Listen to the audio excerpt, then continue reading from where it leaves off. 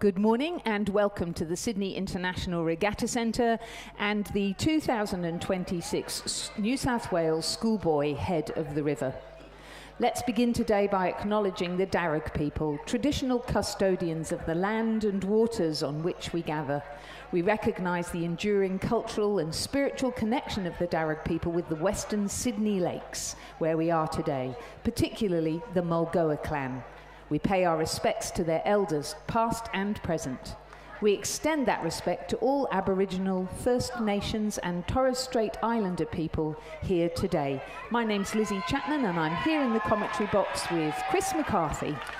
Thank you, Lizzie. Good morning, and good morning to everyone here at the Regatta Centre and joining us on the live stream. We've got the drone in the air again today and promising to have some spectacular pictures, as we can see there. Could the conditions be any better for racing, Lizzie? It was fantastic yesterday, and the little bit of fog on the water this morning, it was just setting up a bit really of a... atmospheric. Yeah, yes. I think we're in for a pretty cracking day of racing, and we'll get underway now with the first heat of the Schoolboy Year 10 single scull. Oscar Nicolaitis from Sydney over in lane 2. Ash Robinson from Kinross in lane 3 is scratched. Julian Sousa from Canberra Grammar in lane 4. Morris College's Alex Colbert in lane 5. Bodie Kavanagh from the Armidale School in lane 6. The Armidale School taking a bronze medal in the girls' version of this event yesterday.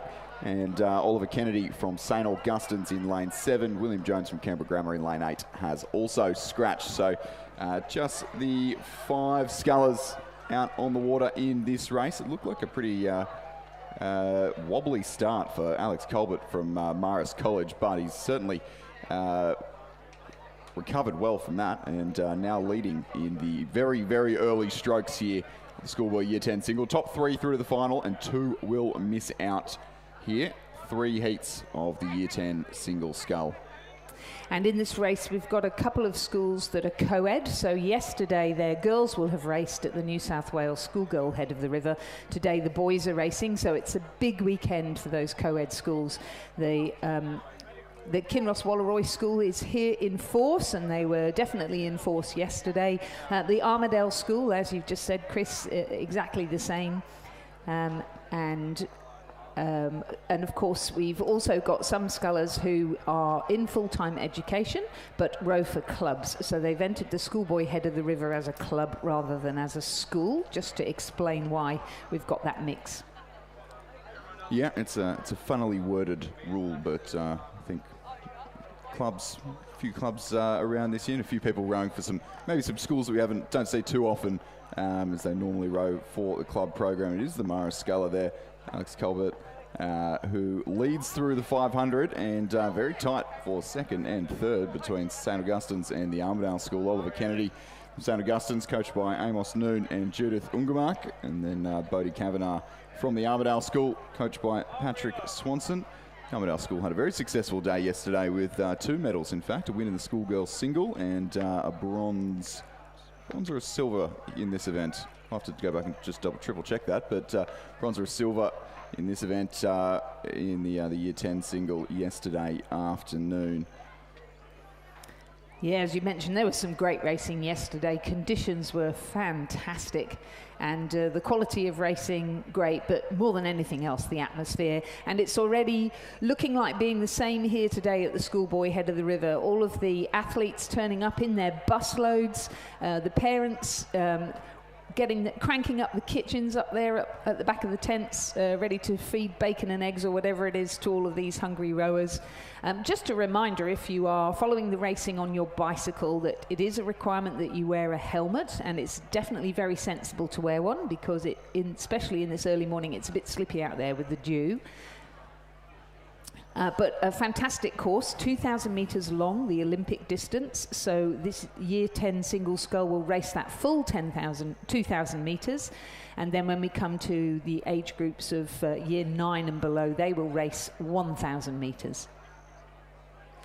Yeah, and that's, I think it was that 1,000 metre racing yesterday, Lizzie, that impressed me the most. Those Year 9 quads in the afternoon, it was just anyone's game. It came down to who executed the best race in the day, and I think that's what's so great about having the 1,000 metre racing out here at Cirque, is that you just get the opportunity for some really close racing and to build that racecraft in the early years of your school career.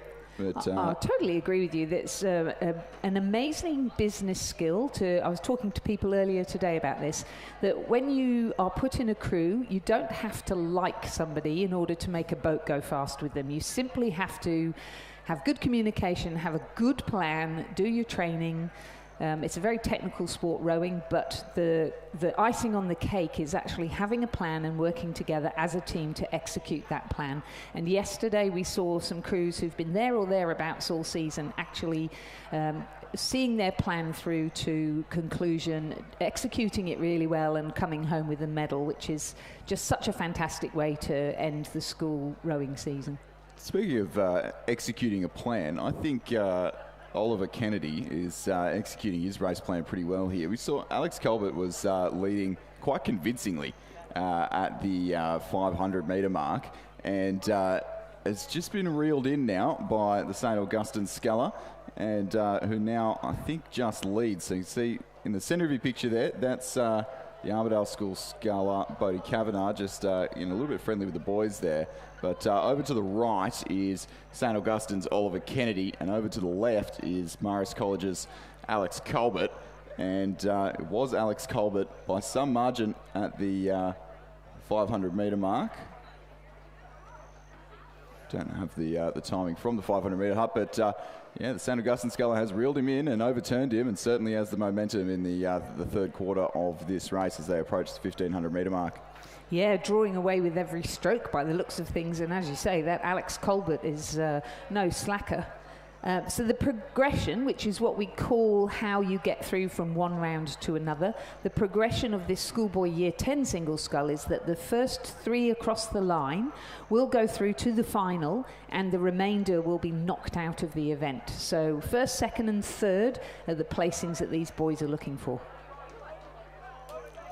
Yeah, jam-packed day of racing, and the finals race 30. So good little break through to the finals for this one, but still only a few hours. So 10:30, the finals of this one, just shortly before our quite early lunch break that we've got today. And a very impressive showing from Oliver Kennedy there. He's gone from being half a second ahead at 1,000 metres to being 7.5 seconds ahead at the 1,500. And if I was him, I'd probably be just settling it down now and conserving a bit of energy for the final, because he's convincingly got that first place and is looking really solid as he now comes in towards the grandstand area and the last 250 metres of the race. Yeah, Oliver Kennedy is, Oscar Nicolaitis as well from Sydney over on the far side of the course. Kind of looked a little bit out of it in the opening stages of the race. Certainly didn't get the best of those opening exchanges. I do wonder if something has happened to Bodie Kavanagh in the Armidale boat there. Seems to be struggling with the steering a little bit and sort of having to stop to correct the steering every few strokes. So I do wonder if something has gone awry here in the opening race of the day. And unfortunately quite costly, as it will cost him a spot in the A final. But there's no winding down for Oliver Kennedy, is there? He's clearly did a nice little sprint just then. Very powerful sculling there. If you've got the chance to lead a race this comfortably in untouched water first thing in the morning, ooh, yes, I reckon he'd be enjoying it out there, and he's not lifting into the finish, but certainly not easing off the gas, and come through a nice comfortable little time. So just a few seconds under 8 minutes is pretty comfortable there for a Year 10 single, I think. And in the heats, the Marist sculler there of Alex Colbert, he's certainly just winding down into the finish line. Oscar Nicolaitis from Sydney Rowing Club, coached by Paddy Graham. He'll take our third spot into the final. Rating still right up for the Armidale School sculler, Bodie Kavanagh, but will finish fourth. Almost didn't recognise him without the fluoro hat there. Yes, exactly. What's going on? But there's some good cheering going on in the stands. I think they've had a fun night, Armadale School. And they're carrying it on, that great attitude, they're carrying that on into today. And rounding out this first race of the day, Canberra Grammar's Julian Sousa here in the Year 10 single scull. The second heat of the Schoolboy Year 10 single scull is on the course with Max McDermott from St Augustine's in lane 2. He's coached by Brandon Smith and Remy Mackay. In lane 3, Oscar Harris Talbot from Canberra Grammar School. In lane 4, Sebastian Koskar from Cranbrook. In lane 5, Will Maxwell from Kinross Walleroy, coached by Andrew Gannon. In lane 6, Benjamin Reynolds from Gippsland Grammar, coached by Ben Summers. In lane 7, Alexander Donaldson from Darramarlin College in Canberra, coached by Ashley Young. In lane 8, Luca Wilson from Lycée Condorcet, coached by Isaac Shepherd and Arabella Barr down there at Leichhardt Rowing Club. Yeah, and those who have been paying attention to under 17 sculling at these regattas will know that would not be surprised to see Luca Wilson, although not bearing the Leichhardt name, but Lycée Condorcet name of his school, leading very, very comfortably at the 1,000-metre mark. He's state champion in both South Australia and in New South Wales, and comfortably leading this race as he passes through the 1,500-metre mark from Seb Koskar, name that Lizzie and I both know very well because we coached his older sister. Indeed, and a shout out to the parents because they're on boat holding. Oh, fantastic. Right up at the start. That is Family what we like affair. to see. So if you're out here sitting in the grandstand waiting for your son to come down and have their race, just know that there are heaps of volunteering opportunities. Looks like we actually need more people in timing huts today. You get a breakfast, you get lunch. You get to hang out with people like us. You get a parking pass. You get a parking pass to the island. Save the $10 and save the walk. That's the benefits of volunteering. But Luca Wilson, very, very comfortable there in the lead of this race.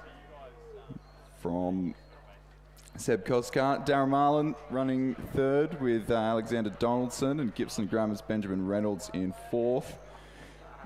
Canberra Grammar's Oscar Harris Talbot in fifth, and St Augustine's Max McDermott in sixth place. What a well-credentialed coaching team for the St Augustine sculler there. Brandon Smith and Remy Mackay with a junior world champion and an under-23 representative.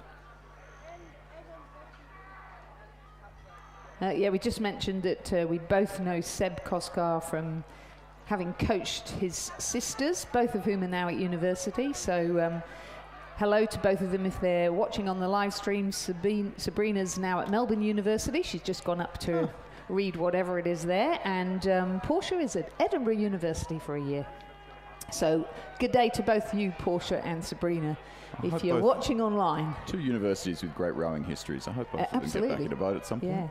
Yeah. We've got a good finish coming up here. Seb has been really diligent the whole way through, but just at the last minute, the Darramarlin sculler, Alexander Donaldson, has decided to have a good crack at Luca Wilson from Lycée Condorcet. Luca's just cruising here. I don't know if he's noticed that Seb Koskar's moved through and will take the win. Yeah. Cranbrook for the win there. Luca Wilson for second, and the Darramarlin sculler Alexander Donaldson for third. I probably wouldn't read too much into those margins or those times there, because Luca Wilson certainly cruising in the late stages of that race, and in fact hasn't even stopped at the finish line, just rowing straight back round to the pontoon, which is always a pretty good recovery strategy ahead of another race later on today. Benjamin Reynolds from Gippsland Grammar in fourth will miss out on the final of the Year 10 single scull, as will Canberra Grammar's Oscar Harris Talbot and St Augustine sculler over in lane 2, Max McDermott. So that's Heat 2, and progressing through to the final from there, Sebastian Koskar from Cranbrook in first place, Luca Wilson from Lycée Condorcet in second, and Alexander Donaldson of Darramarlin College in third. In the third heat, we have William Maltby from Canberra Grammar School in lane 2, Daniel Corrigan of St Augustine's in lane 3. He's coached by Amos Noon and Judith Ungermark. Geordie Llewellyn from the Northern Beaches Secondary College in lane 4, coached by Kieran Kabelke. Zachariah Liu from Glebe Rowing Club in lane 5, coached by Robin Mackney. Lorenz Gandor from Mossman High in lane 6, also coached by Kieran Kabelke. And in lane 7, Soren Anderson from Leichhardt Rowing Club, coached by Isaac Shepherd and Arabella Barr. And Jake Espinosa from Radford College in lane 8. And looks like Daniel Corrigan from St Augustine scratched there in lane 3. So just the 6 scullers out on the course with top 3 to move through to the final. I think this could be an interesting battle here. The Radford sculler on the bottom right of your picture looks to be just not quite hanging with the pack here. Neither does the Mossman High's Lorenz Gandor, just a little way off the top 4.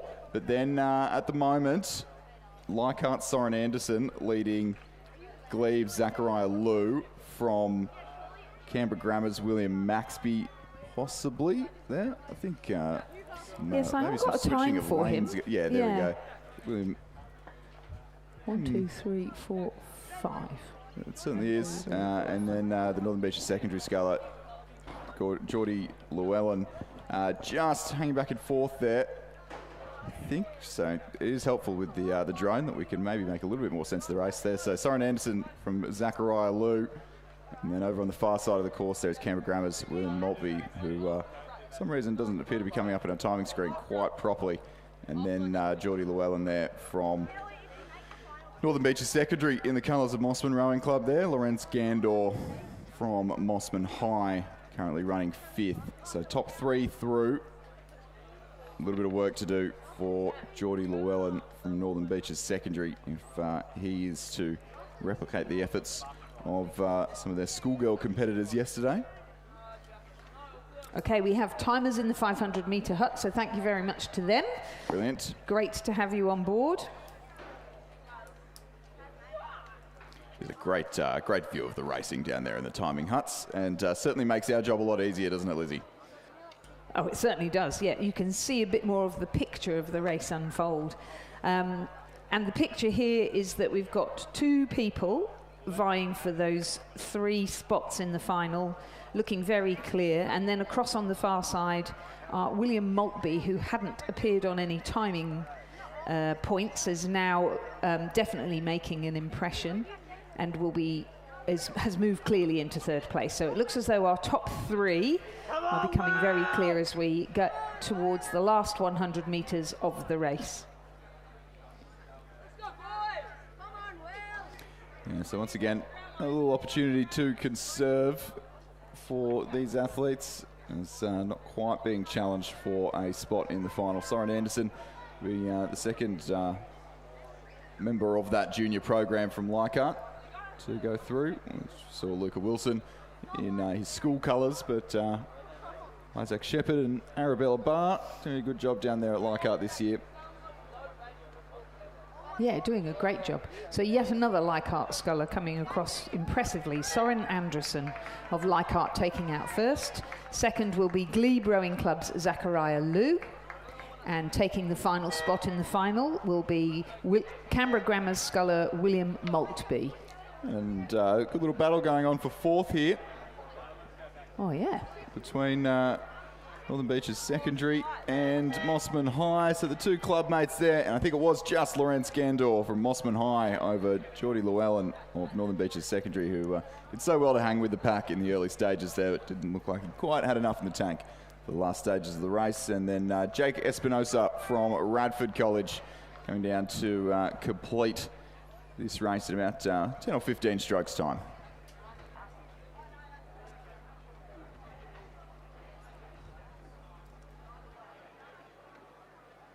And yeah, of course, year 10, so quite a few of these people will be fairly new to single sculling and will have just this season gone up to 2,000 metre racing. But well done to Jake Espinosa for making it down the course there. representing Radford College. And he will get another chance down the course because he's coxing the Year 10 quad for Radford in the heat at 11:35 this morning. So good on him. I'm just familiarising himself with the course. Good work. So we move from the single scull to the double scull, the Schoolboy Year 10 double scull, and we have 2 heats here with the first 4 to progress to the final, plus the next fastest crew from the 2 heats. Marist College are in lane 2, Edward Hassel and Kipling Gilfillan. Canberra Grammar School are in lane 3, Sebastian Anderson Moore and William Jones. Northern Beaches Secondary College are in lane 4, Harrison Peaty and Jake Krause. Newcastle Grammar are in lane 5, Oscar Susan Mousey and Joshua Brown. In lane 6, Hunter Valley Grammar School, Fergus McCormick and Jesse Ogle. In lane 7, a second crew from Canberra Grammar School, Edwin Grimlund and Jackson Michaud, and in lane 8 from Kinross Walleroy School in Orange, Xavier Zinga and Heathcliff Bell. So this event, there was an under-17 double at the state championships a couple of weeks ago, but we didn't get the final. It was one of the lightning-affected events on Saturday or Sunday afternoon. We had plenty of them, didn't we?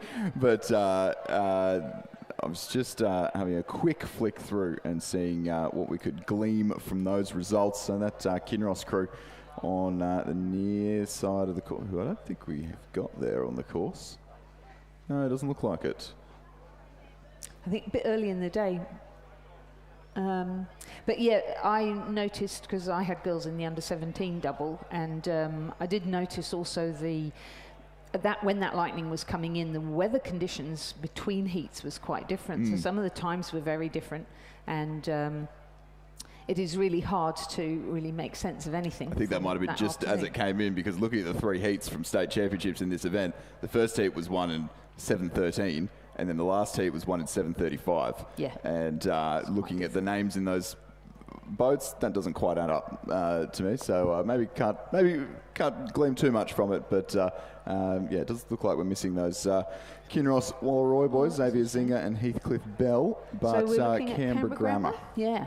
So this is their first Year 10 double, and their third Year 10 double is in lane 3. This on the screen is Edwin Grimlund and Jackson Michaud.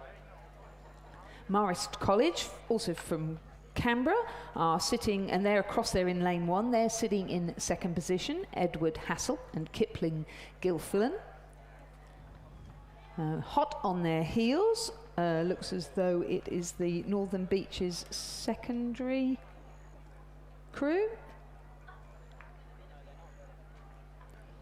of Harrison Peaty and Jake Krause. And then we've got 4 spots to fill for the final, and it's Hunter Valley Grammar School that are currently sitting in 4th, Fergus McCormick and Jesse Ogle.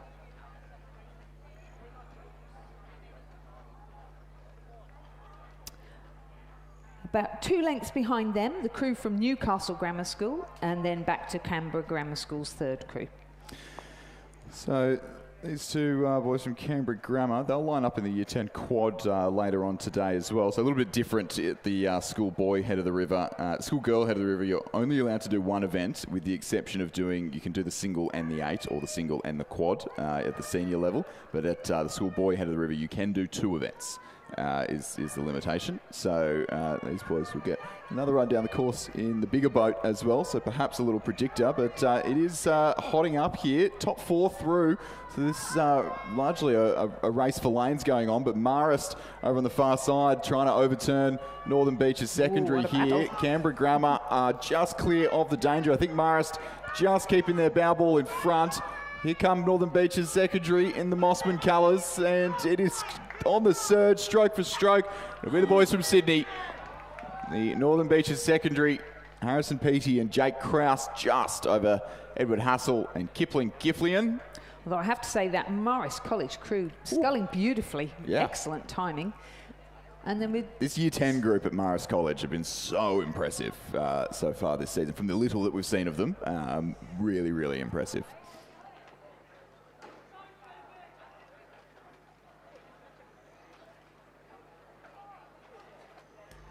And Hunter Valley Grammar School will take out the 4th and final position in the final later on this morning. And then we would be looking for the next fastest time in our final crew coming down the course, I believe. Oh no, here we go. Newcastle Grammar would be the next. They'll place 5th, so it's a question of whether their time is faster than the 5th position in the next race. And to complete our first heat of the Schoolboy Year 10 double scull, we have another crew from Canberra Grammar School, Sebastian Anderson-Moore and William Jones, who will take out 6th position, with Kinross Walleroy not starting the event.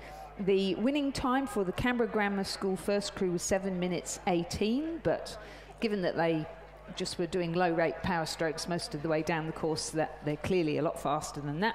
Northern Beaches Secondary 7:23.01 and Marist College 7:23.50. So we will look forward to the final and seeing another battle between those two crews.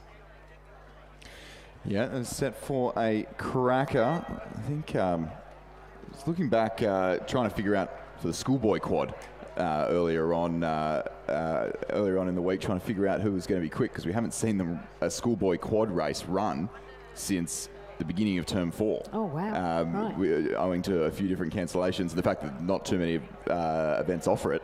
And I was looking at the under 17 quad from the state championships, and I'll have to go and find it and just double check the time that they laid down. But those Marist boys laid down an absolute heater that would have been competitive in a Schoolboy quad, and a couple of those boys also lining up in the Schoolboy quad later today. So it's a strong up and coming group there at Marist College, considering very small volunteer run program.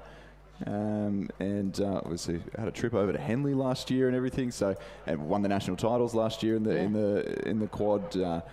Certainly small but mighty down there on the Lake Burley Griffin.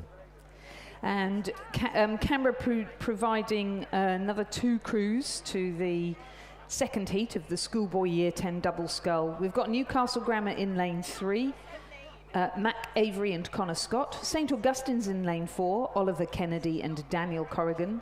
In lane 5 from Northern Beaches Secondary, Zachary Lusher and Daniel Greuter. Canberra Grammar School 4th crew in lane 6, Tristan Nope and Michael Satsias. And in lane 7, Canberra Grammar School's 2nd crew of James Pass and Jacob Mand. Barker College rounding out our second heat of the Year 10 double scull with Kobe Neal and William Ryan under the guidance of Donovan Check. Yeah, and it is that Barker College crew, Kobe Neal and William Ryan, who are leading very, very comfortably indeed. It was 16 seconds, in fact, at the 1,500 metre mark. And they're taking this opportunity to conserve a whole lot of energy, which might serve them pretty well considering the sprint finish we saw from the top 3 crews in the previous race. And by the time they get to the final, they're going to be a lot fresher and have a little bit more in the legs than those who have just come down in the previous event. So Kobe Neal and William Ryan looking good, and as are the combination there from Canberra Grammar, Pass and Mand, and they're quite comfortably ahead of Avery and Scott from Newcastle Grammar, and another Northern Beaches Secondary combination there of Lusher and Greuter currently running 4th, and they won't be challenged for 4th place. So our top 4 looking fairly well decided, and we'll keep an eye on the times for you to let you know who's going to be progressing through that 5th fastest. So top 4 from each of these 2 heats progresses to the final, and then out of the remaining crews, the fastest crew will get that last 9th spot in the A final of the Year 10 double scull. Yeah, and these 2 boys are also in the Year 10 quad for Barker College. Beautiful. Nice rowing. So Barker College will take out the second heat of the Schoolboy Year 10 double scull with barely a double digit in their stroking. From lane 7, Canberra Grammar School's 2nd crew of James Pass and Jacob Mand will take out 2nd position. And 3rd across the line from lane 5 will be the Northern Beaches Secondary College. So there'll be 2 of their crews in the final. So 4 go through to the final, and having a nice relaxed row down the course from lane 3, Newcastle Grammar School's Matt Avery and Connor Scott will claim that 4th position. And then 5th will be 4th Canberra Grammar School double for the event, Tristan Nope and Michael Satsasias. So that means we didn't get St Augustine's. Is that correct? Yeah, so they did not start. Looks like it. And then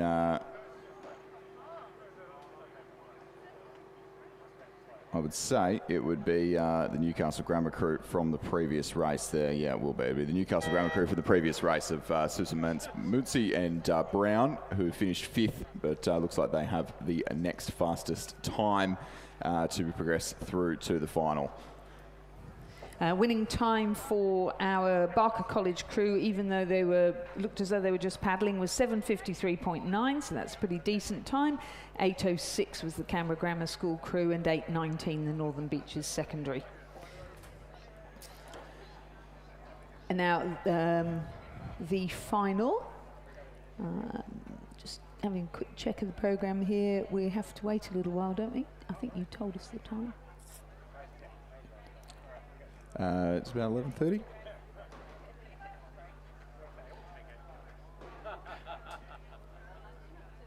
Yeah, 10:30. 10:35, guys. Race 31 is the final of that event. Yeah, so just 2 hours to prepare or to recover, which is on the generous side, given some of the turnarounds that we see at some regattas. That 2 hours is pretty cruisy, but then they will have to. Some of those boys will shortly have to get out in the quad only an hour after that. Now we have a bit of a gap now whilst we reconfigure for the Schoolboy Year 9 single scull, which is the next event on the programme. They will be racing over 1,000 metres, and we can see them lining up in the distance there where they will have a free start. So they will have an aligner on one side of the course, lining them up with the imaginary line across the course. Once they're lined up, off they'll go. Beautiful view from the drone footage there. Yeah, and certainly pretty easy conditions for our aligners down there on the start. I'm sure they're grateful of that. Yeah, So in our first heat of the Year 9 single scull, we have Northern Beaches Secondary College in lane 2, represented by Cassius Young and coached by Kieran Kabelki. In lane 3, Redlands, represented by James Doree. In lane 4 from Redlands, Jackson Humphreys. In lane 5, we were to have Casimir, Oscar Ianelio, but he has scratched. Canberra Grammar School are in lane 6, represented by Toby Reiner. Redlands in lane 7, represented by Logan Trass. St Paul's Grammar School in lane 8, represented by Isaac Ferreira, coached by Daniel Waddell, Angus George and Miles Harold, so obviously trained down at Nepean Rowing Club. And our St Augustine sculler Oscar Gilliland, who was to be in lane 9, has also scratched. So I think we're actually missing a few more scullers than what we were told. So I don't think we've got anyone in lane 1. So Cassius Young from Northern Beaches Secondary. I know we weren't meant to have anyone in lane 1, so that's okay. But yeah, also missing Isaac Ferreira from St Paul's Grammar, as well as no one in lanes 8 or 9. So there's only the 5 scullers on the course here, and top 3 to progress through to the final. So 1K racing, fast and furious, Lizzie, and top 3 to progress through, and already showing a clean set of heels is the 2 Redlands scullers, James Doree and then Jackson Humphreys leading in the early stages of the race. And Cassius Young from Northern Beaches Secondary there, currently running 3rd with sculler on the near side of the course, Logan Trass from Redlands, hot on his heels.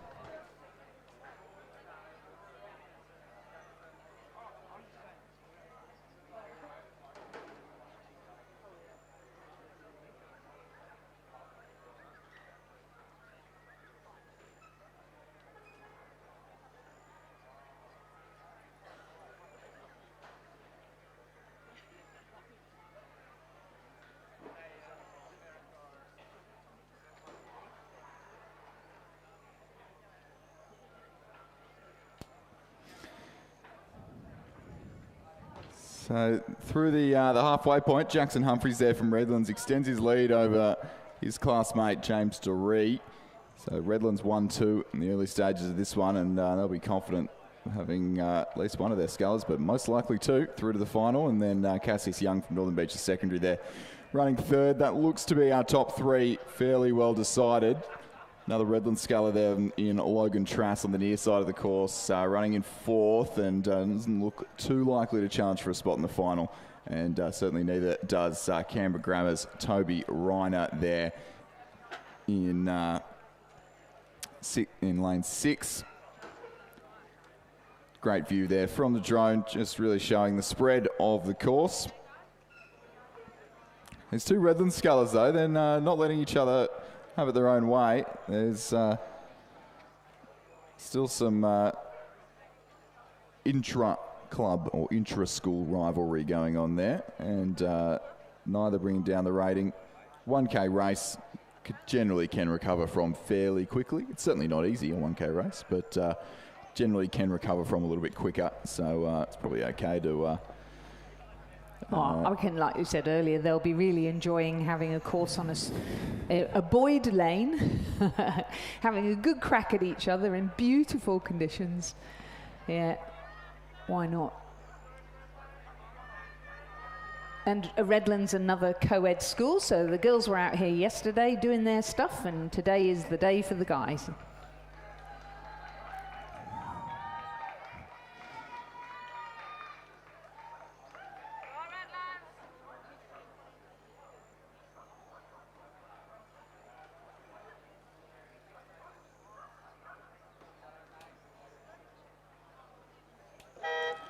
So in that intra-club battle, Jackson Humphreys from Redlands gets the win over James Doree. And he wins the Oscar as well. It certainly has not left anything in the tank there. He knows what he's capable of for the final. So time to jump in the ice bath, I reckon, before their final, race 31 of the day. Or not race 31, race 36 of the day. Just before the lunch break there at just after 11 o'clock. Plenty of time to recover here. Third through to the final will be Cassius Young from Northern Beaches Secondary. Then another Redland sculler, Logan Trass there on the near side of the course. And Canberra Grammar's Toby Reiner there rounding out this first heat of the Schoolboy Year 9 single scull. So just confirming then, moving through to the final in the Schoolboy Year 9 single scull from Heat 1 will be Jackson Humphreys from Redlands, James Doree from Redlands, Cassius Young from Northern Beaches Secondary, and Logan Trass from Redlands. Winning time for Jackson Humphreys was 3 minutes 53.4 seconds. In Heat 2 of the Schoolboy Year 9 single scull, we have Doug Schofield from St Augustine's in lane 2, Adi Kadam of Canberra Grammar School in lane 3, Leo Kanzides of Gippsland Grammar in lane 4, Mark Bai of Sydney Grammar in lane 5, Emilio Dressler of Redlands in lane 6, Thomas Graham of Hunter Valley Grammar School in 7, Sam Parsons of Redlands in 8, and Miles Gregory from Cranbrook School in lane 9. Well, that's what we're supposed to have. Have we had more scratchings? Just a reminder, please, to coaches, if you could please make sure you notify Rowing New South Wales as early as possible. If your athlete or crew is unable to race, we would be very grateful. Yeah, it's also, then it comes up as a scratching, not as a did not start. It reflects a lot nicer when that's the case, and we don't have to publicly shame you on the commentary. It looks like there's no one in lane 1, that's okay, and no one in lanes 3 or 4 here in this race.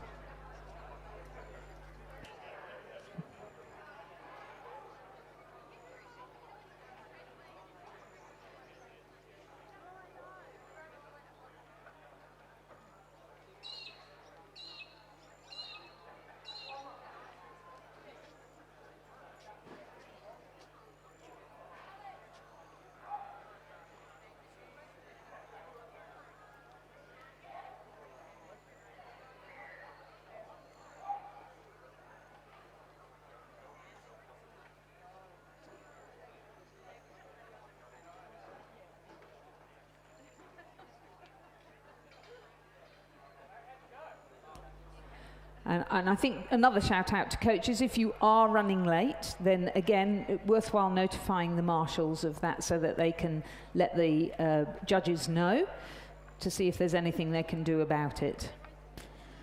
Yeah. In the meantime, though, I think we're up and running in the Schoolboy Year 9 single scull. Yeah, so I think what we're hearing there is that Isaac Ferreira from St Paul's Grammar from the last race has been accommodated in this race, moved over into lane 8, and but it doesn't look like he is going to be challenging for a qualifying spot. Top 3 through to the final again, and at the moment, the Redlands sculler, I think, Emilio Dressler from either Mark By to his right or Thomas Graham to his left. Yeah, so Emilio Dressler, and then it was a good thing I said either, because that is hard to split. The second and third between Mark By and Thomas Graham, and then Doug Schofield from St Augustine's over on the far side of the course as we're looking at it here would be the next most likely challenger. So top 3 go through to the final. Looks like we've got a good battle on our hands for that top 3 now, with the St Augustine sculler pushing up on the sculler from the Hunter Valley Grammar School, Thomas Graham. Mark By from Sydney Grammar as well. Not totally out of danger, but Emilio Dressler doing well to separate himself away from any scrap for a qualifying spot.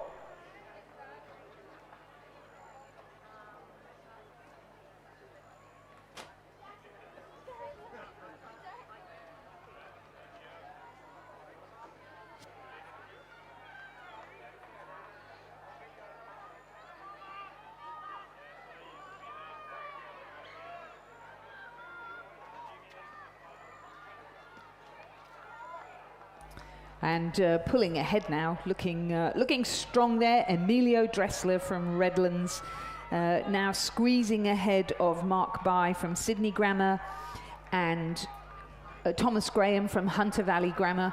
Thomas Graham's having a good nudge here in the closing strokes. He's really lifted the rating up, and I think he'll probably run out of course, but I reckon he's probably the fastest moving boat on the course. And then just watching to see if there's going to be any challenge from Doug Schofield from St Augustine's on the far side. I think as well, he probably hasn't done it quite early enough to challenge the Sydney Grammar sculler. Emilio Dressler will take the win after leading the whole way down this 1,000-metre course here in the second of 2 heats in the Year 9 single scull. Hunter Valley Grammars. Thomas Graham comfortably second in the end. Mark By from Sydney Grammar. A little bit of a look over to his right. Just make sure he is ahead, and he is ahead. Doug Schofield from St Augustine's will miss out on the final. Isaac Ferreira from St Paul's Grammar Nepean Rowing Club, rowing in the Jason Waddell. Will run in 5th.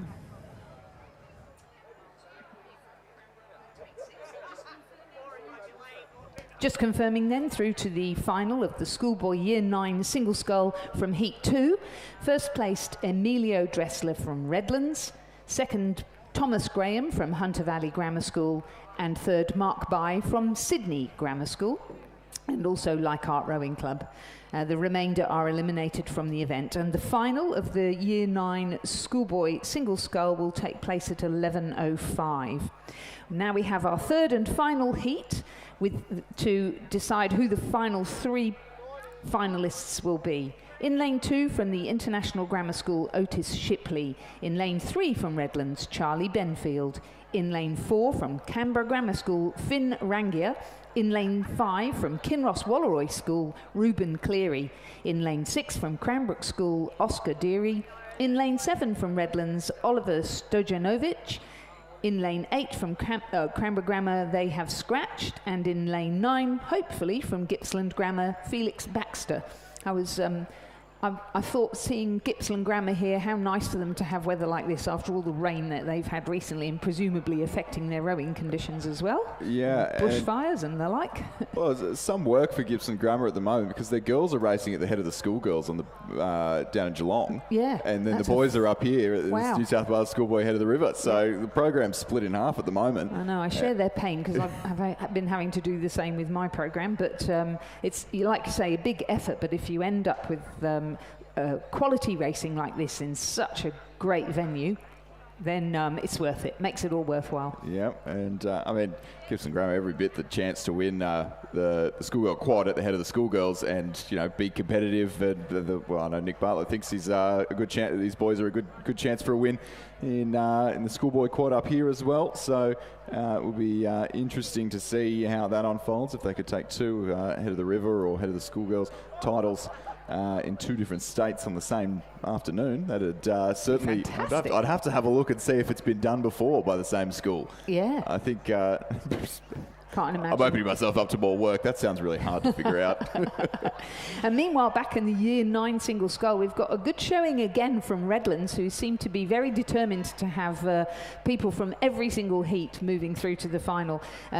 Kinross Walleroy, Ruben Cleary is in the lead, but Charlie Benfield in lane 3 from Redlands and Oliver Stojanovic from Redlands in lane 7 are sitting behind him and pushing him the whole way.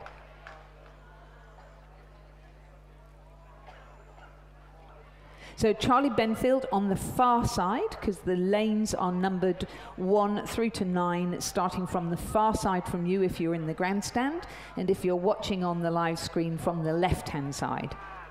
So we can see there in the middle of the course, Kinross Walleroy's Ruben Cleary, coached by Ben Watt, in lane 5, leading the pack. Charlie Benfield from Redlands still sitting in second, and it's still Oliver Stojanovic sitting in third.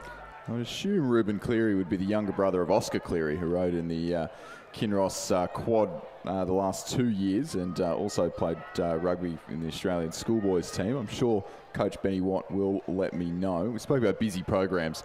I did try and see if Benny Watt was about yesterday afternoon, not long after the schoolgirl 8, and he was already out coaching the schoolboys ready for the sporting. So certainly a busy and with a slightly longer drive as well, having to go the Bells line.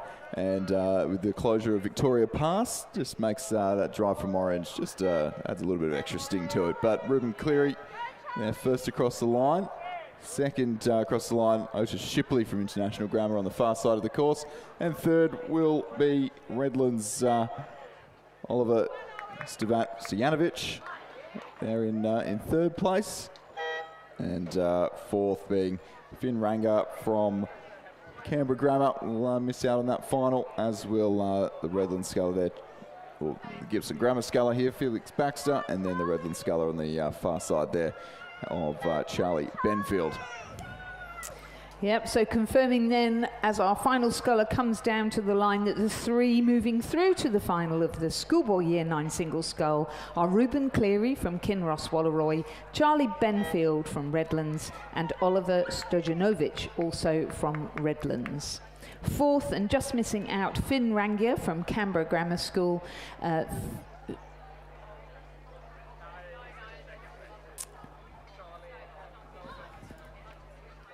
And the winning time for Ruben Cleary provisionally is 4 minutes exactly, as opposed to 3:59 from the previous heat and 3:53 from our first heat. Now, Lizzie, here we've got full fleet of 9 crews on the water. How exciting. Great conditions and good footage. In lane 1 on the far side, St Augustine's Arjun Guetti and Connor Buchanan. In lane 2 from Gippsland Grammar, Matty Canfield and Cooper Sampson. And in lane 3 from Gippsland Grammar, Jack Sheridan and Leo Kanzidis, which explains why he wasn't in the single.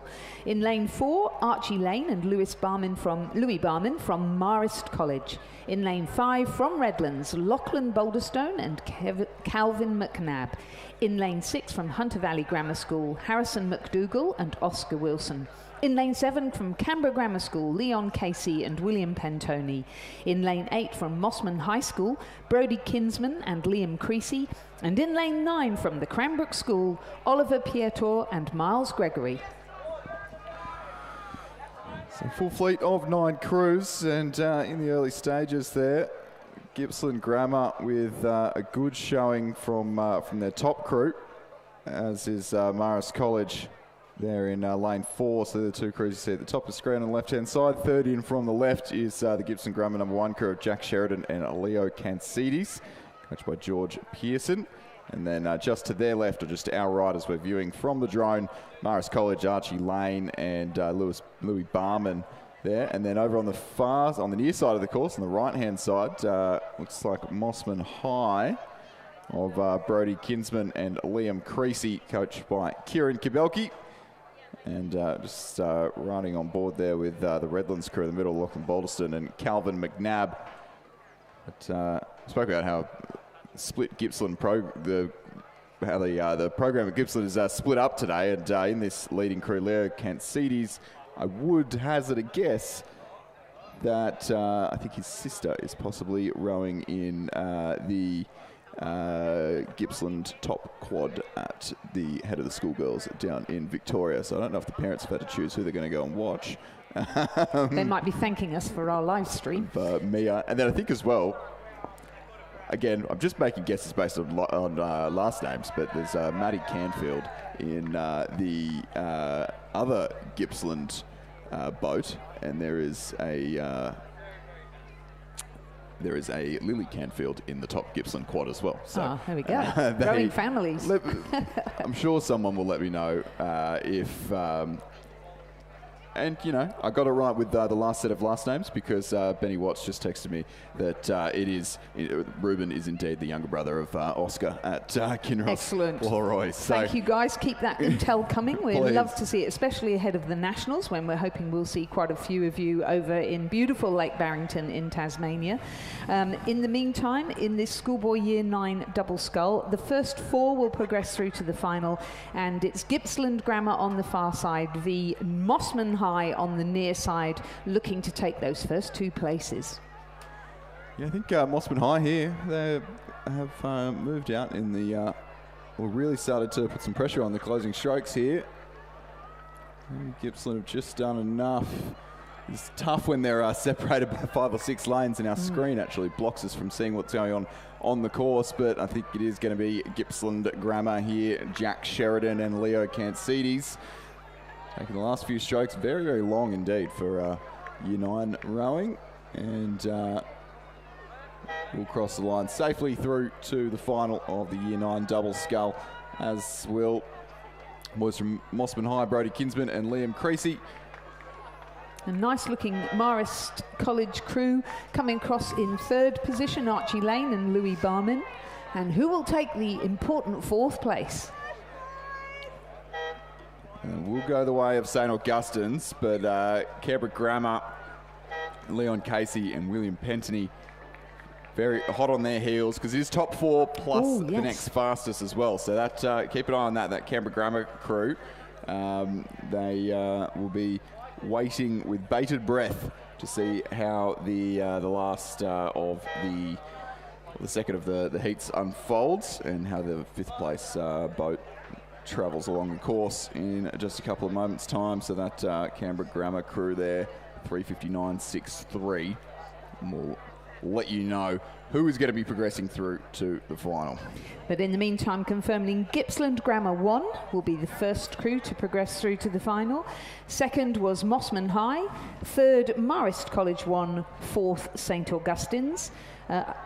Fingers crossed for Canberra Grammar School, and let's see if they have the next fastest time. Then in 6th position, it was Gippsland Grammar 2, 7th, Hunter Valley Grammar School, 8th, Cranbrook, and 9th, Redlands. Winning time, 3 minutes 36.97. And next, on the course now, the Schoolboy Year 9 double scull Heat 2. Again, the first 4 will progress through to the final, and then we'll need to see what the fastest time is between those 2 heats for the 5th place crew. We've got Cranbrook in lane 1, Oscar Deary and Max Kahn, coached by Tom Gloucester. Mossman High in lane 2, Zach Corner Hung Lee and Cal Thompson, coached by Kieran Kibelke. In lane 3 from Barker College, Lorenzo Stimoli and Isaac Weisenbeek. In lane 4 from St Augustine's, Finn Falchion and Asher Kelly, coached by Brandon Smith and Remy Mackay. In lane 5 from Redlands, Alexander Dunnett and Julian Lundberg. In lane 6 from Gippsland Grammar, their third crew of Reeve Dice and Martin Thompson, coached by George Pearson. From the Armadale School in lane 7, Hunter Coventry and Campbell Shannon, coached by Patrick Swanson. In lane 8 from Kinross Walleroy, Hamish MacDonald and Henry Jones, coached by Ben Watt. And in lane 9 from Darramarlin in Canberra, Jonathan Axford and George Watson, coached by Matthew Philp and Ashley Young. So top 4 through once again, and I think our leading few crews looking fairly comfortable, but as we mentioned, fastest remaining time between this and the other heat will progress through to the final. So still all to play for here. Kinross on the near side of the course leading quite comfortably, Hamish MacDonald and Henry Jones. And looks like missing the Darramarlin crew there on the nearest side of the course in lane number 9. But Kinross, be a very comfortable victory for them. And then over in lane 3, Barker, Stimoli and Weisenbeek going to run second and Cranbrook third. Kinross crosses the line now. Barker in second and Cranbrook in third. And then got Redlands in fourth place there in lane 5, Balderston and McNabb. Or rather, sorry, Redlands, Dunnett and Lundberg, not looking at the last heat. And we'll see how we go for times. I think Canberra Grammar crew in the last heat's possibly going to be okay. Here come the Armadale School of Hunter Coventry and Campbell Shannon.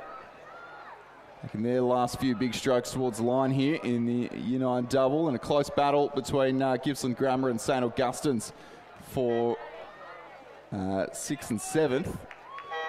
Who's going to just be the Victorians there. So, yeah, so it is going to be that fifth time, Lizzie, will be the Canberra Grammar crew from the last race, Casey and Pentony.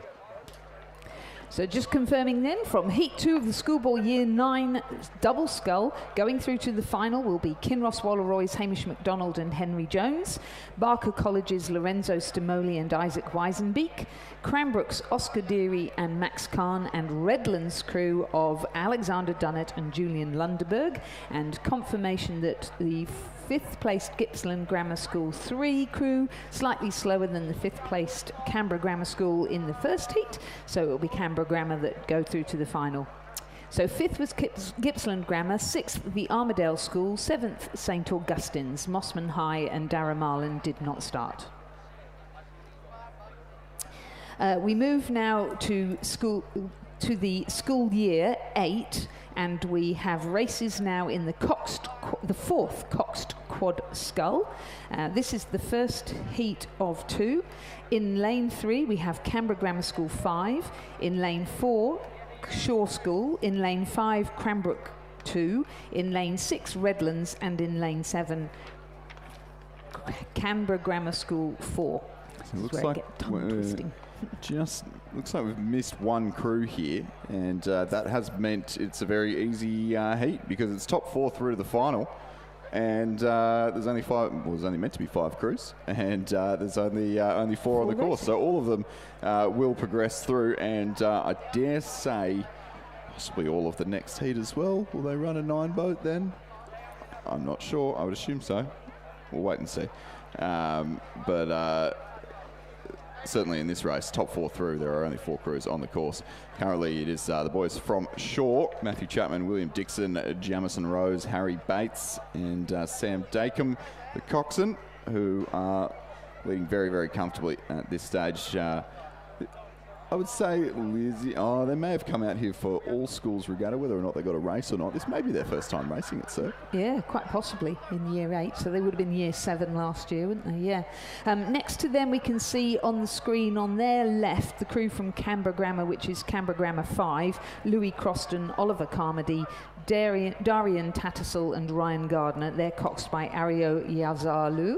And then on the other side, it looks like the Redlands crew, yeah, which is Williams, Theo Allen, Sebastian Chuck, Raphael Massacaroni and Tom Hadwin, coxed by Tom Stone.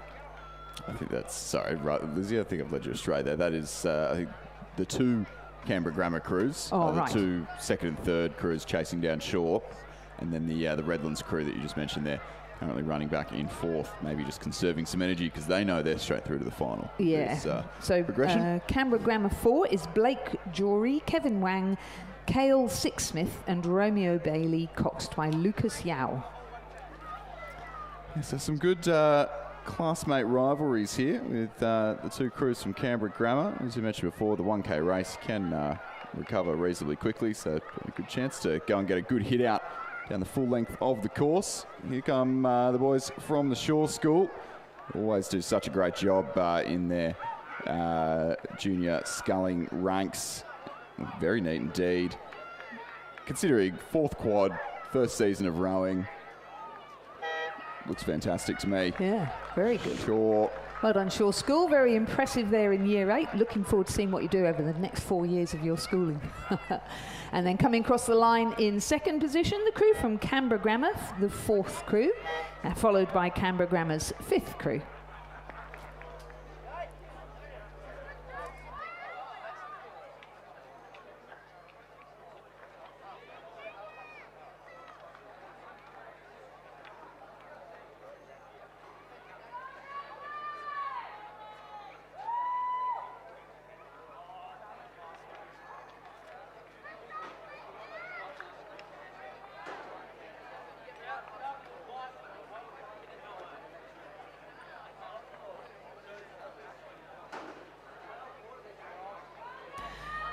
And our first heat of the Schoolboy Year 8 4th coxed quad is going to be completed by the crew from Redlands crossing the line to take out 4th position, and they will get a second chance to race today because they're in the final, which is race 38. Just after coffee later this morning for you parents. And we've got the second heat of the Schoolboy Year 8 4th Cox Quad Scull on the course with the crew from Cranbrook, hopefully, in lane 3. That's their second crew of Joseph Roy, Toby Williams, Joshua McLeish and Taj Collar, coxed by Sol Golofsky, coached by Jack Stone and William Wright. In lane 4, Darragh Marlin 2, Henry Abundo, Nate Keeley, James Stein, Benjamin Tierney, coxed by Tioman Dag 7, interesting names, and coached by Alexander Donaldson. In lane 5 from the Shaw School, William Merrin, Benjamin Pan, Jaden Salvage and Caleb Virgo, coxed by Jake Livingston. In lane 6 from St Ignatius College Riverview, James Finnis, Oliver Buriak, Clyde Toohey and Ed Brownie, coxed by Charlie Fox Ashwin and coached by Jack Macken. And in lane 7, from Gippsland Grammar, Safiullah Syed, Thomas Morrison, Oliver Dehood, Henry Gilmore and their cox Kynan Burton, coached by Ben Summers. Yeah, I think things might not be quite going according to plan there for Gippsland Grammar. I think possibly an equipment issue there in lane 7. I saw an oar pointing in the wrong direction and things going a little bit awry there, but a good race unfolding. So top 4 fairly well decided, a bit spread out but fairly well decided, but a good race unfolding between Shaw and St Ignatius. How many times have people said that in commentary boxes so far, even just this season alone, even just in the first 8 alone, which has been a thrilling competition. But it is at the moment the boys from Riverview, who call the Lane Cove River home, who just enjoying a slight advantage over Shaw in this second heat of the Year 8 4th Quad Scull. So top 4 crews through, may even be top 5, given we had a crew not turn up in the last heat and we could just run a 9 boat, I would assume. We'll see what happens there. Yeah, my intel tells me that on the Lane Cove River yesterday, St Ignatius were out in force doing battle paddles, And certainly they're battling here, the St. Ignatius crew, battling against short. There's been a fantastic race the whole way down the 900 metres so far. Here they are into the last 100 metres, and it's stroke for stroke. Shaw School looking quite composed now. They looked a bit rattled earlier on when Iggy seemed to be going through. They've managed to hang on to a very slight lead. But guys, if you're from Iggy's or from Shaw, give them a big cheer, because this is an amazing finish in the second heat of the Schoolboy Year 8 fourth Cox Quad Scull. And Iggy's have gone ahead. Riverview by a seat in the end. St. Ignatius over Shaw. I'm sure the boys from North Sydney there will be looking to get some splashes of the water for the heat. That's brilliant. And I'm sure boys from Riverview will be looking to, or the boys from Shaw will be looking to overturn that in the final. And an interesting one to watch later on in this morning's racing. Great finish here from the Darramarlin College crew. Great to see them on the water. Well done, boys. So they've taken out third position. They're through to the final, and joining them will be the crew from Cranbrook. And we think just missing out will be the Gippsland Grammar School, who've had a bit of a tussle. Oh, I think you're right about that blade. Yeah, that's not pointing in the right direction. Three boys pulling hard. Well, at least they'd have had a good power stroke training session on a lovely course. I think it's very they hard. Possibly should have just stop and start again. Yeah, saw that a few times yesterday. I think they've made life a little bit harder than it needs to be there in the Gippsland Grammar crew. If they just stopped and got the oar out, they possibly could have come back and had a tilt at that one. But nevertheless, they're coming out of thick and fast now with the School Year 8 third Coxed Quad. Race 13 on your program. 2 heats in this one. So interestingly, these are top 4 plus 1 next fastest, but the last one wasn't. So just going back to that last race, it was less than a second between the Iggy's crew and the Shaw School. Fantastic race. So just confirming again, it was St. Ignatius first, Shaw second, Darramarlin third, Cranbrook fourth. They'll definitely progress through to the final. Gippsland Grammar fifth. So beautiful drone footage on our screen now of our first heat of this Year 8 Cox Quad Scull. We've got Cranbrook again in lane 3. This is the crew of Wilbur Savage, Joshua McLeish, Peter Damianos and Ralph Simons, coxed by Jack Foy, coached by William Wright and Jack Stone. St. Ignatius in this race are in lane 4, Lachlan Robertson, William Messara, James Hopkins and Miles Strudwick, coxed by Hugo de Jonk and coached by Jack Macken. Radford College are in lane 5 in the middle, Giles Wyborn, Xavier Lamb, Zach Barash and William Zia, coxed by Ben Scowcroft. Hunter Valley Grammar School are in lane 6, Edward Whitburn, Archer Powell, Zander Evans and Lachlan Ryan, coxed by Sarah Wilson. And in lane 7, Marist College 3, Harry Green, Daniel Slater, Luca Hobill and Gus Campton, coxed by Aidan McGurk. First 4 will progress through to the final. Yeah, it's St. Ignatius looking to make it 2 in a row possibly here in Year 8 third quad, so their fourth quad, or it may have even been, their fourth quad in the last race, take a win over Shaw, and their third quad. So it's good to see that we've got a couple of the GPS schools out here in St. Ignatius and Shaw, and I think Kings are out here as well in the Year 9 quads later on today, and so good to see them out here and part of the Schoolboy Head of the River. And I think we're going to see plenty of St. Ignatius versus Shaw battles unfolding in these quads throughout this morning and into this afternoon in the Year 9s. Great to see. But this Shaw crew here of Robertson, Massara, Hopkins, Strudwick and de Jonk, coached by Jack Macken. Certainly looking like they're possessing some experience beyond their years here. Very, very tidy indeed from St. Ignatius College. Yeah. Good margin quicker than their fourth quad as well, and they'll take a very comfortable win. Beautiful timing, don't you think? And it's really interesting watching them when they teach them to row at Iggy's, the technical drills that they do, and they're really consistent with them throughout the whole of that first season. Yeah, it's really basic, simple. Length, timing, that's all it needs. And it translates, you know, you watch their year 10s and their year 11s and year 12s row, and they always look very poised, very long. All the basics are done very well, and it certainly starts very early there. And then it's just a question of miles and miles, spending the time. So having spent the time, Cranbrook School finally on the water, and they've taken out second place. Radford College, battlers there, have taken out the third place, and the final place in the final will go to Hunter Valley Grammar School, who've managed to keep just a length ahead of Marist College crew. Nice racing, guys. So St Ignatius first, Cranbrook second, but Radford College third, Hunter Valley Grammar School fourth. We'll progress through to race 39, the final, and then we're just looking for the fifth fastest time between this heat, Marist College, and the previous heat, which was Gippsland Grammar. In the meantime, the second heat of the... Oh, sorry. No, that was wrong, because that was the fourth one, and we're on to the third Cox Quad. Sorry, this heat coming. So heat 2 of the Schoolboy Year 8 third Cox Quad Scull is in progress with Barker College in lane 3. Canberra Grammar School in lane 4, Darramarlin in 5, Redlands in 6, and the Shaw School in lane 7. We're just checking that they're all there. I don't think they are, Lizzie. Barker College, I think, in lane 3, not there. So just 4 in this race, so they'll all go through, and I dare say then that means that Marist College in the last race will go through, because the next fastest crew. So we've had quite a few races this morning that we probably didn't need to if we'd had the substitutions done. Please make sure that if you're going to scratch a crew that...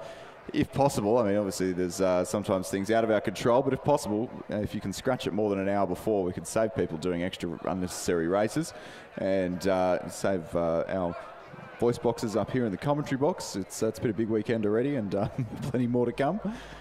In the meantime, the Shaw School in lane 7 has taken a commanding lead over the rest of the field in this second heat of the Year 8 third Cox Quad Scull. This crew is Barney Court, William Merrin, Jack Nelson and Teddy Macoon, coxed by Zach Boyd. In the lane next to them is a crew from Redlands of William Morley, Joshua Dieck Wan, Zander Morley and Jack Carey, coxed by Criff Preston. In lane 5, Darramarlin College, Tyrus Ballint, Joe Harridan, Lachlan Sloan and Jack Foley, coxed by Kaylee Disker. And from Canberra Grammar School, their third crew of Patrick Digweed, Alexander Ahmad, Henry Nichols and Gavin Suey, coxed by Xavier White.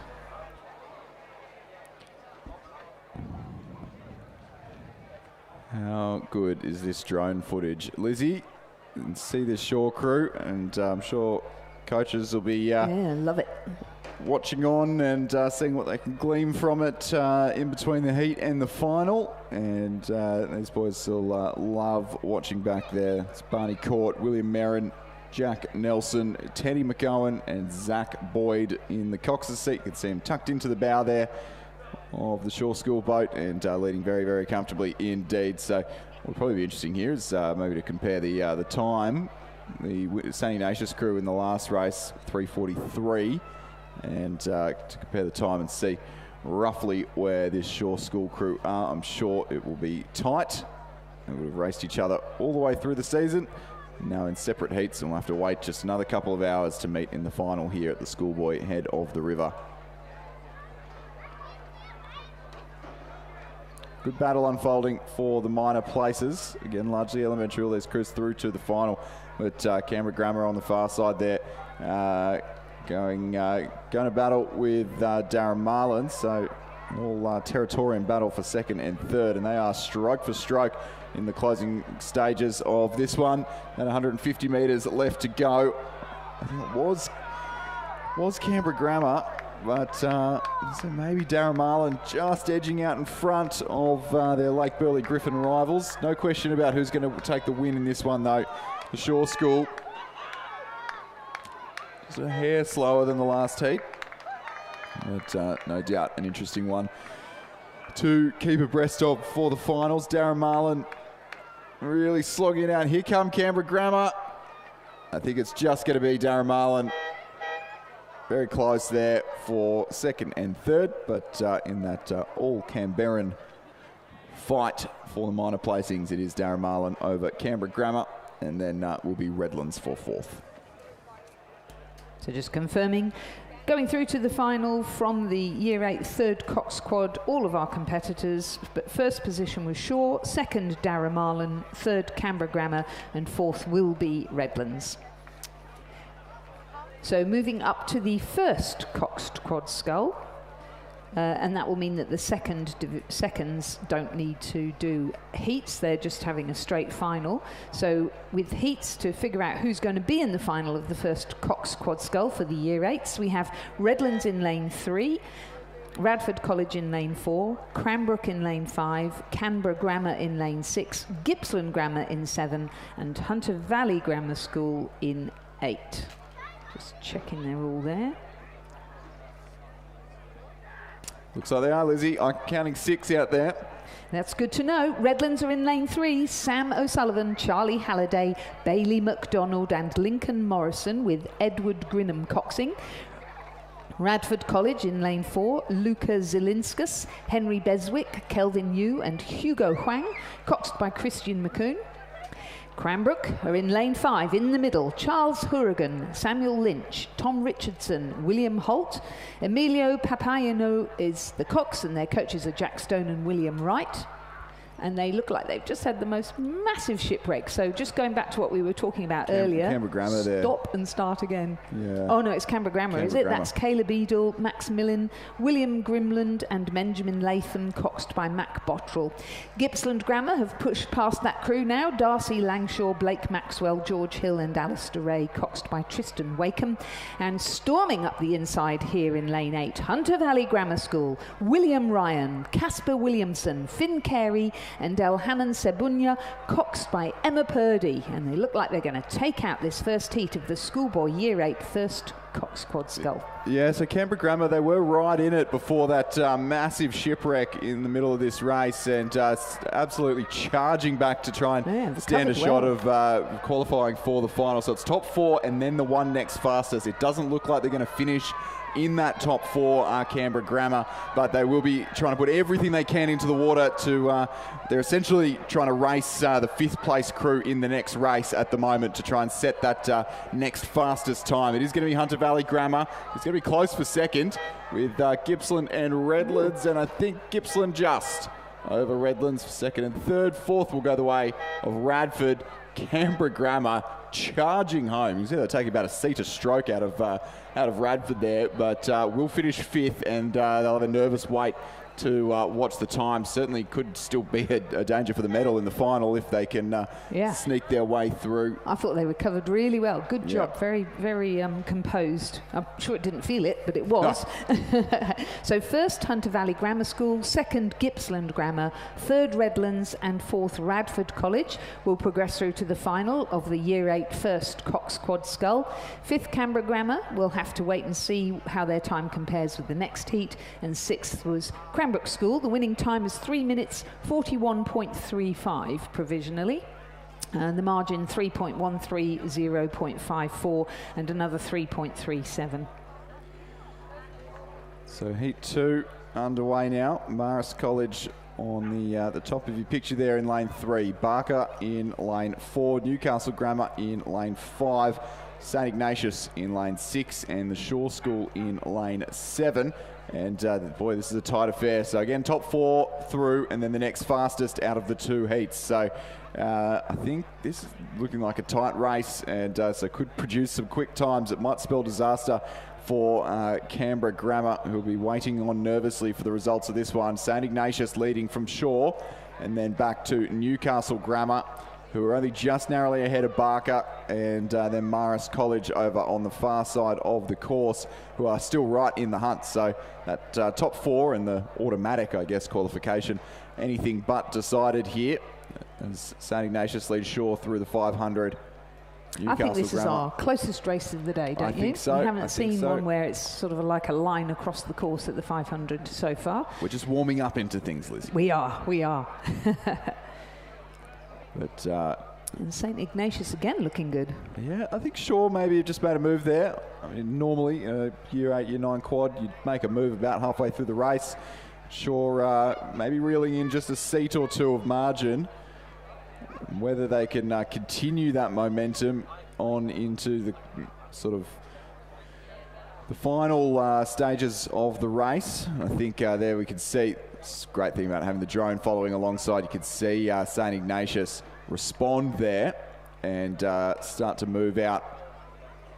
There we go, they've taken that seat back and now sitting pretty at just over half a length over the Shaw School. So St. Ignatius there, it's the crew, Darcy Kennedy, Joe Eisenhower, William Bailey, Otto Fulton, Grayson Polhill, the Cox, coached by Lachlan Easton. And Shaw on the bottom left of your picture there, Sterling Hall, Lachlan Wang, Alex Baker, Salvador Apfel and Jack Bromley in the Cox's seat. And it is looking to go the way of St. Ignatius at the moment. I think we've seen Shaw versus St. Ignatius a few times in the year 8 quad so far this morning, and St. Ignatius looking like they've maybe just got the upper hand in this age group for now, but we'll wait until the finals. That's the important bit. Good battle going on at the back of the field for that last qualification spot. Marist College in the green boat. Looks like maybe borrowed from Canberra, bought from Canberra Girls Grammar. So St. Ignatius will win by a length in the end over Shaw. It will be Newcastle Grammar for third. And here come Marist College. They're going to overturn Barker in the closing strokes of the race. Newcastle Grammar third, fourth. It is going to be very close, right down to the line. Marist College there, just over Barker. And we'll wait and see on the times. Give us 1 second. I know there's probably some eagerly waiting Canberrans waiting on the times of this one. The winning time was 3:38, which is some 3 seconds faster than the first heat. And the winners were St. Ignatius College Riverview over Shaw, third Newcastle Grammar, fourth Marist College, fifth Barker College. So Canberra Grammar in the previous heat did a 349.93 for fifth, and then fifth place Barker did 351.74. So it is that close. Fifth fastest is going to be the Canberra Grammar crew, who had that shipwreck halfway through the race, and will get another chance in the final, and I think could certainly challenge for a medal with that speed that they were showing in the closing stages of that one. So that will be So it ain't all over until it's one. over, and it's always worth regrouping and getting back onto it again as fast as you can. So congratulations to Canberra Grammar School for Herculean effort, and it's paying off because they're in the final, and they've got it. Once you're in the final, you've got a chance of a medal.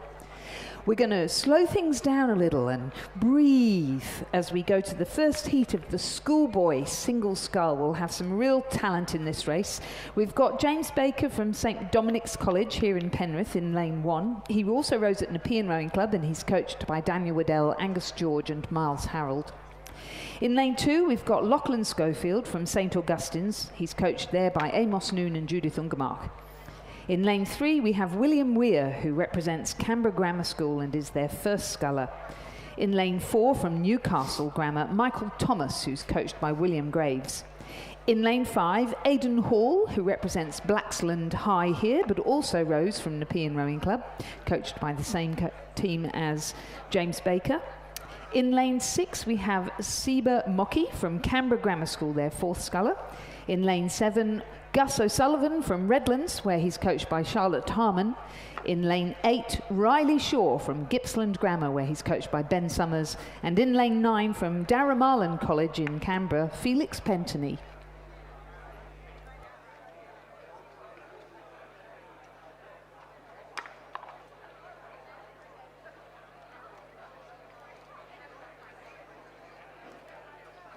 Just letting you know that the Canberra Grammar School sculler Seba Mocky has withdrawn.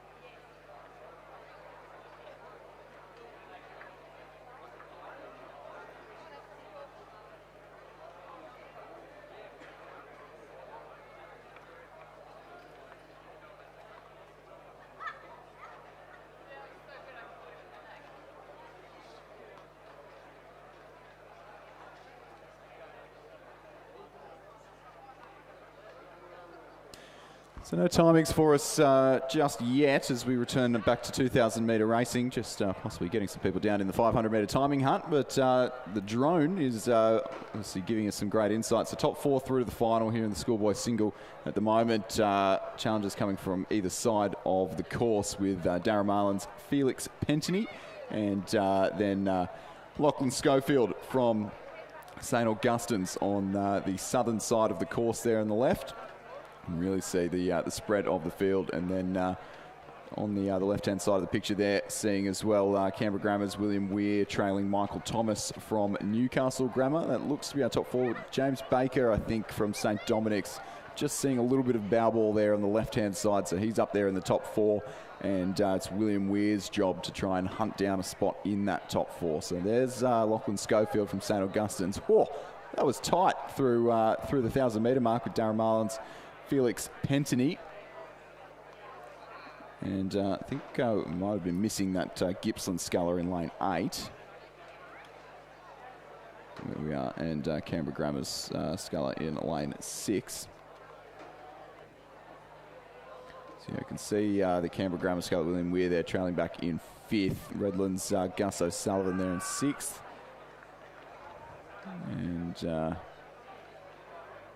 Blaxland High's Aidan Hall there in 7th place. So a little bit of work to do for William Weir from Canberra Grammar if he wants to make an impact on the top 4 of this race. But close at the head of the field between St Augustine's Lachlan Schofield, Darren Marlin's Felix Pentany. It's tough as well when you're separated by 7 lanes to have a look. You got to move your head a long way to have a look over and see where your competition lies, and see what else you need to do in the to secure yourself a win. But whether or not either of these two are too interested in having a real tussle to the line remains yet to be seen.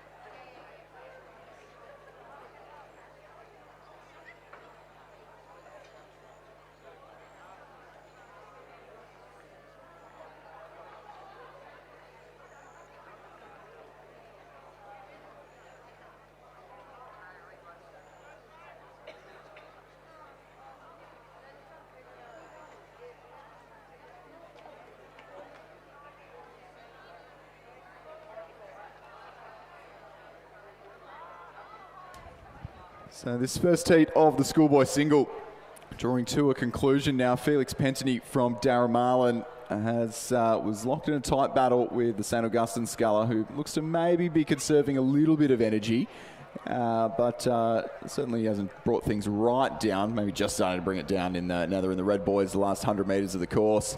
Good cheer squad. Darren Marlin sculler with a little cheer squad as well following him down the course. Felix Pentany there will take the win here in this first heat. 7:45 too. That's in pretty flat conditions and not fully pushing himself. So not a not a too shabby time here in the heat of the Schoolboy single. Lachlan Schofield in second, and I think it is the sculler from Nepean representing St Dominic's College there, James Baker, coached by Daniel Waddell, Angus George and Miles Harold, who will claim third. And then it will be Newcastle Grammar's Michael Thomas. And then Canberra Grammar's William Weir was running fifth for the majority of the race. And very, very close, just claims fifth, I think, over Redlands' Gus O'Sullivan. So that little race for fifth might be deciding who makes it through the final, because it is top four and then next fastest crew. So we'll wait and see once again with the results of the second heat to see who indeed does make it through. Certainly makes the racing a bit more interesting, doesn't it? Yeah, it does. So the results of the first heat of the Schoolboy single scull was a win for Darramarlin College, Felix Pentony. Second, St Augustine's College, Lachlan Schofield. Third, St Dominic's College, James Baker. And fourth, Newcastle Grammar School, Michael Thomas. They progressed through to the final. Fifth, Canberra Grammar School, William Weir. Sixth, Redlands, Gus O'Sullivan. Seventh, Blaxland High, Aidan Hall. Winning time provisionally 7:45.72. The margins 9.23 and 20.32, but I don't know if you can put a lot of store by that, because some people had wound down once they knew what place they were at. The final, by the way, is at 1:30 p.m, race number 46. And who will join them? Well, here is the second heat of the Schoolboy single scull on the course now, with St Augustine's sculler Rory Parker in lane 1, James Moss from Canberra Grammar School in lane 2. From Oxford Falls Grammar School, Leighton Skoman, who also rows at the Mossman Rowing Club and is coached by Alfie Young, Rowena Meredith and Josh Hewitt. Redlands James Foley in lane 4, coached by Charlotte Harmon. Redlands Sebastian Saltz in lane 5, Canberra Grammar School Jacob Thompson in lane 6, Cranbrook School Maxwell Scales in lane 7, from Sydney Secondary College in lane 8, William Spewage, who's coached by Isaac Shepherd and Arabella Barr at Leichhardt Rowing Club. And a St Dominic's College have a second sculler, Lachlan Sly. He's in lane 9 and he's coached over at Nepean Rowing Club by Daniel Waddell, Angus George and Miles Harold. Huge spread in this race. It's almost 500 metres between our leading scullers and our trailing ones. But at the moment, over the far side of the course there, Rory Parker from St Augustine's and Canberra Grammar's James Mossy leading the charge. Back in third is Maxwell Scales from Cranbrook, who we've also seen out and about his glebe colours in recent weeks, racing the lightweight single, I think, at the state champs. And I think fourth at the moment might belong to William Spow from Sydney Secondary College and the Leichhardt program under Isaac Shepherd. So our top two scullers over on the far side of the course there. Currently, James Mossy from, or rather, I'm going to correct myself there. That is Leighton Skoman from Oxford Falls Grammar. The Canberra Grammar sculler is the one some way off the pace at the moment. So Leighton Skoman, part of that Mossman program with a very experienced coaching team of Alfie Young, Rowena Meredith and Josh Hewitt. And then Rory Parker from St Augustine's, also rowing on the on Middle Harbour, but from different ends of Middle Harbour. St Augustine's rowing out of the Davidson Park under the Rhodesville Bridge there. But Leighton Skoman cruising across the line there, slightly quicker than our winner in the last heat, Felix Pentony. And then Rory Parker from St Augustine's makes it two representatives of the school from the Northern Beaches in the final. He'll join his classmate Lachlan Schofield there in that race. Maxwell Scales from Cranbrook really cruising right down in the closing couple of strokes of this race.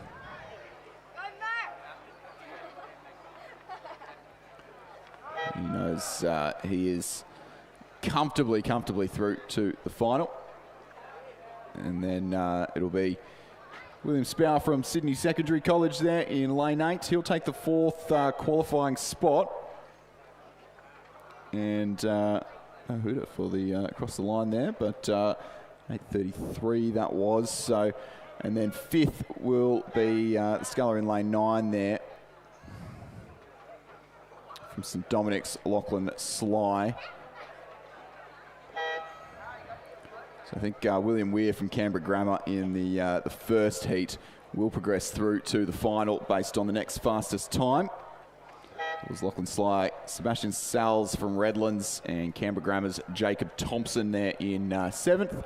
And then our last Canberra Grammar sculler there, James Mossy on the far side of the course, taking his final few strokes down towards the line now. And about just over 100 metres left to row for him.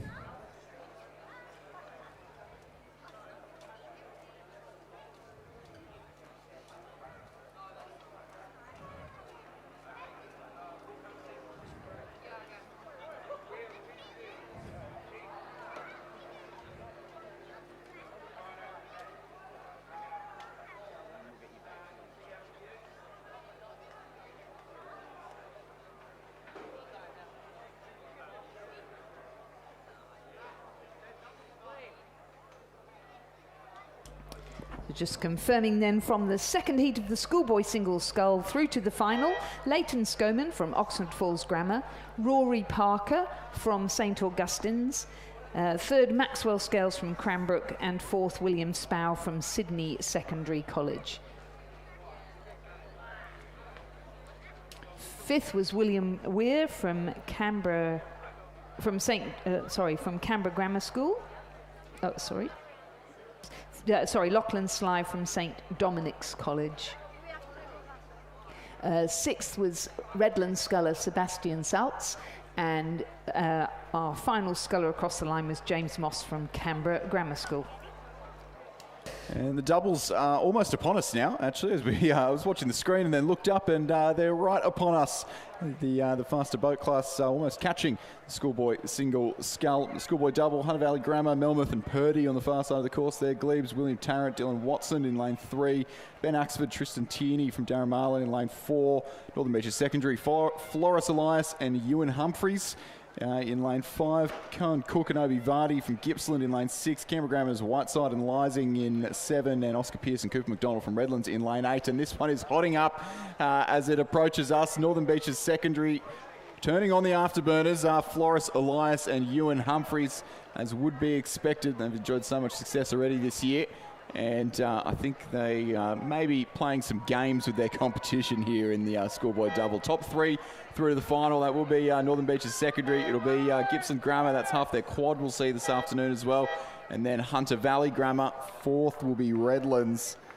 So missing out on the final there for the 2 scullers from Redlands. So very unfortunate. A very quick heat in the schoolboy double scull. I'd say they probably feel like they've drawn a pretty tough heat there with, I think, probably some of the top few scullers in the field present in that one. Canberra Grammar's Whiteside and Lysing in 5th, Glebes, Tarrant and Watson in 6th, and then be the scullers from Darramarlin there, Ben Axford and Tristan Tierney in 7th place. So just confirming from the first heat of the schoolboy double scull, where only 3 progressed through to the final. First was Northern Beaches Secondary, Elias and Humphreys. Second was Gippsland Grammar, Cook and Vardy. Third was Hunter Valley Grammar, Melmoth and Purdy. And just missing out, Pearce and McDonald from Redlands, 4th. Canberra Grammar, Whiteside and Lysing, 5th. 6th, Glebes, Tarrant and Watson, and 7th from Darramarlin, Axford and Tierney. Winning time 7 minutes 4.97, the margins 3.4, 2.77, and the crew just missing out 0.79. So yes, seems all really fast crews in one heat. Second heat of the Schoolboy double scull, and again the first 3 to progress through to the final. Gippsland Grammar in lane 2, Stuart Ray and Lachlan Harrison, coached by Brendan Scott. Cranbrook in lane 3, James Campbell and Henry Dawson. Redlands in lane 4, Toby Anderson and Thomas Hooper, coached by Alec Price. Marist College 4 in lane 5, Riley Nagel and James Pantano. Canberra Grammar 3 in lane 6, Blake Sixsmith and Harrison Pace. Hunter Valley Grammar School in lane 7, Anders Leonard and Oscar Powell. And Darramarlin 1 in lane 8, Patrick Curran and James Barwell, coached by Ashley Lung and Leo Quigley.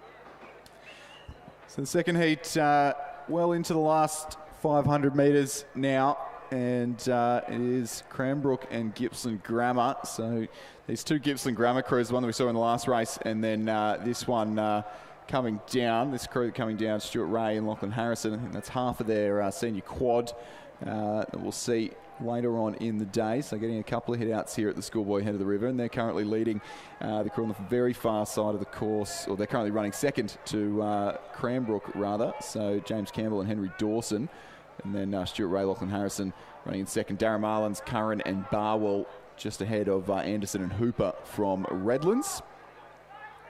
And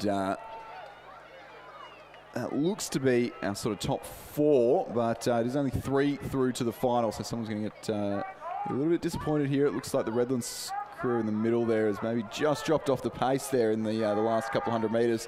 But Cranbrook stretching out to a very comfortable lead now in lane 3. James Campbell and Henry Dawson will claim a very comfortable victory here in their heat of the Schoolboy double before the final later on in the day. Gippsland and Darramarlin also really bringing down the pace in the closing stages here, conserving some energy with a couple of races still to go. Gippsland second, Darramarlin third, those 3 through to the final. Redlands running in 4th place as it stands, and they will miss out on the final of the Schoolboy double, as will Hunter Valley Grammar there. Anders Leonard and Oscar Powell in the Rainbow Zooties in lane 7, and then Marist College, Riley Nagel, James Pantano will round out this second heat of the Schoolboy double scull. Was Canberra Grammar in it? They had a time and then they've suddenly disappeared. Oh no, no, it must be different. No, sorry, that was the previous race. They scratched.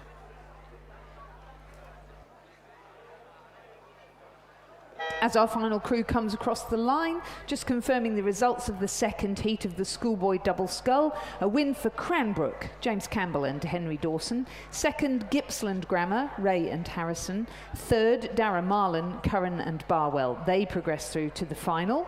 Fourth, Redlands, Anderson and Hooper. Fifth, Hunter Valley Grammar, Leonard and Powell. And sixth, from Marist College, Nagel and Pantano. In race 21 on our programme, we have the third and final heat of the Schoolboy double scull with Barker College in lane 2, Tenzin O'Gorman and Hudson Donovan. In lane 3, Sydney Rowing Club's Marcus Kuit and Hamish Hargens, coached by Patrick Graham.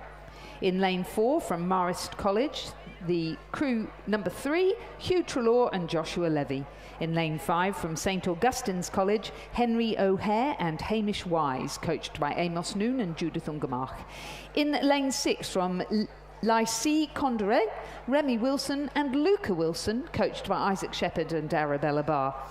In lane 7, from Redlands, Connor Morrison and Henry Dobson, coached by Alec Price. And in lane 8, from Canberra Grammar School, their first crew of James Wilson and Lucas Windle.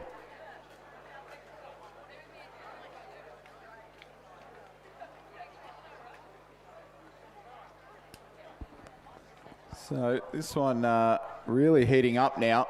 Well, it was some sort of margins in it at the 1,000-metre mark, but now really getting tight between our leading two crews from Lycée Condorcet and St Augustine's. You see St Augustine's, the right-hand side of the picture, just pushing through and not content with just qualifying through to the final. They want to win this heat and get themselves one of those coveted centre lanes, which they are so enjoying at the moment. The crew's all coming down. A nice chevron there. That is the St Augustine's combination there of Henry O'Hare and Hamish Wise, who are now just starting to push out over Remy Wilson and Luca Wilson. And the St Augustine's crew will take the win. So it's between Marist and Redlands for the last qualification spot, and it is just going to be Redlands. Had a quick little look over, and they are comfortably into, maybe not comfortably, but 3/4 of a length. They are ahead of Marist and will secure themselves a spot in the final. Marist miss out in this instance, as do two Sydney Rowing Club boys, Marcus Kuit and Hamish Hargens. And then Barker College's Tenzin O'Gorman and Hudson Donovan in sixth place in this third and final heat of the Schoolboy Year 9 double scull. And I think that is my cue to rest myself a little bit here in the commentary box, and maybe on a little bit later this afternoon. But otherwise, I'll see you on the podium in the lunch break for the Zeke Sprint Eliminator with some of the best scullers in the country on offer to contest for $10,000 in the lunch break. So make sure that we're not leaving after racing this morning, because great show in store for you out on the 250-metre sprint course in front of the podium at the lunch break. Yes, indeed. We'll look forward to that. The results of the third heat of the Schoolboy double scull was a win for St Augustine's Henry O'Hare and Hamish Wise.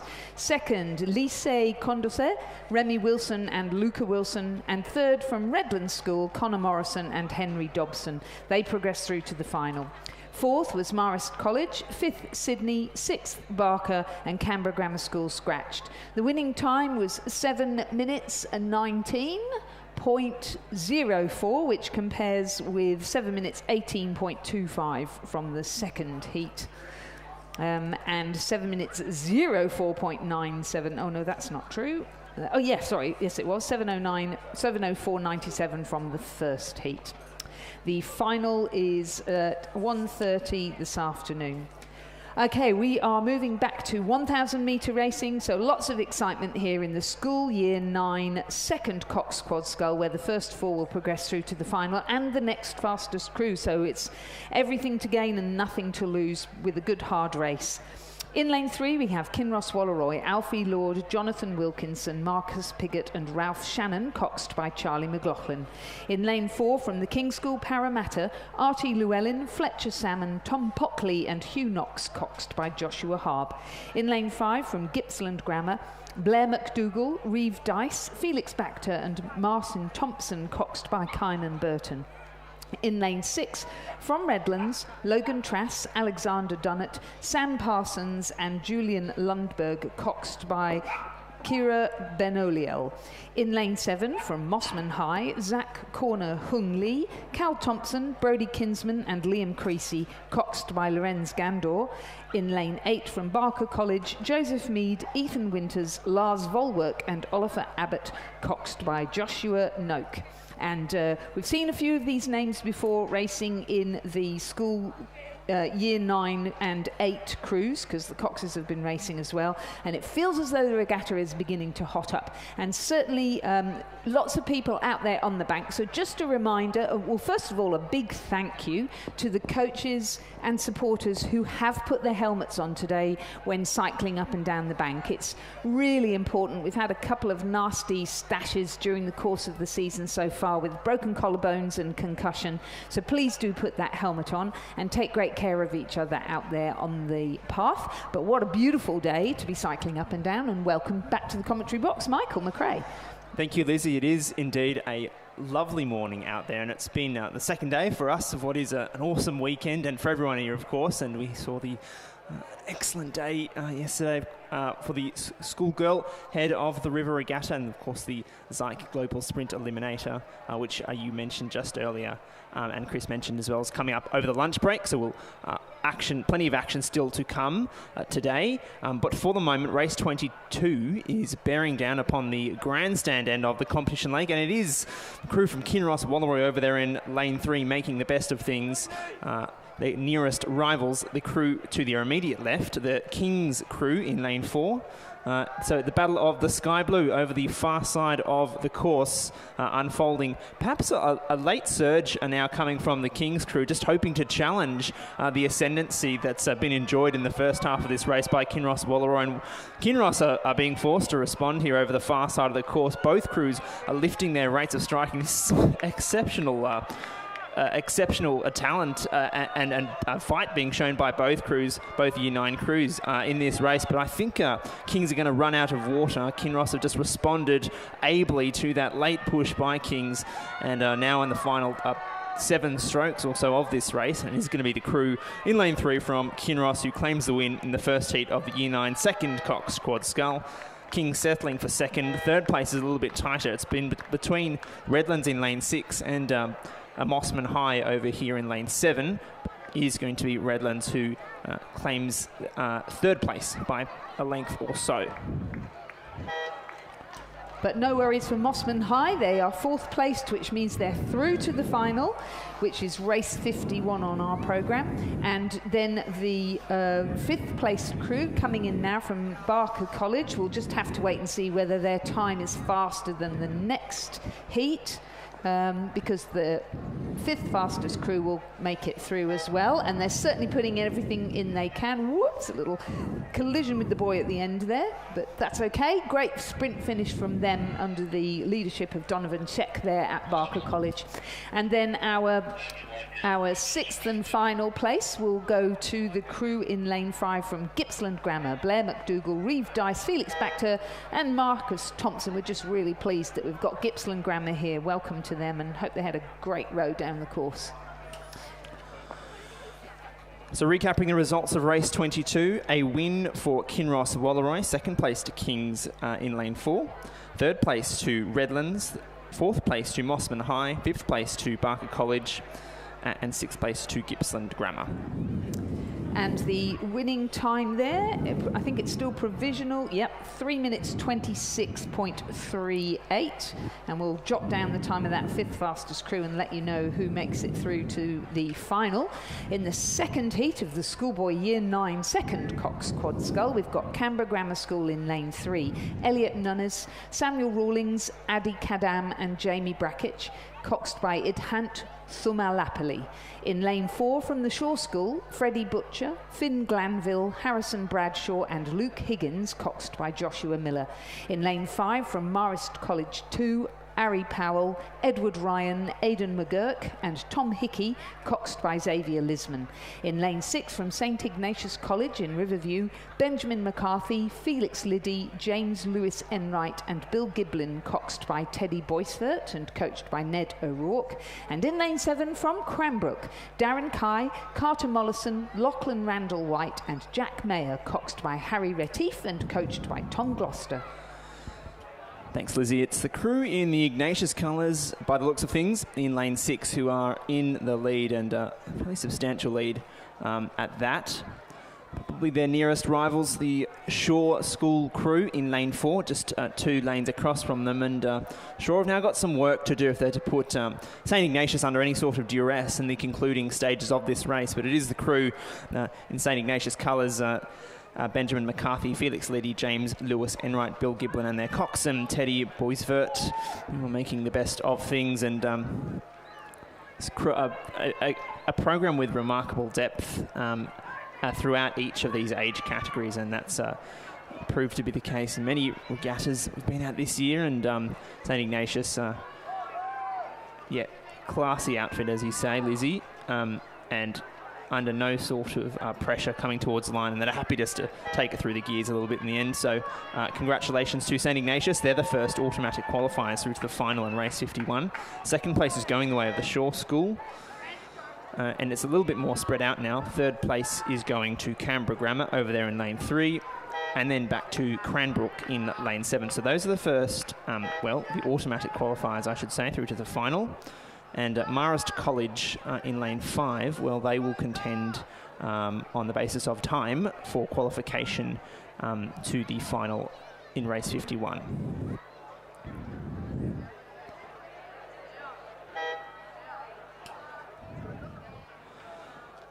Race 23, unofficially, the result is time of 3 minutes 24, a couple of seconds quicker than the first heat. And we'll just wait and see who can qualify for the final in race 21. It'll be between Marist College and Barker College by the looks of things. Yeah, and under the provisional results, Marist College did a 4:01 and Barker College in the previous heat did a 4:06. So it looks as though it might well be Marist College 2 who progressed through to the final at 2 p.m. this afternoon. So we're going from the second quad to the first quad in Year 9, with the first heat of 2 showing progression of the first 4 through to the final. In lane 2 we have Hunter Valley Grammar School's Casper Williamson, Harrison McDougall, Oscar Wilson and Thomas Graham, coxed by Emma Purdy. In lane 3 from St Ignatius College, Patrick Burke, George Bateman, Robert Stenhouse and William O'Rourke, coxed by Beck McGrath and coached by Ned O'Rourke. In lane 4, our visitors from Gippsland Grammar, Matty Canfield, Jack Sheridan, Leo Kantzides and Cooper Sampson, coxed by Tristan Wakeham and coached by George Pearson. In lane 5, the King School Parramatta, Finley Langan McCabe, Adam Liston, George Harvey and Darcy Osborne, coxed by William Stewart and coached by Isabella Scammell. In lane 6 from the Marist College, their first crew of Harry Hitchcock, Paul Mandick, Cameron Smith and Asher Kaiser, coxed by Mattis Mandick. In lane 7 from Barker College, their first crew of Jacob Stewart, Harrison Carter, Lorenzo Stimoli and Isaac Weisenbeek, coxed by Thomas Chambers. And our final crew is from Cranbrook, Oliver Piator, Miles Gregory, Max Kahn and Oscar Deary, coxed by Edward Nolan and coached by Tom Gloucester. Thank you, Lizzie. And a close race unfolding on the competition lake at the moment in race 24. It appears to me as though it's our visitors from Victoria in the Gippsland Grammar colours over there in lane 4 making the best of things, but they are being challenged by the King's School, I think it is, in lane 5. But certainly with the progression the way that it is, the first 4 crews automatically qualifying for the final. This is in race 52. Each of the crews contending for minor placings won't be wanting to let up at all as they come towards the end of this race. I think at the moment the crew that's looking as though will be the first crew to miss out on automatic qualifying unless they really change their tune is the Barker College crew, I think, in lane 7. But have a look at the move now, the Barker crew in lane 7. They're pressing up and just trying to overtake Marist College to their right in lane 6. But for the moment, I thought it was the Gippsland Grammar crew, but it is the St Ignatius crew over there in lane 3.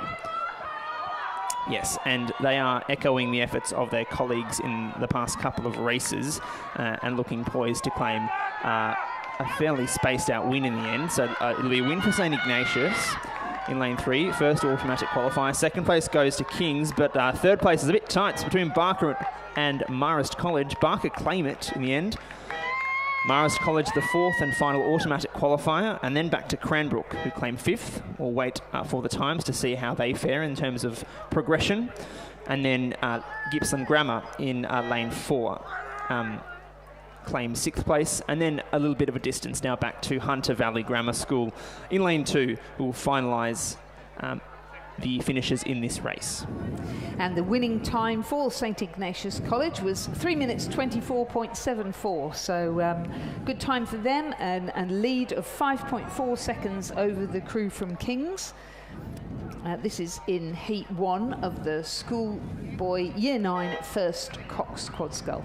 So first St Ignatius, second the King's School Parramatta, third Barker College, fourth Marist College, and 5th Cranbrook, 6th Gippsland Grammar, 7th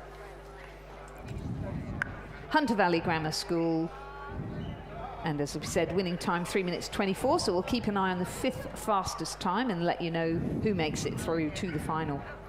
So the second heat is now on the start line. Beautiful picture of them there on the big screen or on the live screen if you're watching us from the live stream. We've got Canberra Grammar on the far side, the first crew of Dashiell Airy, Liam Marburg, Chris Ward and Finn Rangier, coxed by Louis Mackay. We've got Radford College in lane 3, Ryan Huang, Patrick O'Connor, Ethan Finley and Anthony Zhang, coxed by Rupert Davis.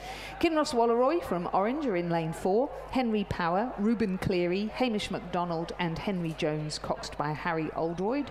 Redlands are in lane 5, Emilio Dressler, Oliver Stojanovic, Jackson Humphreys and James Doree. Alice Bernath is their cox.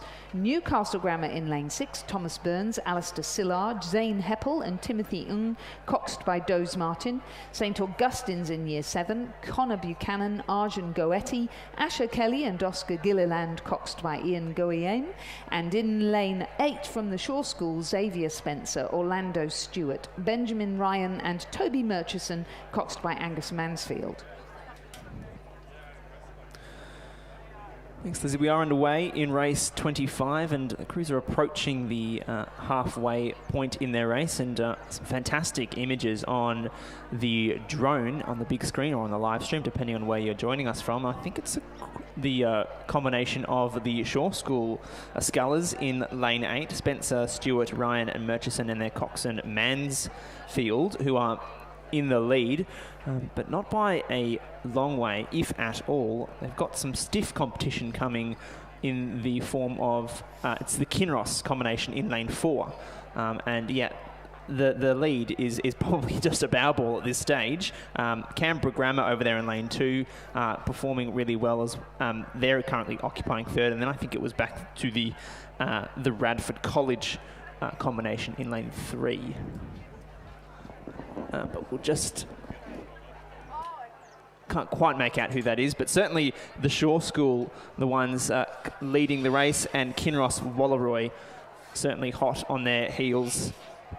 Canberra Grammar as well over there in lane 2, making things difficult for their rivals on the nearer side of the competition lake.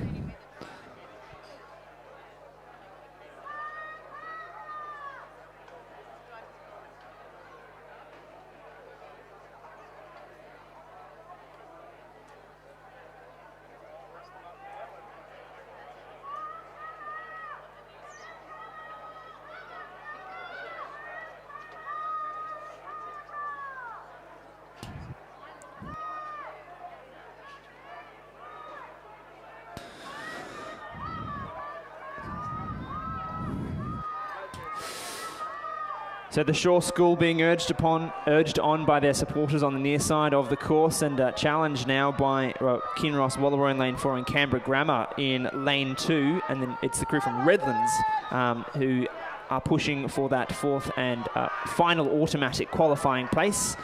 Shaw, well, they're lifting their rate of striking just to respond to this late surge from Kinross and Canberra Grammar. Shaw is going to take the win. Second place is going to be really, really tight between Kinross and Canberra Grammar. I think it is Canberra Grammar who just get the edge over Kinross. Fourth and final qualifiers automatically, that is, go to Redlands in lane 5. Fifth place going the way of Newcastle Grammar in lane 6. Sixth place rather to St Augustine's in lane 7. And then a little bit of a distance back to Radford in lane 3, who will claim 7th place. 3 minutes 24, the unofficial 3 minutes 24.10, the unofficial result in that race. Lizzie, just a whisker quicker than race 24. So first was the Shaw School, second was Canberra Grammar 1, third Kinross Wallaroo, fourth Redlands 1. They progress automatically through to the final. Fifth place went to Newcastle Grammar School, sixth to St Augustine's, and seventh to Radford College. The time provisionally for Newcastle Grammar was 3:41.47, which compares with 3:39.06 for Cranbrook in the previous heat. So that means Cranbrook will be progressing through to the final in the first Cox Quad Scull of Year 9. So we've got another single scull on the race on the racetracks, and this is the Year 8 single scull. Yes, we do, Lizzie. Race 26, it is underway. It's the first heat of the Schoolboy Year 8 single scull, and the progression is that the first 4 crews across the line will qualify automatically for the final in race 53, and the next fastest crew of the 2 heats that we do have this race and the next race. So in lane 3 is Samuel O'Sullivan from Redlands. In lane 4 is Patrick Yates from Canberra Grammar. In lane 5 is Bailey McDonald from Redlands. In lane 6 is Elhanan Sabunya from Hunter Valley Grammar. In lane 7 is Hudson Valalonga from Redlands. And in lane 8 is Harvey Sandoz from Newcastle Grammar. And the thing I love so much about these Year 8 single scull races, Lizzie, every time that I watch them out here from the tower, is just that there's so much, it's just remarkable and untold potential among all of these scullers. And these, you know, the first couple of years you would have thought of their sculling races, and certainly probably one of their first competitions out here at the Regatta Centre. I mean, and who knows? Who knows who these people are in right. in 5-10 years' time, competing for New South Wales or Australia, and rowing in a single scull is just such a tough thing, a skill to learn, and it takes so long to hone. And I just really love seeing the competition unfolding between these young athletes out here on the course. I also think it takes an enormous amount of bravery to go out there without anybody to be sharing the experience with, or to help you when you're feeling down or you catch a crab or something. You're just there on your own. And what I've loved seeing as a school coach is maybe in year 7 and 8 people aren't up to it. They're just not ready to do it. And then suddenly in year 9 they go, no, actually I want to give it a red hot go. So certainly my experience yesterday, I was very proud of my school's year 9 single sculler. They did an absolutely fantastic job, and in the last few weeks have really transformed from somebody just giving it a go to somebody who, as you rightly say, has got huge potential, and has realised that huge potential by being in a boat on their own with nobody else to rely on. And as coaches and as rowing supporters and as rowing tragics generally, we love seeing people go from really nervous, and rightly so for many reasonable reasons, to going really confident. And that's one of the great things about our sport, and particularly among these schoolboy regattas. But on that topic, have a look at the earnest competition that is unfolding between Redlands, Bailey McDonald, and Hunter Valley Grammar's Elhanan Sabunya in lane 6, and they are going almost stroke for stroke. It's McDonald from Redlands who is just contending with the Hunter Valley Grammar scull, and I think he's going to overtake him, Lizzie, in the final couple of strokes of this race. I think so too. I think he's showing the spirit of Redlands. They're shining their light, upping his rate of striking, really determined, and he's also studiously ignoring his competition and just focusing on his course. And Whoop. There we go. What a great race between those two schools. Congratulations, Bailey McDonald, taking out the first heat in the Schoolboy Year 8 single scull, and your competitor, Elhanan Sabunya from Hunter Valley Grammar School, who's taken the second qualifying spot for the final. It's the Redlands sculler, Sam O'Sullivan, over there in lane 3, I think is going to claim the third qualifying spot, and then just by a narrow margin, it'll be Harvey Sandoz from Newcastle Grammar claims the fourth and final qualifier, automatic that is, and then back to Samuel Yates from Canberra Grammar, who finishes 5th. And a little bit further back then is Hudson Valalonga from Redlands in lane 7, yet to finish. But certainly the first 4 automatic qualifiers are Bailey McDonald from Redlands, Elhanan Sabunya from Hunter Valley Grammar, Sam O'Sullivan from Redlands, and then Harvey Sandoz from Newcastle Grammar. The provisional winning time, 4 minutes 15.50. The first 4 have automatically gone through to the final, but we are looking for the next fastest sculler. So we'll keep an eye on the time for Patrick Yates of Canberra Grammar, and we'll compare that with the next heat, because there are only 2, to let you know who will be the 9th sculler in the final, which is at 10 minutes past 2 this afternoon. And that second heat is underway. It's race 27. It's on the course at the moment. In lane 3 is Hugo Lane from Cranbrook. In lane 4 is Lachlan Gidley Baird from Barker College. In lane 5 is Lincoln Morrison from Redlands. In lane 6 is Caleb Edel from Canberra Grammar. In lane 7 is Charlie Halliday from Redlands, and also from Redlands in lane 8 is Zachary Beaton. And we have a clear leader in this race, Lizzie, and it is Lachlan Gidley Baird from Barker College. And I think it's just fantastic to see Barker go from strength to strength over these past couple of seasons. Yes. A relatively new program. Lachlan Gidley Baird flying the flag at this particular moment for Barker. I agree with you. I think the program got up and running. We then had Sarah Ellis as the head coach there for a couple of years, who really grew the program and drove the strength in depth in terms of numbers. And now she has moved back up to the Central Coast area where she came from, or Hunter Valley, and she has been succeeded by Donovan Sheck, who is a very experienced coach and is absolutely loving being back involved in junior rowing and school rowing in particular, and doing a really great job, he and his team of coaches there. Some strong crews out already this morning, and then really lovely to see how well this young man's going in the Year 8 single scull. And he's doing it very, very calmly indeed, rowing with supreme confidence at the front of this pack by some lengths as well. Lachlan Gidley Baird, keep an eye on that name over the coming seasons.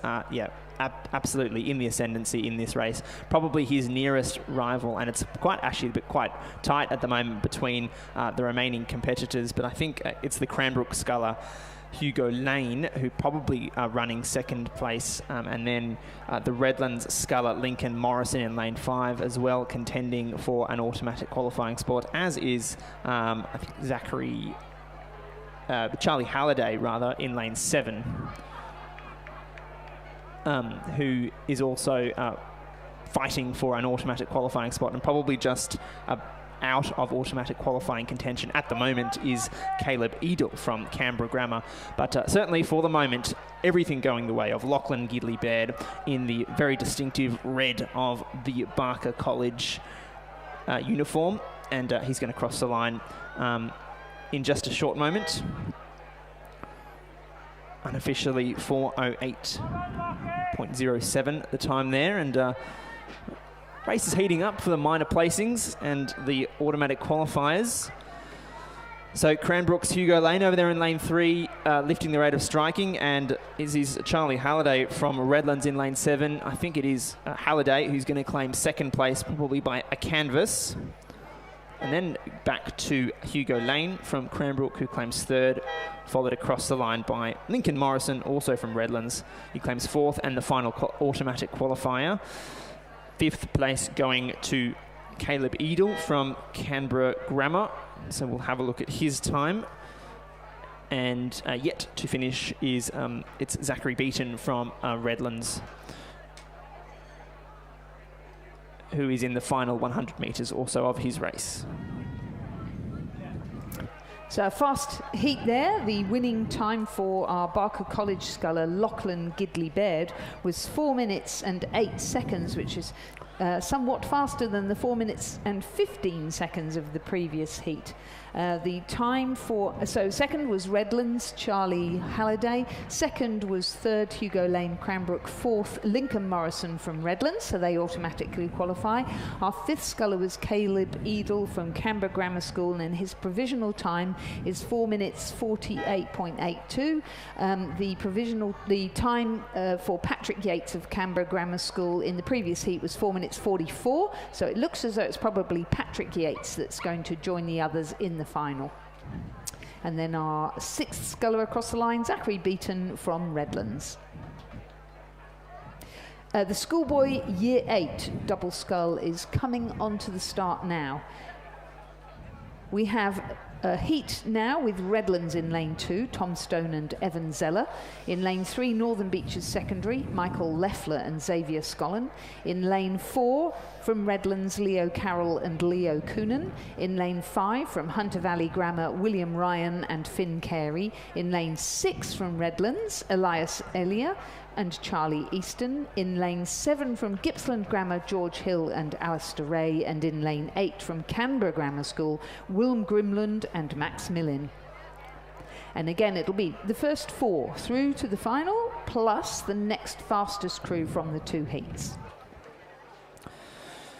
This race scheduled to get underway at 10:20 a.m. and we are running to time, which is excellent. So we should bring you the start. I'm not quite sure what happened yesterday, but we got a bit behind. We did. We did. Some crews sitting at the start for a long time, which, although it's much cooler and less humid, I still don't really want that. Yes, absolutely. Beautiful conditions otherwise. Yes, indeed. For the moment, as though we are running on time and have a start at 10:20 for race 28 in just a short moment.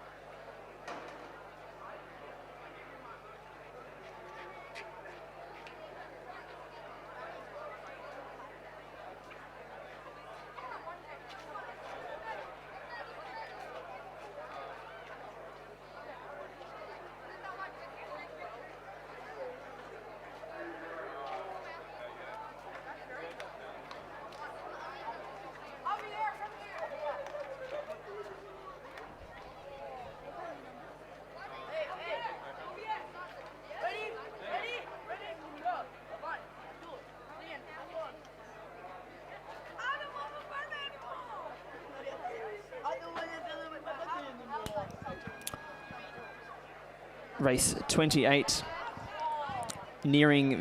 passing through the halfway point. It's the crew from Hunter Valley Grammar School, William Ryan and Finn Carey, making the best of things, and it's a substantial leader at this point in the race. Northern Beaches Secondary, their nearest rivals. That's Michael Leffler, Xavier Scollin, third place at the 500 metres, and there was some distance between the first three crews across the halfway point. Is the crew from Redlands, and that's... we've got a couple of crews from Redlands, but I think it was Leo Carroll and Leo Coonan in lane 4 by the looks of things. And then a little bit of a distance then back to Gippsland Grammar in lane 7 and the second Redlands crew in lane 6, Alaya and Charlie Easton. And these doubles are making the umpire work for their money. Ho-ho, having a little bit of steering issue. I can't quite work out which crew that is, but anyway, they look as though they're having either equipment or brain malfunction, but definitely gone off course. In the meantime, the rest of the crews now taking it fairly steadily as they come into the last 200 metres of the course. That leading crew there from Hunter Valley Grammar School of William Ryan and Finn Carey looking very strong, and they've now reduced their stroke rate and they're just cruising into the finish line. No need for them to spend any extra bickies. In the meantime, across there in lane... is that 3? The Northern Beaches Secondary, yep, Michael Leffler and Xavier Scollin still sitting in second place and just rowing nice and steady there into the final part of the race, holding off Leo Carroll and Leo Coonan of Redlands. The crew looking poised to claim that fourth final automatic qualifying place is Gippsland Grammar, our visitors from Victoria. And that's the crew of George Hill and Alistair Ray. And contending for that final qualifying, the time-based qualifying spot will be the Redlands combination of Elias Elliott and Charlie Easton in lane 6. And they're going to claim 5th place. Our crew from Canberra Grammar School that was to be in lane 8 didn't start the race, but the Redlands crew in lane 2 did, Tom Stone and Evan Zeller, but as we say, they've had a few steering issues, so they're coming down now and being guided by the umpire to keep them safe. They're going to come down in lane 8 to complete our contestants of Heat 1 in the Schoolboy Year 8 double scull. The winning time for Hunter Valley Grammar School's Will Ryan and Finn Carey, unofficially 1:49.47, and as we said, qualifying for the final would also be Northern Beaches Secondary, Redlands Carroll and Coonan, and Gippsland Grammar's Hill and Ray. The time for the second Redlands crew, we'll make a note of it once it comes through, and we will let you know whether they were the next fastest of the whole event. Hotly coming down the field now is the second heat of the Schoolboy Year 8 double scull, with Gippsland Grammar on the far side in lane 3, Darcy Langshaw and Blake Maxwell. Barker College in lane 4, Harrison Simmons and Hugo Gosby. Redlands in lane 5, Criff Preston and Lucas Gia. Canberra Grammar in lane 6, Ryan Gardiner and James Reed. Cranbrook in lane 7, Tom Richardson and William Holt. And Newcastle Grammar in lane 8, Doze Martin and Austin Brown. This is our final Redlands crew from heat number 1. I should think they are relieved to see the finish line. But well done to them, because they are going to finish the course, which is the most important thing. Yeah, give them a big hand, absolutely. Congratulations to that Redlands crew.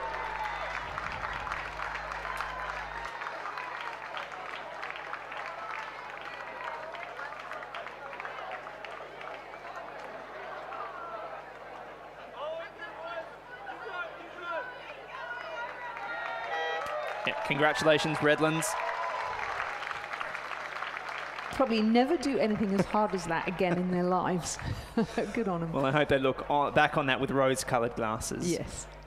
Race 29, which you've just called out a moment ago, Leslie, is bearing down upon us at the business end of the competition lake. It's the crew from Cranbrook, Tom Richardson and William Holt over here in lane 7, who I'd suggest are our race leaders. Probably not by that much, though.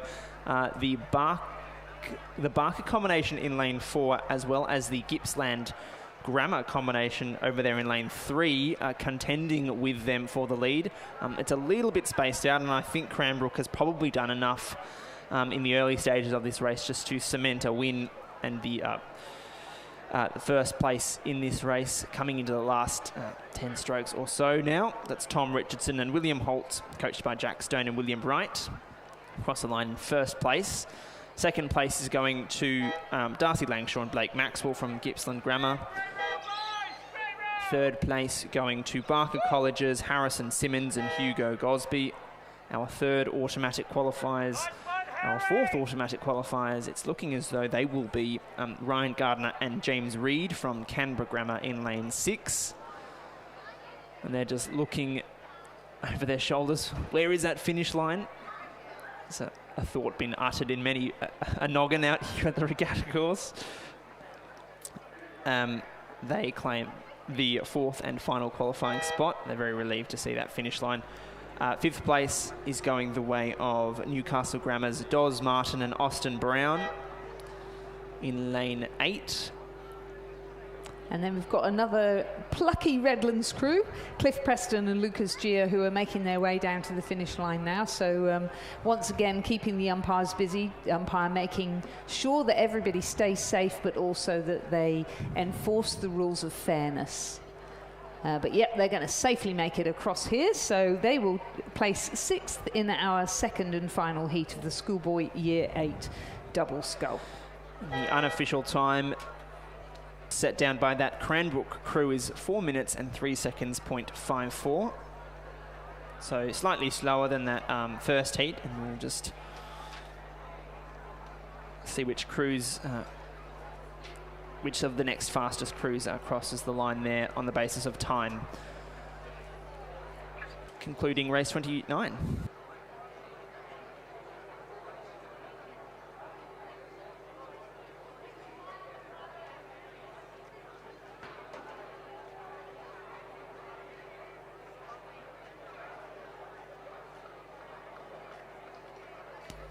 So fifth in our second heat was Newcastle Grammar's Martin and Brown. They crossed in a time unofficially of 4:47.47, and that compares with the 5th place in the previous heat, Redlands, Elia and Eastern, who are 4:34.22. So it will be the Redlands crew that will join the others in the final, race number 54 in the Year 8 double scull.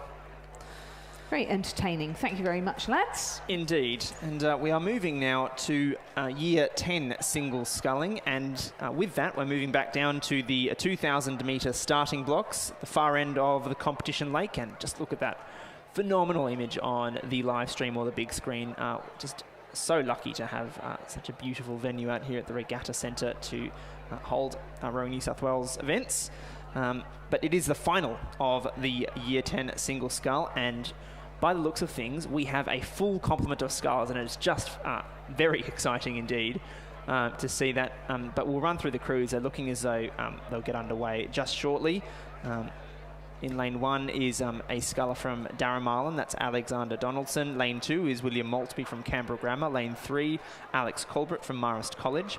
In lane 4, Soren Anderson from Leichhardt. In lane 5, Oliver Kennedy from St Augustine's.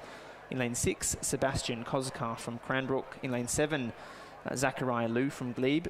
In lane 8, Luca Wilson from Lycée Condorcet. And in lane 9, from Sydney Rowing Club, is Oscar Nicolaitis.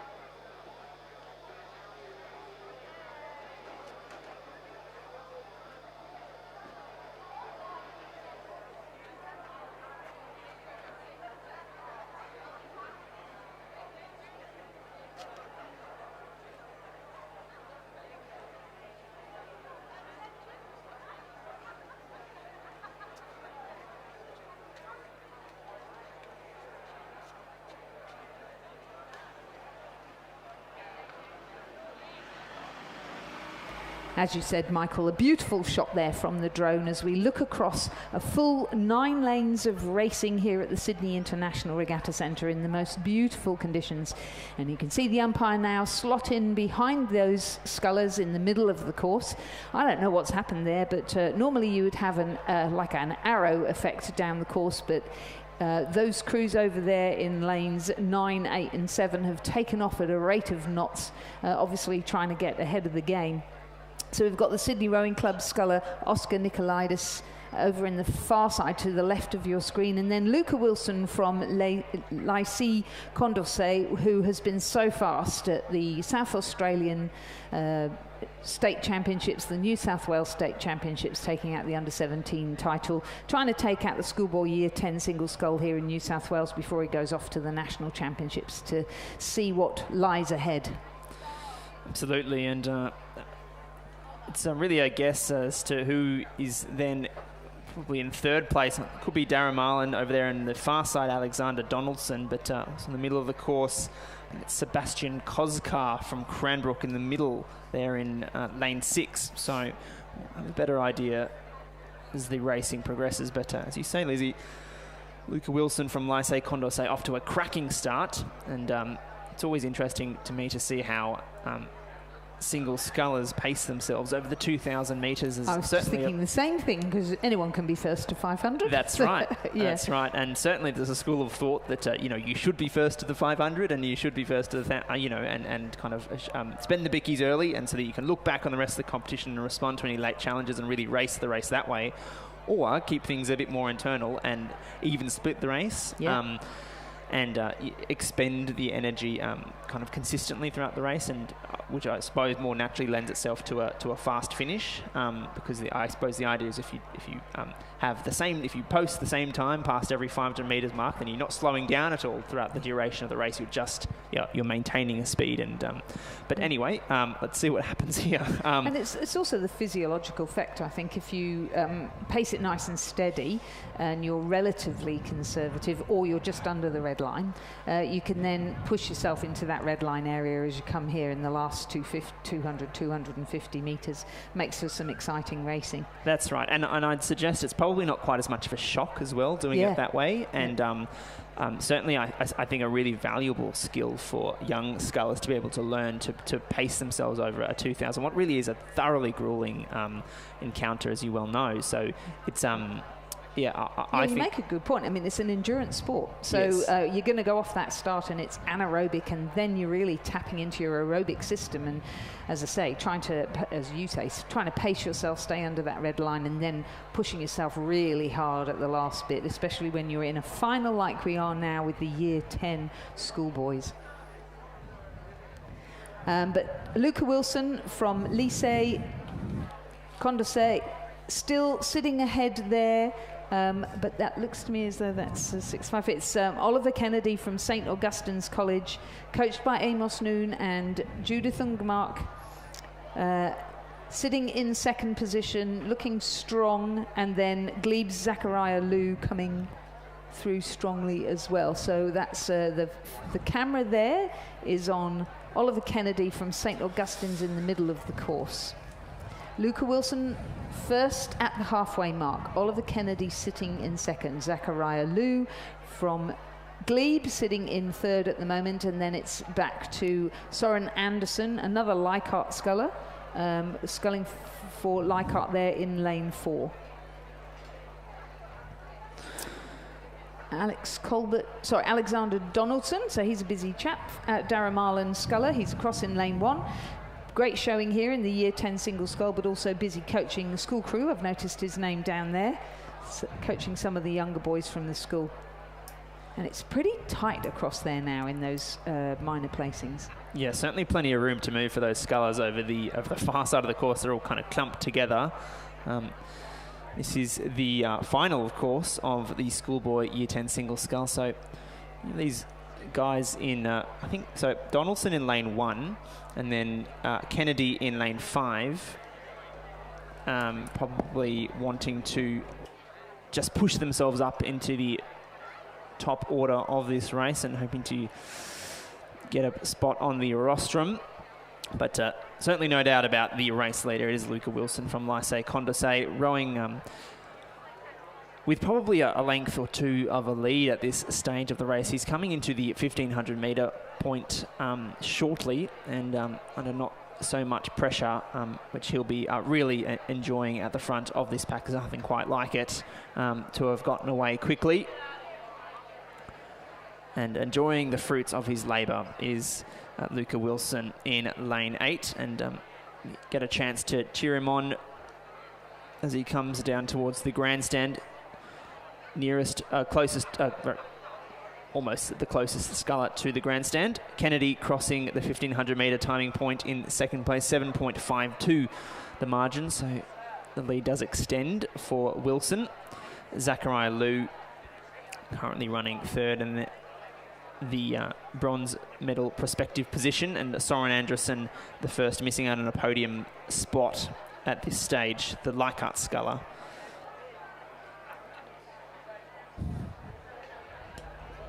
Just a quick shout out, if you're on a bicycle, another reminder to please remember to wear a helmet, and thank you to all of those coaches and supporters who are remembering to put their helmets on. Well done. Also, the usual call that we do percolate the bow numbers around all of the races throughout the day. So if you please, if you're at your trailer and you could do a little scoop up of any bow numbers that have been in races that are now completed and return them to the finish tower, we would be most grateful. Please return your bow numbers.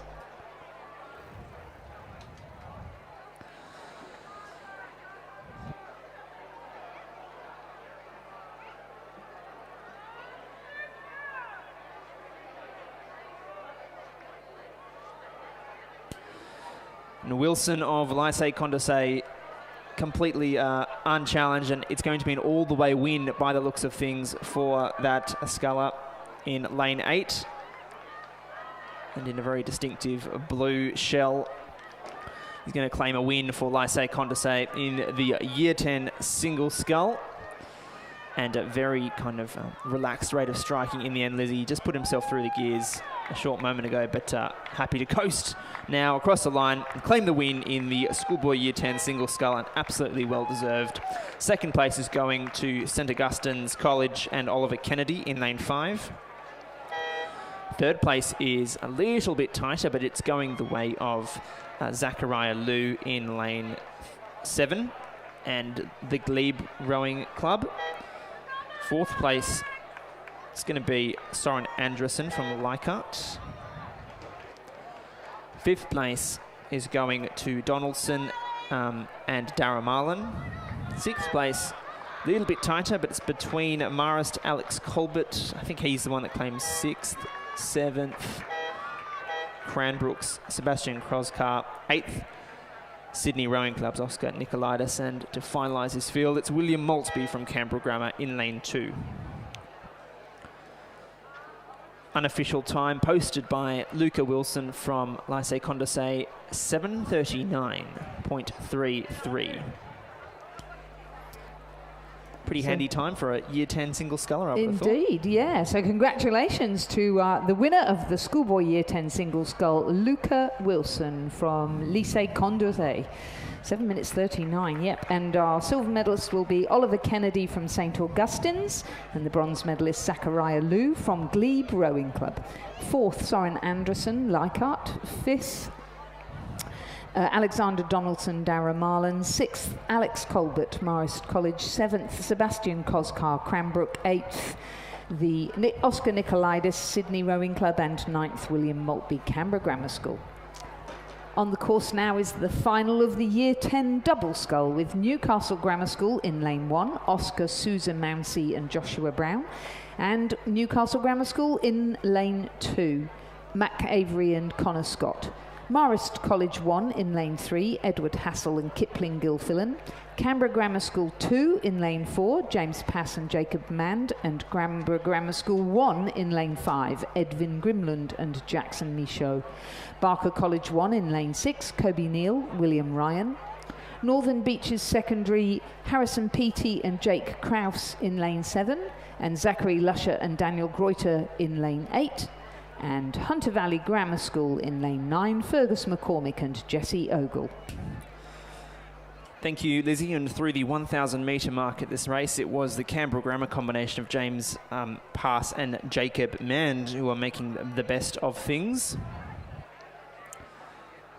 out of lane 4. And then second place through the 1,000 metres, it was the Northern Beaches secondary combination of Harrison, Petey and Jake Krause, who I note are under the tutelage of Kieran Kabelki and partake in the, I'd suggest, in the Mossman Rowing Club junior program too. So certainly that's a program and a school that's gone from strength to strength in recent years.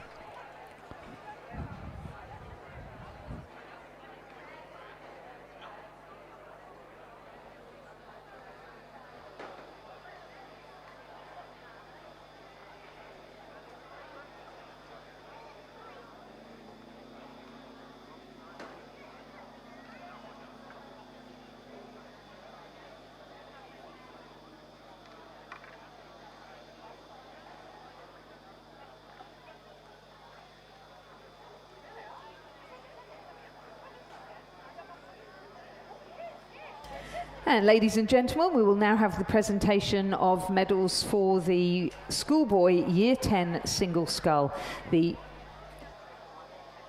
medals are being presented by Katie, bow number Katie, from the Union of Oars Women. Our third place and bronze medalist representing Glebe Rowing Club is Zachariah Liu. Our second place sculler, silver medalist, St. Augustine's Oliver Kennedy. And our gold medalist and Year 10 champion for 2026, representing Lycée Condorcet, Luca Wilson. Luca is coached by Isaac Shepherd and Arabella Barr. Ladies and gentlemen, please congratulate all our medalists in the Year 10 single scull.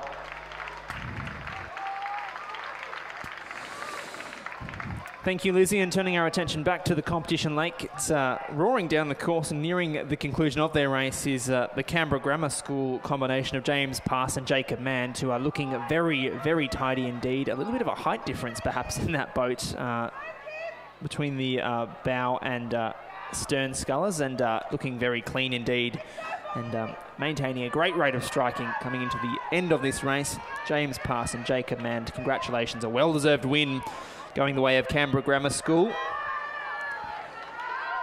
And a little bit of a tighter affair unfolding for the silver medal. It's between Northern Beaches Secondary in lane 7 and Marist College in lane 3. It is going to be Northern Beaches Secondary, though, that claim it. Marist College, Haslan, Gill, Fillon settling for third place. Fourth place going the way of Barker College's Kobe, Neil and William Ryan. A little bit of space now between the next crews across the line. It's going to be the crew from Hunter Valley Grammar School, Fergus McCormick and Jesse Ogle, who claim 5th. In 6th place over there in lane 2, it's going to be Newcastle Grammar's Mac Avery and Connor Scott. 7th place is likely to go the way of Oscar Malsamansi and Joshua Brown from Newcastle Grammar. 8th place will go to Edvin Grimland and Jackson Michaud from Canberra Grammar. And to finalise this race will be the crew from Northern Beaches Secondary in lane 8. That's Zachary Lusher and Daniel Gruter, who claim 9th place. And unofficially, the Year 10 double scull was won by the Canberra Grammar combination Pass and Mand in a time of 7 minutes 10 seconds, 0.01.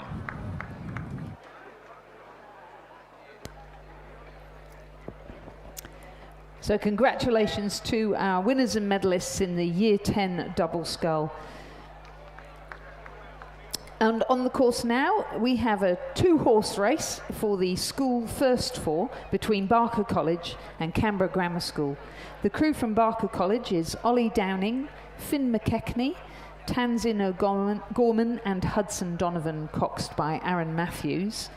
They're in lane 4. In lane 5 from Canberra Grammar School, Benjamin McGregor, Harry English, Magnus Dafter and Alexander Griffiths, coxed by Thomas Marburg. And it certainly, no doubt about it, that crew from Canberra Grammar in lane 5 are the ones in the lead. And you'd have thought that's near unassailable at this point of the race, and they are looking very calm indeed. Ben McGregor, Harry English, Magnus Dafter and Alexander Griffiths, urged on by Thomas Marburg. They're entering the final 250 metres of their race and looking poised to claim the win in the school first four at the 2026 Schoolboy Head of the River. Yeah, this Canberra Grammar School, I think they had a bit of a slow start to the morning with a couple of crews not turning up on the start. But so far they've been in every final. They're in the final of the Schoolboy Year 10 Single Scull, represented there by William Maltby. They were in the final just now and they've claimed first and 8th position in the Year 10 Double Scull, and now here they are looking good in that sweep crew there, the first four, and good on Barker College. They've had entrants in pretty much every category, and it's not easy when you have a co-ed program that's as big as the one at Barker College to actually get sweep in, as I know from my own experience. If most of your crews and events are sculling, and it's really hard to then switch across to sweep, but doing a great job there. So obviously something afoot there at Barker College. They're progressing into the field of sweep rowing, but no match at the moment for the experienced crew from Canberra Grammar School of Benjamin McGregor, Harry English, Magnus Dafter and Alexander Griffiths, and their cox Tom Marburg, who will take out the win in the school first four. Congratulations to Canberra Grammar. Unofficially, race was won in a time of 7 minutes 40 seconds, 0.91. And Barker College claimed second place. Ollie Downing, Finn McKechnie, Tenzin O'Gorman, Hudson Donovan and Aaron Matthews, their coxswain.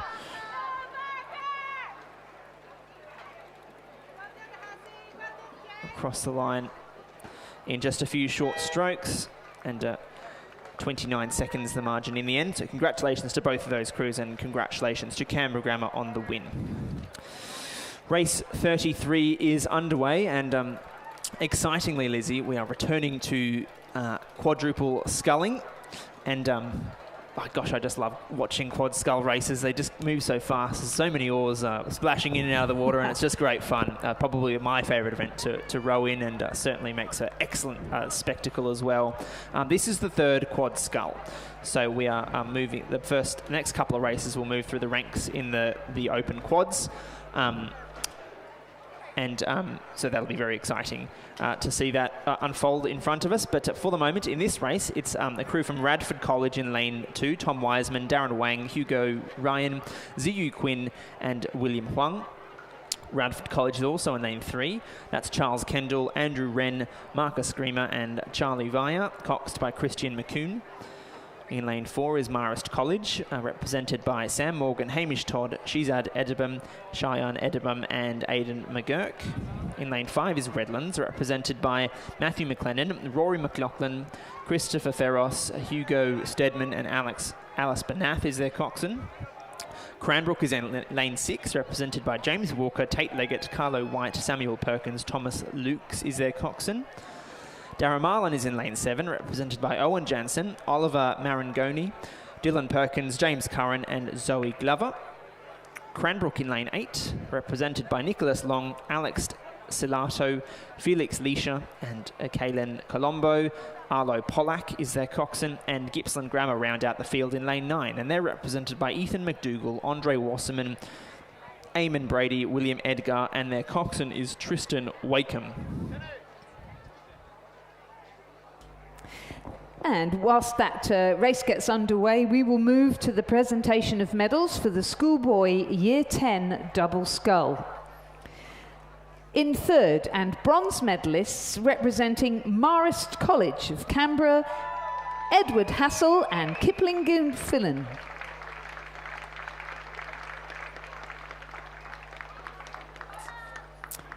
In second position, and silver medalists representing the Northern Beaches Secondary College, Harrison Peaty and Jake Kraus.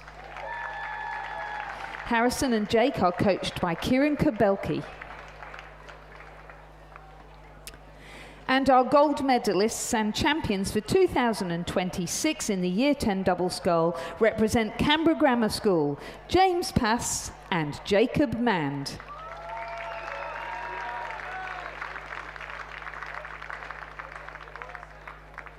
Ladies and gentlemen, please congratulate all our medalists in the Year 10 double scull.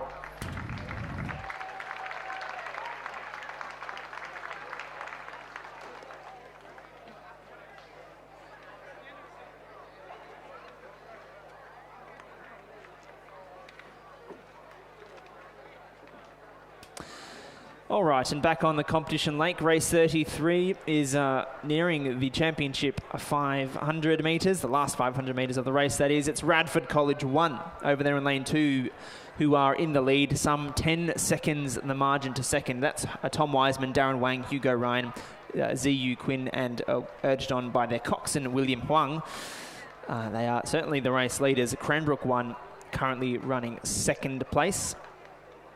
That's James Walker, Tate Leggett, Carlo White, Samuel Perkins and Thomas Lukes. And yeah, the race for second and third are a little bit tighter. Marist College through the 1500 was in third place. And then a little bit of a distance back then to Radford College 2, Kendall, Wren, Grima, Via and McCoon, who were occupying fourth place. But for the moment, everything going the way of a Radford 1 over there in lane 2, who are just lifting their rate of striking and very happy to put on a bit of a clinic for the spectators out here at the Regatta Centre in clean quadruple sculling, and they are looking very sharp indeed over there in lane 2 and looking poised now to claim the third quad scull. Race tightening up for second place between Marist College in lane 4 and Cranbrook in lane 6. So certainly a win for Radford in lane 2. Second place is now going down to the wire between Cranbrook in lane 8 and Marist College 3 in lane 4. It is going to be Cranbrook, by the looks of things, who just by half a canvas, I'd suggest, in the end, claim the silver medal. Third place to Marist College. Fourth place to Radford College 2. Fifth place to Gippsland Grammar in lane 9. Sixth place to Redlands in lane 5. Seventh place to Cranbrook in lane 8. And Darramarlin, the final crew to finish some distance back.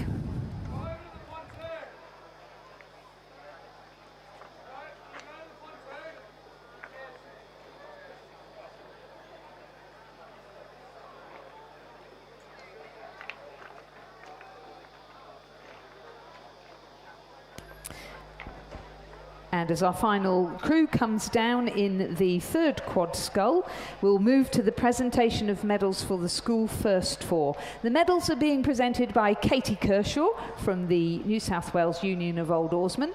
But Katie is also one of the volunteers of the year for last year for the work that she does distributing bow numbers at these regattas.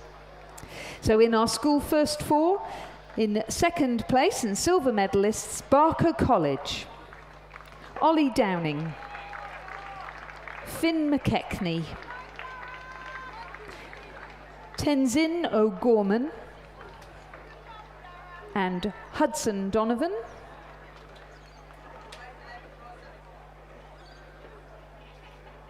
and their cox, Aaron Matthews.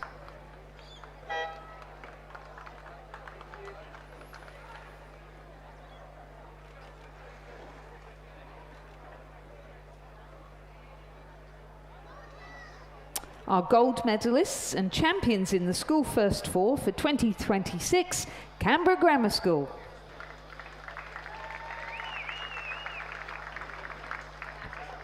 Benjamin McGregor, Harry English, Magnus Dafter.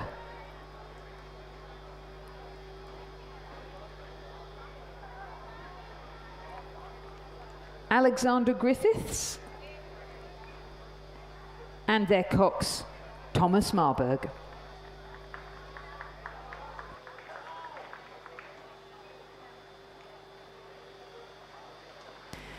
Ladies and gentlemen, please congratulate our medalists in the school first four. Thank you, Lizzie. And back on the course, we've got the second quad scull underway. It's race 34 on the program. And we have lane 2 is Darramarlin, lane 3 Marist College, lane 4 Radford College, lane 5 Gippsland Grammar, lane 6 is Cranbrook, lane 7 is Redlands, and in lane 8 is Kinross Walleroy. And through the 1,000 metre mark in the race, it was the crew from Cranbrook who enjoyed an extremely narrow lead ahead of Radford College in lane 4, but it's that crew in lane 4 from Radford who have just opened up a bit of a lead now on Cranbrook. The Radford College is Owen Scowcroft, Connor Kruger, Darcy Barlow and Lincoln Uren, and Ben Scowcroft is coxing them. And the Darramarlin crew is Ben Axford, James Barwell, Patrick Curran and Tristan Tierney. Olivia Spurrett is their cox, and they're coached by Ashley Young. Yeah, it's a good battle going on.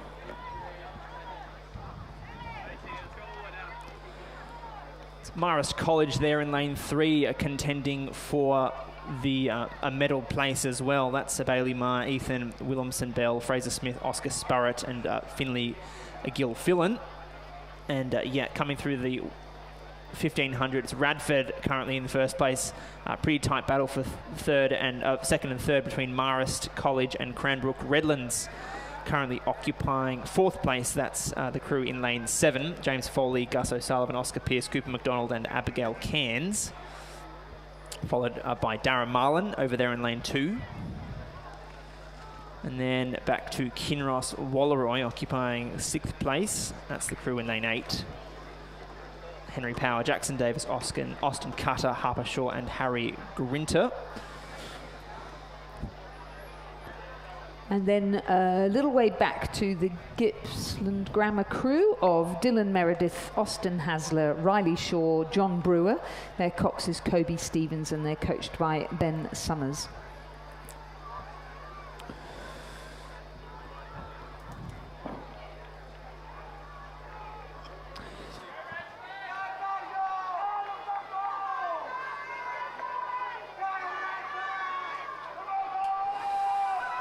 So the Radford combination in lane 4, putting themselves at the pointy end of this competition for the second quad scull line honours.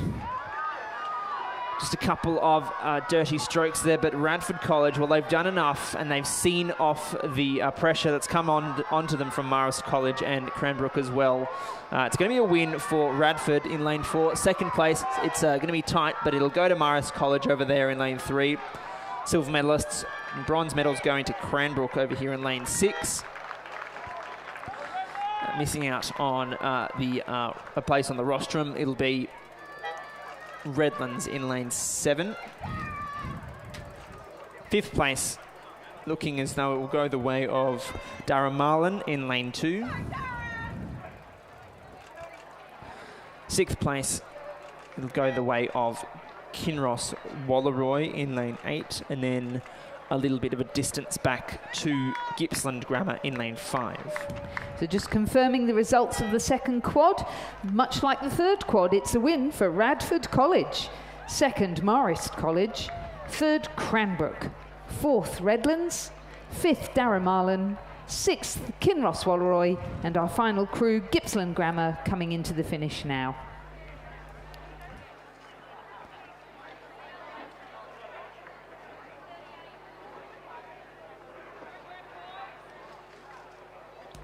Ladies and gentlemen, we'll move to the presentation of medals for the second For the third quad scull, the medals are being presented by Melissa Ashton Garrard, Chief Executive Officer of Rowing New South Wales. Third and bronze medalists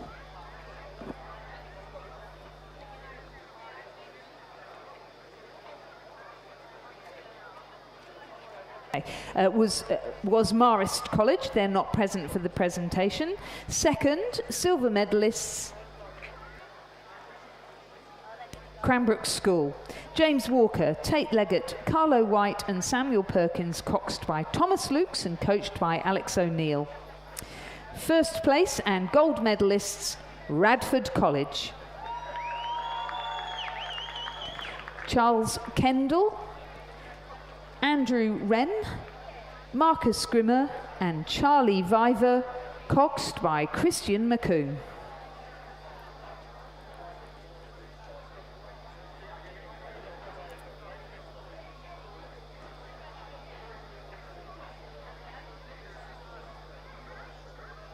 Ladies and gentlemen, please congratulate our winners and medalists in the third quad scull. Thank you, Lizzie. And race 35, the first quad scull is bearing down upon us, and this is the last of the quad scull races for the moment. In lane 2 is Kinross Wallaroo, represented by George Hunt, Angus Hunt, Hamish Searle, Toby Buckland and Jock Peterson. Lane 3 is Radford College, represented by Benjamin Beswick, Kieran Brennan, William Fraser, Alexander Tailby and Jackson Thew. In lane 4 is Marist College, represented by Cooper Clark, Lucas Delgato, Roland Carter, Mitchell Wadey and William Webber. Hunter Valley Grammar School is in lane 5. That's Anders Leonard, Fergus McCormick, Hayden Melmoth, Luke Purdy and Emma Purdy. In lane 6 is Redlands, represented by Toby Anderson, Thomas Hooper, Henry Dobson, Connor Morrison and Henry Priest. Gippsland Grammar in lane 7, represented by Lucas Ray, Cohen Cook, Obi Vardy, Lachlan Harrison and Mia Del Buzo. St Augustine's in lane 8, represented by Hamish Wise, Henry O'Hare, Lachlan Schofield, Rory Parker and Henry Goldsworthy. And Cranbrook in lane 9. This is Maxwell Scales, Christopher Vlahos, James Campbell, Henry Dawson and Fergus Dawson Damer is their coxswain. And through the 1500, Lizzie, it is looking as though a tight affair is unfolding in front of us, but the Marist College combination making the best of things. 0.19 the margin back to Kinross Wallaroo, and then 3.47 back to Gippsland Grammar, currently occupying third place. But Marist College won, Clark, Storgato, Carter and Wadey making the best of things. Certainly not over. No, it's as you would expect. As we've moved up the grades, we've moved to tighter and tighter racing. This Marist College crew certainly looking very neat and tidy. And as always, the Kinross Wallaroo crew coming into the finish line with great gusto and passion and power, driving that blue boat of theirs on the far side, driving it on. Certainly never ever settling for anything less than the very best that they can do. And look at them go. It's the crew of Hunt, Searle and Buckland, and that's a very experienced crew at this point of the regatta, who are just pressing to try and reel back this Marist College combination in lane 4. And they know how to finish, and they know how to finish strongly over at Kinross Wallaroo. But I think it's going to be too flattering for the Marist College. Well, they're going to claim the win by the looks of things now. In the first quad scull, Cooper Clark, Lucas Delgato, Roland Carter, Mitchell Whaley take a bow. It's going to be a win for them. Second place going to Kinross over there in lane 2. Third place, it'll be the crew from Gippsland Grammar and Victoria. Fourth place now going to Radford in lane 3, and then back to St Augustine's in lane 8.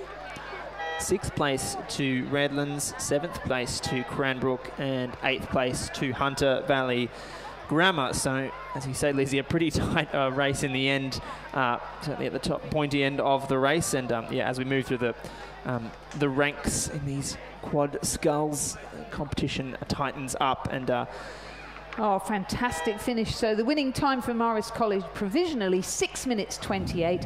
They managed in the end to hold off Kinross Wallaroo by 5 seconds. Gippsland Grammar were a further 2.71 seconds behind. So first Marist College, second Kinross Wallaroo, third Gippsland Grammar. Fourth, Radford College, first time they've been out of the medals. Fifth, St Augustine's. Sixth, Redlands. Seventh, Cranbrook. And eighth, Hunter Valley Grammar School. Congratulations to all those quads for a fantastic race.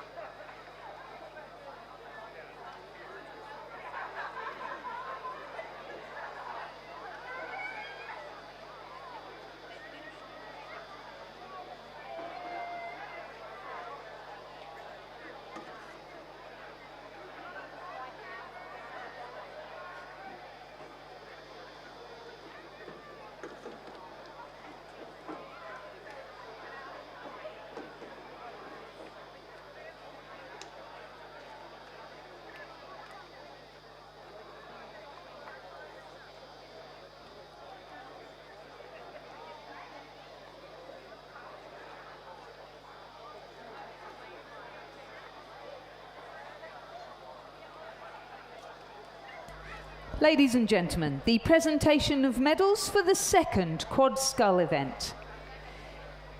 Medals are being presented by Melissa Ashton Garrard, the Chief Executive Officer of Rowing New South Wales. And in third place are bronze medalists Cranbrook School, Oscar Auden,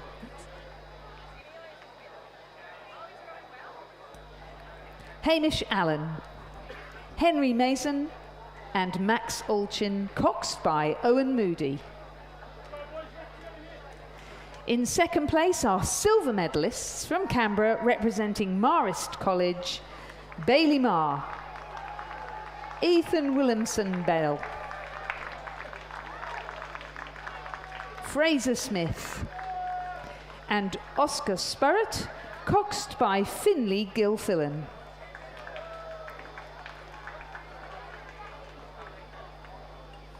Also from Canberra are gold medalists and champions for 2026 Radford College. Owen Scowcroft, Connor Kruger, Darcy Barlow, and Lincoln Uren, coxed by Ben Scowcroft.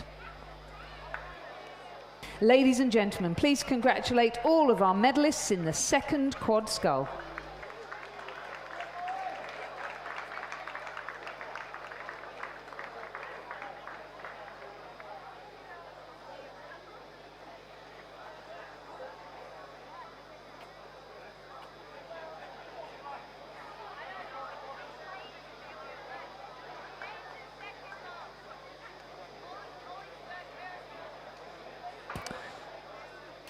Race 36 on the competition lake now. It's the final of the Schoolboy Year 9 single scull. In lane 1 from Sydney Grammar is Mark Bye. In lane 2 from Northern Beaches Secondary is Cassius Young.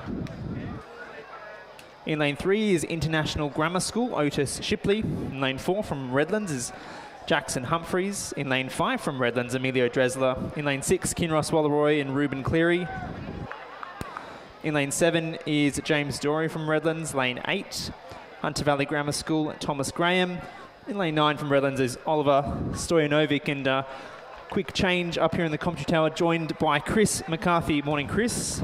Good morning to you, Michael. What a morning of racing we are having here at the Schoolboy Head of the River. And this Year 9 single race, we saw the heats come down earlier, and it was interesting trying to glean some form from those heats, but the message that I got about our race leader at the moment, Ruben Cleary, his older brother Oscar rode in a couple of Head of the River winning quads for Kinross and played rugby for Australia at the Australian schoolboys level, but young Ruben here, they call him Grandstand Cleary, so I'm told, right? And so I was told to watch out for him in front of the grandstand, but he doesn't need to leave it until the grandstand here, as he looks pretty comfortable out in the lead. But there's 2 Redlands scullers and 1 from Sydney Grammar. Mark Bye from Sydney Grammar currently doing battle with Redlands' James Doree and Oliver Stojanovic on the near side of the course, all challenging for a medal.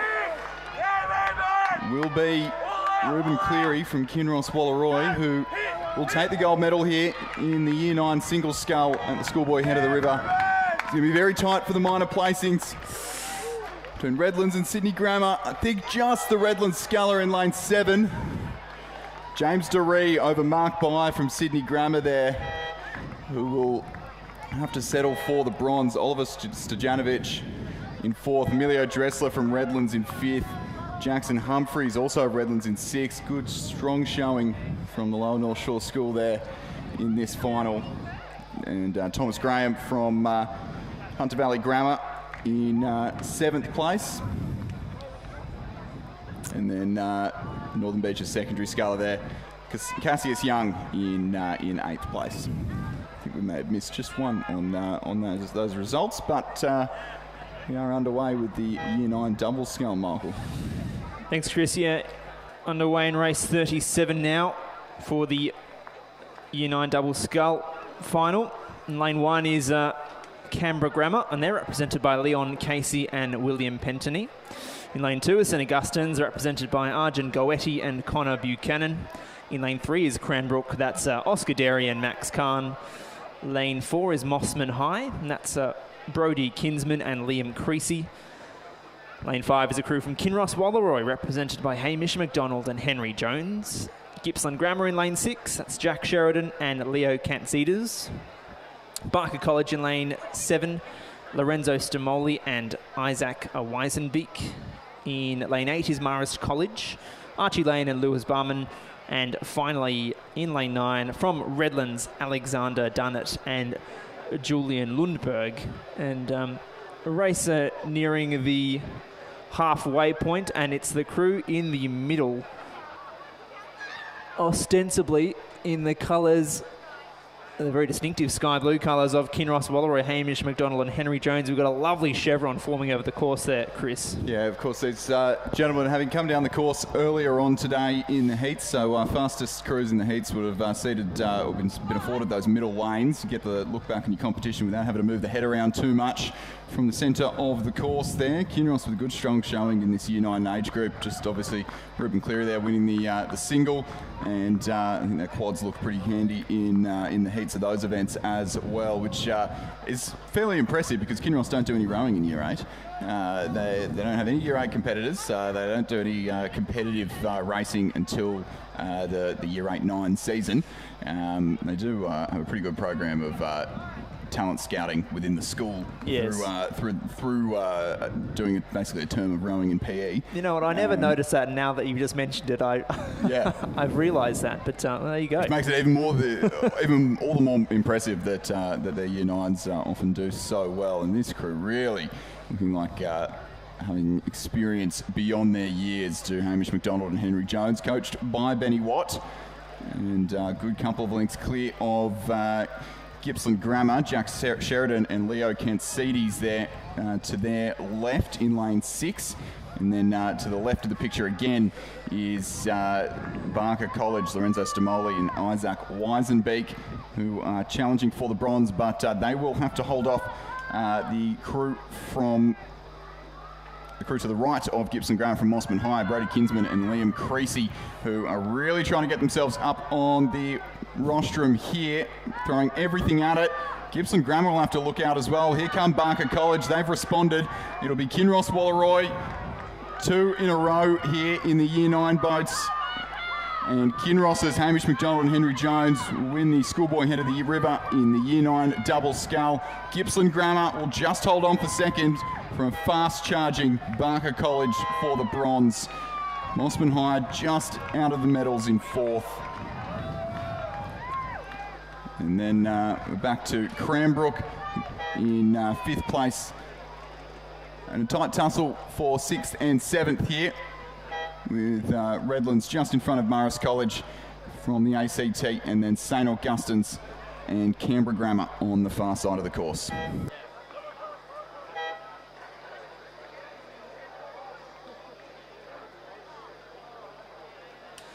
The presentation of medals for race 35, the first quadruple scull. In 3rd place and recipients of bronze medals, Gippsland Grammar, represented by Stuart Ray, Cohen Cook, Obi Vardy, Lachlan Harrison, and Mia Del Busso, their coxswain. In 2nd place and silver medalists, Kinross Walleroy.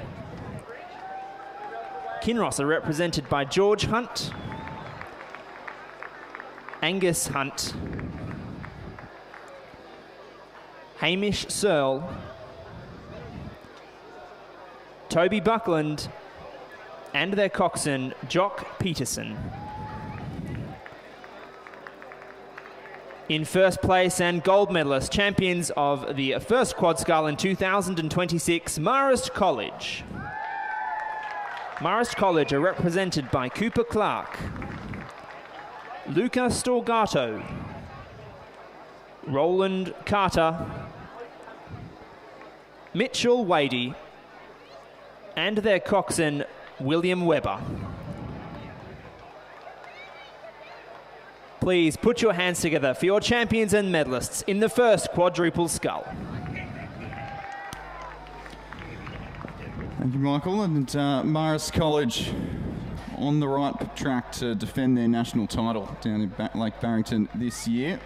bit of a revamped combination from the one that set the national record last year, but going pretty close. And very quick time, going under 6:30 in the Schoolboy, in the Coxed Quad, is no mean feat, especially when here we've got pretty flat conditions.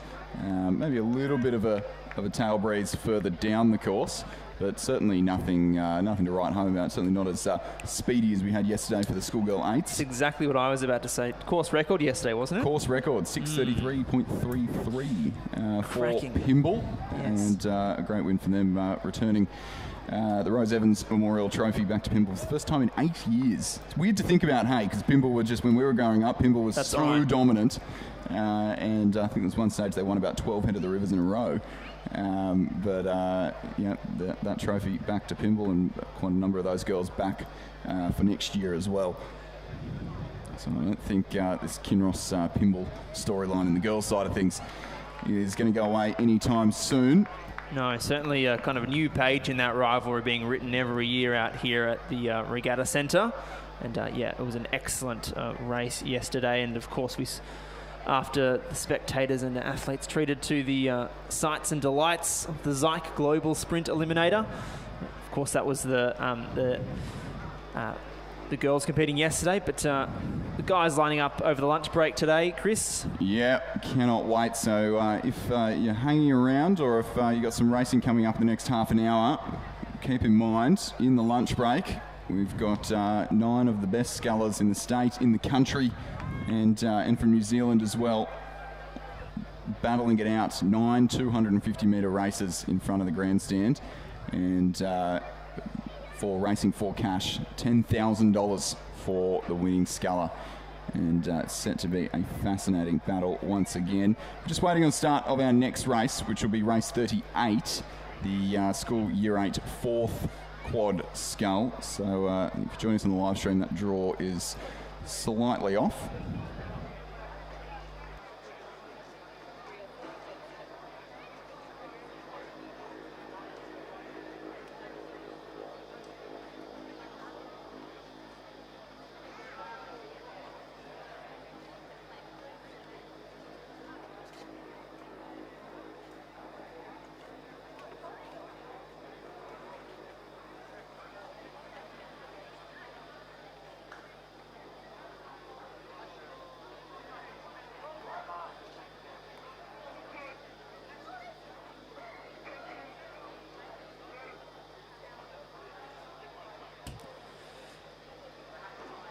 Ladies and gentlemen, the presentation of medals for the Year 9 Single Scull Final. Medals being presented by Ben Watt from Kinross Walleroy. Third place, recipient of the bronze medal, Mark Bye from Sydney Grammar School. In second place and silver medalist, James Dorey from Redlands. In first place and gold medalist from Kinross Walleroy, Ruben Cleary. Put your hands together for your medalists in the Schoolboy Year 9 Single Scull.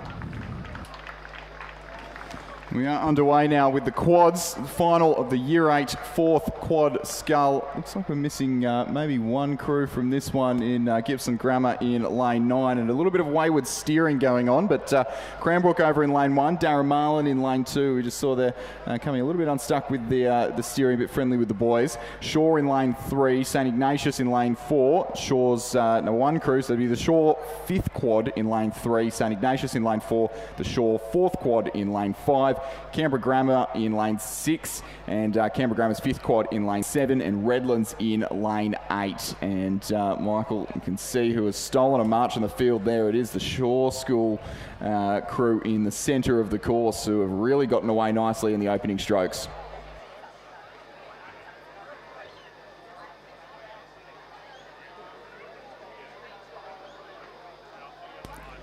So that's the short combination there. Matthew Chapman, William Dixon, Jamison Rose, Harry Bates and Sam Dacomb, the coxswain. But the race is on for the minor medals. St Ignatius to their right. And to the right of them again, the second of the shore combinations. So it could be two shore crews on the podium here in the Year 8 fourth quad scull, which would be no mean feat, but certainly does a lot to demonstrate the depth of that program. St Ignatius currently running second. Shore will have to contend with Canberra Grammar and with both of the Canberra Grammar crews in the closing strokes of this one, because they are hot on the heels of our provisional bronze medalists in the shore fifth quad there. Darren Marlin a little way off the pace on the far side there after some steering issues in the opening stages. I think it looks a little bit, maybe just a tiny few little swirls of wind down there on the start line, Michael. Gave our starters a little bit of drama getting them all set up, and maybe caused our coxswains a little bit of drama in the opening few strokes of this one. But at the moment, still Shore from Riverview from shore. Canberra Grammar looking to get in on the action. Yeah, certainly any disturbances at the start not bothering this Shore School combination whatsoever. Chapman, Dixon, Rose, Bates and their coxswain Sam Dacomb looking very mature and polished in the middle of the course indeed. Shore School, one of those traditional powerhouses of rowing in Sydney, New South Wales and indeed Australia in the schoolboy rowing scene. But like Pymble, have a couple of years where they probably haven't risen to the dominance that we saw from them in the 2000s and the 2010s, but certainly in recent this season, certainly really strong performances across the board from the Shore School. And the moment the Year 8 scullers in the fourth Cox Quad Scull are upholding the strong heritage of rowing at the Shore School in the middle of the course, and remarkably polished performance, I have to say. They're rowing very much in time and with a very long and powerful stroke in Station 5. Matthew Chapman, William Dixon, Jamison Rose, Harry Bates and Sam Dacomb. They're going to claim the win and the gold medal in the 2026 Heather River competition for the Year 8 fourth Coxed Quad Scull. Second place is a little bit tighter, but it's going to go the way of St Ignatius College in lane 4. Third place, okay, it's going down to the line between Canberra Grammar in lane 6 and Shore in lane 3. I think Shore just snatches it in the end. Fifth place going to Canberra Grammar in lane 7. Sixth place, looks like Darren Marlin over there having some steering difficulties throughout this race. And then back to Cranbrook in lane 1. Darren Marlin just floating with the wrong side of the competition lake over there, but I hope all is well. Cranbrook, yes, finishing in 7th place.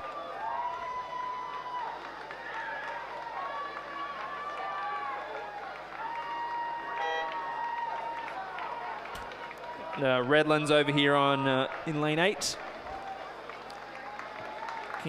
Poised to claim 8th place, and we might have had a start, we might have missed a crew, but Redlands crew looks as though it's the last crew across the line for race 38. We'll turn our attention back to the presentation dais for the presentation of medals for the Schoolboy Year 9 double scull. Medals will be presented by Ben Watt, head of rowing at Kinross Walleroy. Third place and bronze medalists, Barker College, Lorenzo Stamoli and Isaac Weisenbeek. Second place and silver medalists, Gippsland Grammar, Jack Sheridan and Leo Cancides, coached by George Pearson. And gold medalists and head of the river winners in the Year 9 double scull for 2026, Kinross Walleroy, Hamish McDonald and Henry Jones. Crew coached by Benjamin Watt. Ladies and gentlemen, a round of applause for our winners and medalists in the Schoolboy Year 9 double scull. Thanks, Chris. We've got a start in race 39, which is currently on the competition lake. The Year 8 third, Cox Quad Scull. Lane 1, Marist College, Harry Green, Daniel Slater, Luca Hobble, Gus Campton, Aidan McGurk. Lane 2, Redlands, William Morley, Joshua Deck, Yuan, Xander Morley, Jack Carey and Criff Preston. Radford College in lane 3, that's Giles Wyborn, Xavier Lamb, Charles Temby, William Gia and Ben Scowcroft. 4 is Darren Marlin, Tyrus Ballant, Joe Harridan, Lachlan Sloan, Jack Foley and Lucinda Oven. St Ignatius in lane 5, Lachlan Robertson, William Missoura, James Hopkins, Miles Strudwick and Hugo de Jonc. Shaw in lane 6. This is Barney Court, William Marin, Jack Nelson, Teddy McCowan, and, Zach Boyd. Cranbrook in lane 7, Wilbur Savage, Joshua McLeish, Peter Damianos, Ralph Simmons, Jack Foy. Canberra Grammar in lane 8, Patrick Digweed, Alexander Ahmed, Henry Nichols, Gavin Suey, Xavier White, and finally lane 9, Hunter Valley Grammars, Edward Whitburn, Archer Powell, Xander Evans, Lachlan Ryan, and Sarah Wilson. Chris, we've got a race in our hands. Yeah, it is St Ignatius currently leading, and we can see on the drone it's pretty much a neat boat length back to the boys from the Shore Schools, and it looks pretty tough work to make it 2 in a row for the Shore School, but we can see anything happen in these Year 8 quads. But St Ignatius finding another gear there, lifting towards the line. They're just about to cross into the Red Boys, the last 100 metres of the course. And this St Ignatius combination, Lachlan Robinson, William Massara, James Hopkins, Miles Strudwick, Hugo DeJonk and Jack Mackin, the coach of this combination, have done a great job in the early stages and just put themselves in an opportunity to wind towards the line and extend this margin. Our leading 2 crews are some way ahead of the chasing pack, but there is a race on for the bronze medal between Canberra Grammar and Cranbrook on the near side of the course here. St Ignatius will take the win from the Shore School. The Riverview first, splashing the water with delight. Shaw for the silver medal in the Year 8 third quad scull. And Canberra Grammar will get the better of Cranbrook for the final spot on the rostrum. They'll take the bronze medal. Canberra Grammar will Canberra Grammar will take the bronze medal, and Cranbrook will settle for 4th place. Darren Marlin, yes, I often get confused. Darren Marlin and Barker, very similar colours. But Darren Marlin there in 5th place. Radford in 6th.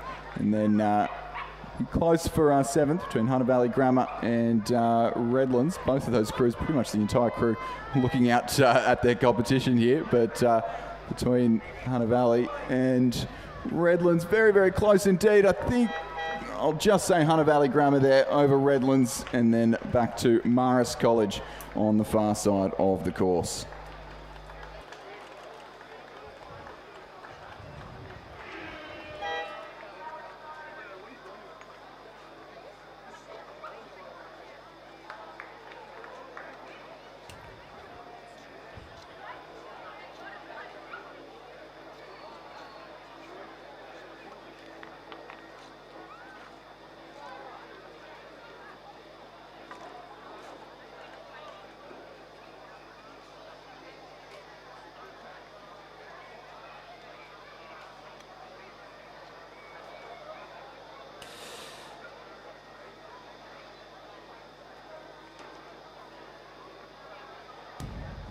So we are underway with race 40, the school Year 8 second Cox quad. So moving our way up the ranks here in this race, approaching the 500 metre mark now. Marist College in lane 2, Canberra Grammar in lane 3, Redlands in lane 4, Radford in lane 5, the Shore School in lane 6, St Ignatius in lane 7, Gippsland Grammar in lane 8, and Cranbrook in lane 9, and pretty even across the field with the exception of Marist College, who look to be a little bit out of things over on the far side of the course here, but seeing the boys from St Ignatius looking to make it 2 in a row here in the Year 8 quads. Canberra Grammar getting up on shore in the early stages of this one in the first half of the race.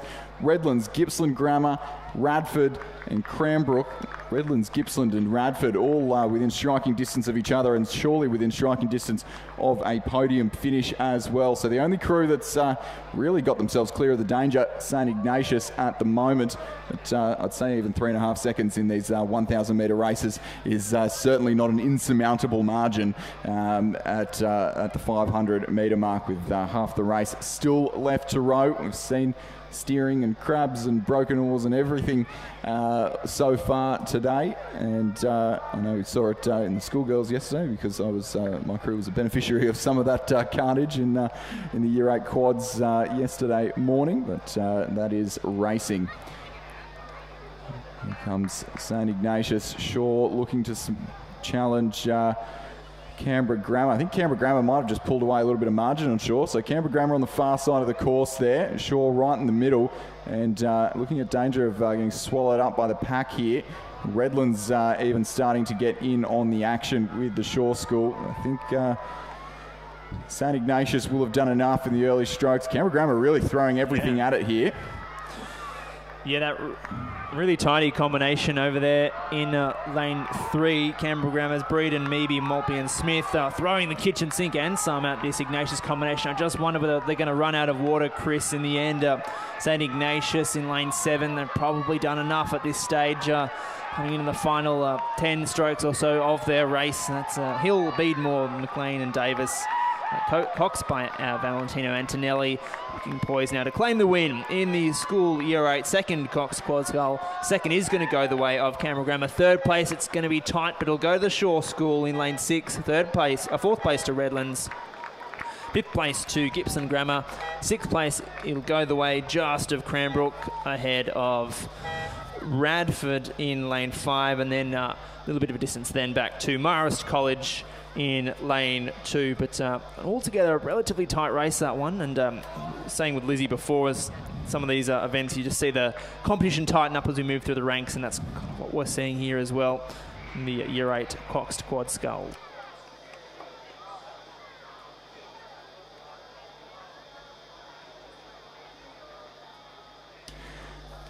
And we're now underway with the year 8 firsts.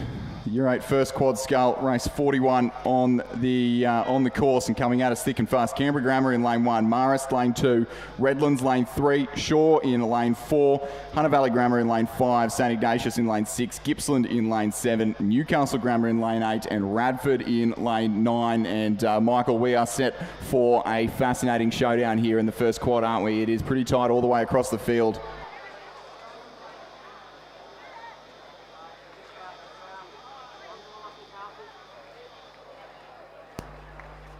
So at the moment, the crew's in the centre of the course. It's obviously a seeded race with some heats earlier on, and it looks like Hunter Valley Grammar and St. Ignatius both out in comfortable positions and starting to separate themselves from the field. But the race for the minor medals is going to be the interesting one. Well, the race for the gold medal is still going to be interesting. Those two crews, bow ball to bow ball at the moment, less than a second separating Hunter Valley Grammar and St. Ignatius. And in fact, Hunter Valley Grammar School pulling ahead of St. Ignatius, the school that's been the reigning Schoolboy 8 national champions and major Rennie holders. And Hunter Valley Grammar School, this would be a great win for them, for the crew of William Ryan, Casper Williamson, Finn Carey, Elihan Sabunya and Emma Purdy, the coxswain, leading by half a boat length here from St. Ignatius College. Yep. Canberra Grammar running 3rd, Bradford 4th and Shaw back in 5th. Absolutely. This would be a real ride-up for Hunter Valley Grammar, challenging the traditional might of St. Ignatius College in this final of the first Year 8 Cox Quad Skull. But there's still plenty of work to do for Hunter Valley Grammar. Have a look at St. Ignatius move now. If you're joining us on the live stream or on the big stream, have a look. St. Ignatius in lane 6, just mounting an almighty surge, Chris, into the final 250 metres. Yeah, Hunter Valley Grammar certainly looked the tidier of the two crews, but here comes St. Ignatius throwing everything at it in the shadow of the post out here in front of the grandstand, putting on a great show. Hunter Valley Grammar with the advantage. Is less than half a boat length now as we're into the red boys, now into the last 100 metres of the race. St. Ignatius, they have the rating up. It's up higher. They're not rowing quite as long, though. It's looking just a little bit more frantic. It's looking calm and composed in the rainbow colours of the Hunter Valley Grammar School. And I think the Novocastrians are going to do it here, and they're going to get one up over St. Ignatius. What a win for Hunter Valley Grammar in the Year 8 first Quad Skull. Hunter Valley Grammar win the Schoolboy head of the river. St. Ignatius take the silver medal. It's going to be tight for the bronze, but Canberra Grammar get up over Gippsland, Redlands, and then Shaw.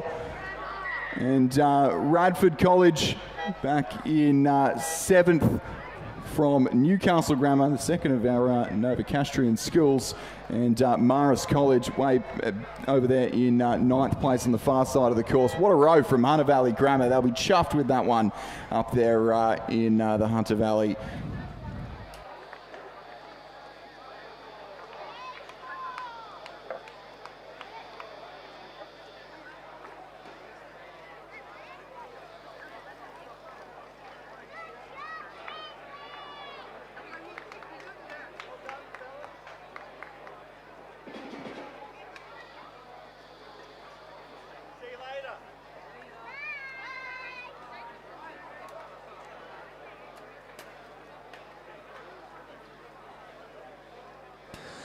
Presentation of medals for race 38, the school year 8 4th Coxed Quad Scull. In third place, recipients of bronze medals, the Shaw School. Shaw represented by William Merrin, Benjamin Pan, Jaden Salvage, Caleb Virgo, and Jack Livingston. Second place and recipients of silver medals, St. Ignatius College Riverview. Represented by James Finnis, Oliver Buriak, Clyde Toohey, Ed Brownie, and their coxswain, Charlie Fox Ashwin.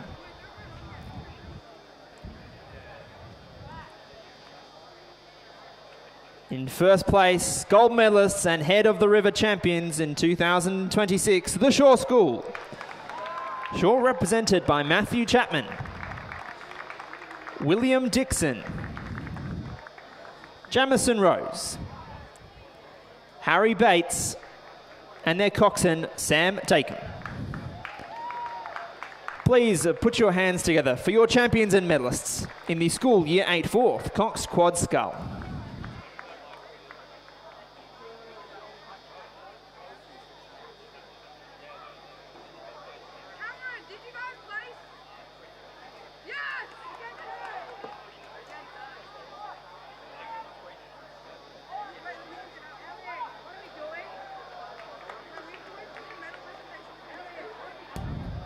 So a couple more races left before the lunch break and our Zeke Global Sprint Eliminator on the waters in front of the grandstand. So make sure you are hanging around, find a good seat for that one. The grandstand sure to fill up fast.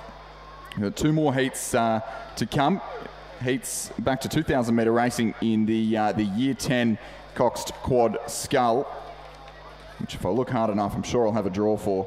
So two heats, top four plus next one fastest crew will be going through. So we've got all five crews on the course here in this first heat.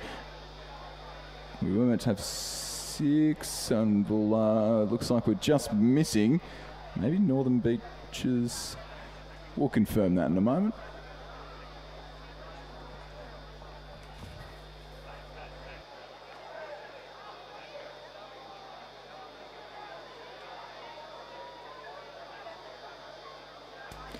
And as we mentioned, the Zeke Sprint Eliminator, if you've got a little bit of time on your hands to the lunch break and you want the best view of just how close the racing gets, we are in search of a few more volunteers up in the finish tower to press those finish buttons. So if you think you've got the fastest thumbs in the West out here, and you can help us out with the timing in the finish tower, air conditioning, you get a t-shirt and a wristband, and you'll be helping put together one of the best events in on the Australian rowing calendar here. So if you've got some time on your hands and you can help out in the finish tower on the timing buttons, please make yourself known up here at the finish line of the course. Andy Hoffman's just volunteered his time to come up here. Reckons he's pretty quick. Famously dexterous fingers on him, Andy Hoffman.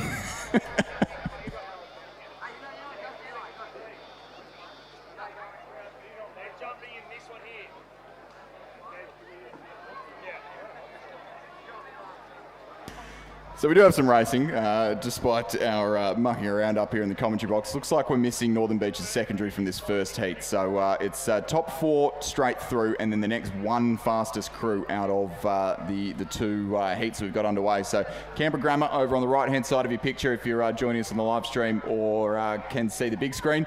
In lane 3, Cranbrook in lane 4, Radford College in lane 5, Northern Beaches Secondary not there in lane 6. Barker College in lane 7 and Newcastle Grammar on the near side of the course in lane 8.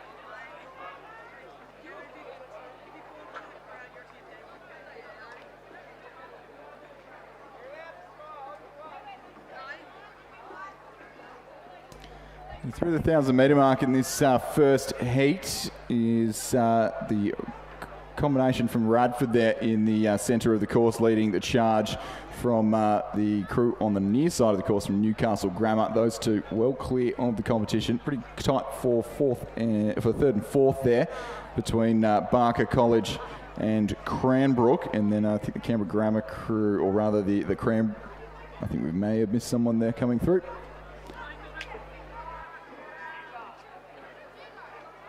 Presentation of medals for race 39, the School Year 8 third Cox Quad Scull. In third place, recipients of bronze medals, Canberra Grammar School, represented by Patrick Digweed, Alexander Ahmed, Henry Nichols, and Gavin Suey. Their coxswain, Xavier White.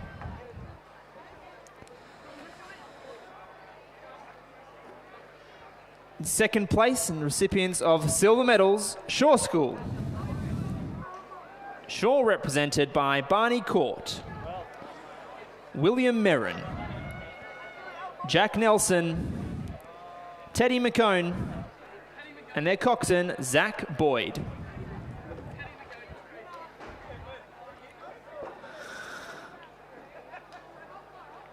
First place, gold medalists and Head of the River champions, the School Year 8 third Cox Quad Scull for 2026 St. Ignatius College Riverview. Represented by Lachlan Robertson, William Macera, James Hopkins, and Miles Strudwick. Their coxswain, Hugo de Jonk. Please congratulate your champions and medalists in the School Year 8 third Cox Quad Scull.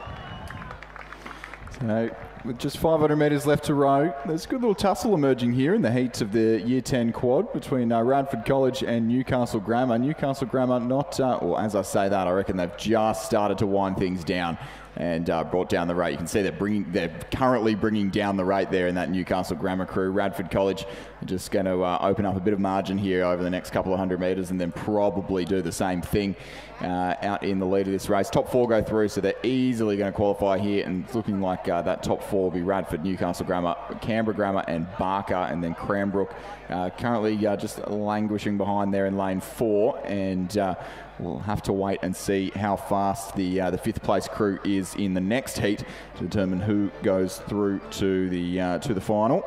With only 5 crews in each of these heats, there's only going to be one to miss out, which is pretty savage progression in this one. But Radford College, that's Victor Cumpston, Louis Hayward, Jay Irwin, Archie Davis, and Jake Espinosa in the Cox's seat. Jake Espinosa's had a run down the course already this morning in the single scull earlier on. Wasn't maybe the fastest run down the course, but he's definitely familiar with the conditions here for his crew, and maybe it's paid dividends. And Canberra Grammar there on the far side of the course now starting to encroach on, maybe have even overtaken Newcastle Grammar, as Newcastle Grammar just conserves some energy into the line here. Radford maybe not quite letting off things. They've still got the rate up, but probably not quite at peak speed as they approach the finish line. Here comes Radford College. They will take an all-the-way win here in this first heat, and I think Newcastle Grammar have maybe just seen the danger, put in a couple of big strokes. That is as close as it gets there for a photo. I'm not even going to call that, Michael, unless you've got a slightly better idea, but I'm going to call a win for the Novocastrians by a very narrow margin. Silver medals to Newcastle Grammar, third place to Canberra Grammar, but we'll wait and see, Chris. Barker College just coming into 4th place now.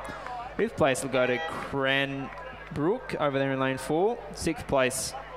That's it, just the 5. So we'll wait and see who is going to progress through the final with the next fastest time. As we turn our attention back down to the rostrum for the presentation of medals for the School Year 8 second Quad Scull. 3rd place and bronze medalists, the Shaw School, James McConaughey, Oscar Elliott, Billy Baines, Sterling Armstrong, and their cox, Hugh Young.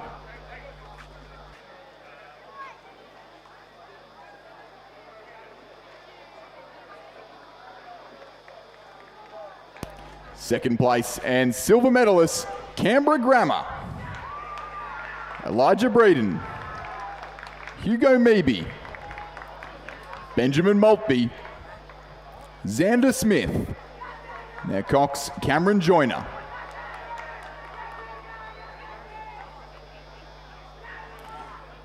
First place and gold medalist, St. Ignatius College, Maximilian Hill, Carter Beardmore, Felix McLean, Edward Davis, Valentino Antonelli the Cox. The crew is coached by Lachlan Easdown. Ladies and gentlemen, a round of applause for our champions and medalists in the school Year 8 second quad. Thanks, Chris. And just a quick word on the outcome of the photo finish in race 42. It was a silver medal for Newcastle Grammar, pipped Canberra Grammar by 0.03 in the end. So my preliminary determination being vindicated there just on the line. But yeah, phenomenal effort by both of those crews, Canberra Grammar and Newcastle Grammar. But recapping the result, win for Radford, second place in Newcastle Grammar, third place Canberra Grammar, fourth place Barker, fifth place Cranbrook, sixth place Northern Beaches Secondary. For the moment, Chris, race 43 are well underway, bearing down upon the 1,500 metres.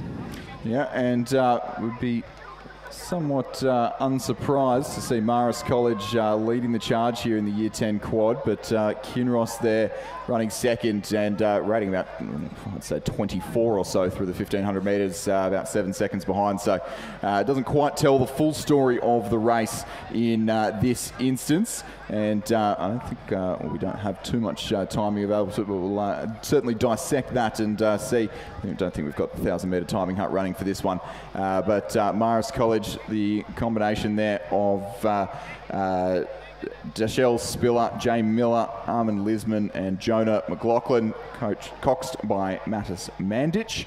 And that's combination looking to follow in the footsteps of their senior quad, who took that win earlier on today in such fine form. And this is a program really going from strength to strength in this Year 10 group. It's been great in the single and the double, and competitive boats as well, and a real shot at the win in this event, and probably a real shot at the national title in a couple of weeks' time in what is always such a competitive event, the under-17 quad, and not one that Marist College has won before. They've only won the one big boat national title, which was last year in the Schoolboy quad. Before that, Harrison Braithwaite in the under-17 single a couple of years ago. And really a program on the rise, despite being essentially a club program. Yes. Like they're volunteers and not too much to do with the school itself, and doing a really good job down there on Lake Burley Griffin. Here come the blue and blue stripes of Marist College. And a little bit quicker than the last heat, but I wouldn't be reading too much into anything there, but certainly would be the favourites going into this one.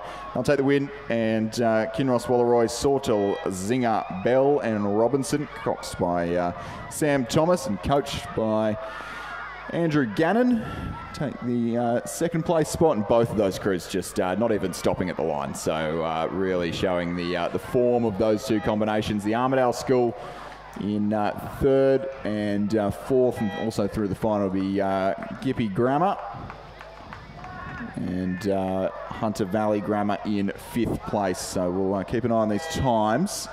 And the fifth place time from Cranbrook, 7:32 in the last heat and 7:34. So it will be Cranbrook from the first heat that is the final crew to progress, and Hunter Valley Grammar missing out in this instance.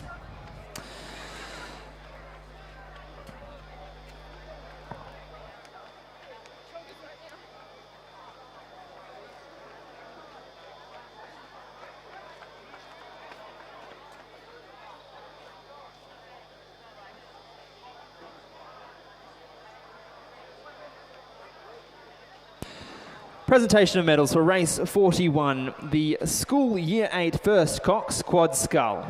In third place, Canberra Grammar School, represented by Caleb Edel, Max Millen, Willem Grinland, Benjamin Latham, and their coxswain, Mac Bottrell.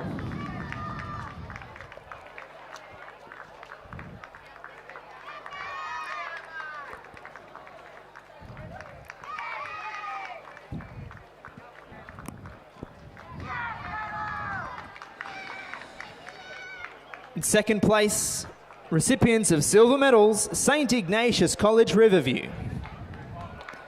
Represented by Darcy Kennedy, Joe Eisenhower, William Bailey, Osho Fulton, and their coxswain, Grayson Polhill.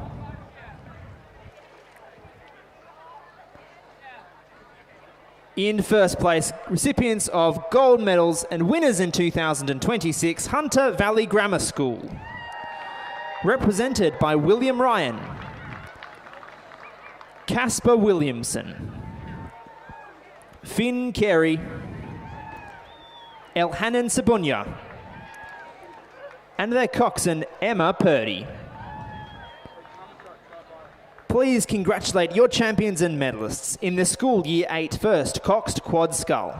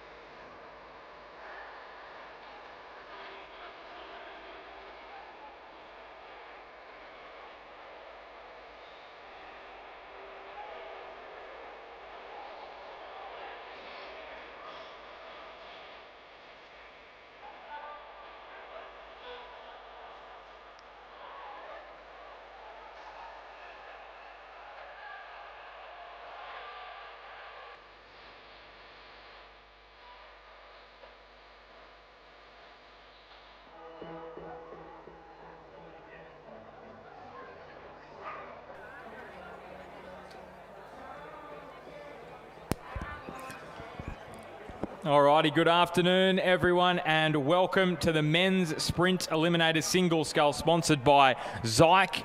It is the Zeke Global Sprint Eliminator, our second edition of it here in 2026. After last year, it was Hamish Danks who took out the crown and he is back for another year. Can he make it back-to-back wins? We will find out.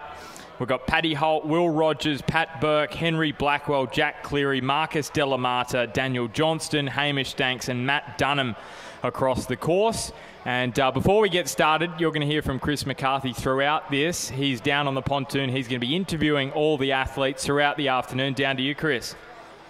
Thank you very much, Ben. Welcome everybody to the Zeke Sprint Eliminator, the men's eliminator for this year. Had a great afternoon yesterday with some of the best scullers, female scullers in the world, and now we've got some of the best male scullers from around the country and from New Zealand here to race over 250 metres. If you weren't here last year and you're not familiar with the format, 250 metre race, 9 of them will contest it. Last place, you're done.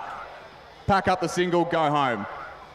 So on and so forth until we get to the last race, or the last 2 races. Third place gets $3,000. Second place, $4,000. And first place, the one who wins or gets through to the last race and wins the final 250 metre sprint, will walk away with $10,000 cash. Thank you to our very generous anonymous donor here at Rowing New South Wales.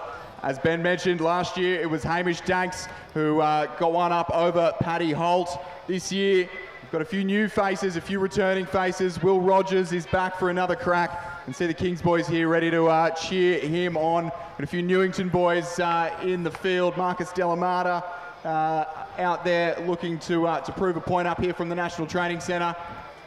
Matt Dunham from New Zealand, who won the Henley Royal Regatta in the single a number of years ago. Alex Rossi over from West Australia, who is Australia's only current Olympic sculling medalist, who's still rowing on the national team. He will be looking to put that experience to good use here on the course today. 9 races ahead of us, $10,000 in cash. Got 2 minutes until the first race starts. Let's make a little bit of noise just for all of our scullers. They can hear you from here. Then we can do a little bit more than that. There we go.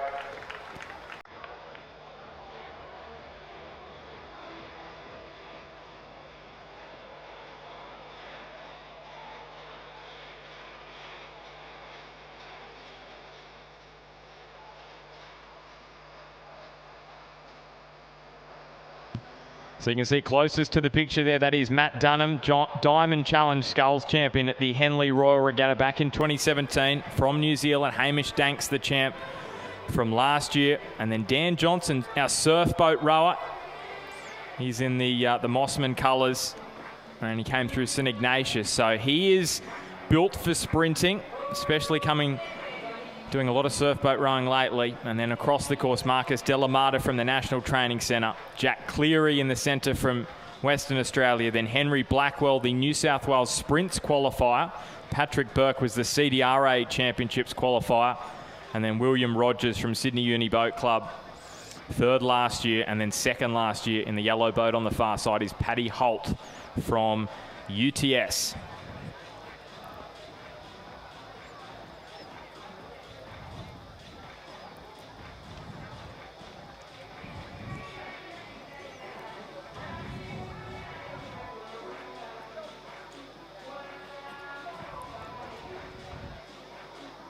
So we're underway in the first heat in the Zeke Global Sprint Eliminator, the men's edition, and you can see how quickly on this near side Matt Dunham is moving from New Zealand. But look at Hamish Danks. He gets himself at least half a boat length very, very early on in the business here. Of course, you don't want to finish last, but you don't want to extend yourself too much. You've got to save some energy for the back end. It's probably Dan Johnson who's sitting in the elimination spot at the moment. Paddy Holt is keeping his head just above water. So too is William Rogers over on that far side of the course. But it is the Mossman Zudi behind at the moment as they come into the last 50 metres here. And it looks as though it will be Mossman who is eliminated first, and it will be just so. It's Dan Johnson who misses out in the first heat of the sprint eliminator. It was tight as you would expect. just under 46 seconds. Henry Blackwell, the judge, to be getting through in first place. And you can see Hamish Danks, he got himself out really early. And he had the benefit of being next to Dan Johnson, so he knew exactly how he could measure that effort. The boys on the far side, not quite as sure. And unofficially, giving it to Henry Blackwell in lane 4, taking out that first heat. Not that it matters. All that matters is you don't finish last. And we're going to hear from Dan Johnson very, very soon. Well, there we have it, ladies and gentlemen. The first knocked out, Dan Johnson from Mossman Rowing Club. Experienced beach sprints and surf boats rower. An old boy of St. Ignatius College. Make him feel very welcome on the pontoon when he comes in. We'll have a quick chat with him and get his thoughts on his experiences out there in the Zeke Global Sprint Eliminator.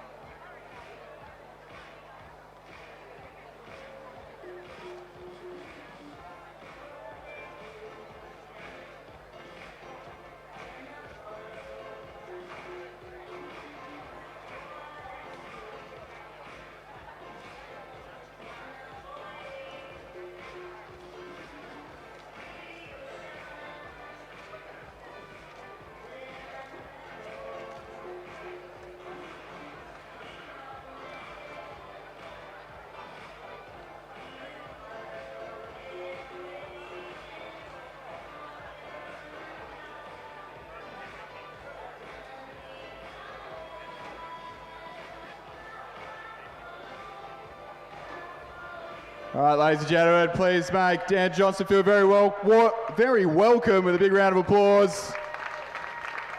So, Dan, you're probably a bit more well known for your time spent in slightly rougher water than this, but the short distance is kind of your thing. How did you find it out there in the sprint eliminator? It was good, a bit messy. Had a few bad strokes, but I think I was how I went at the start. But yeah, I think I need to clean it up for next time, hopefully.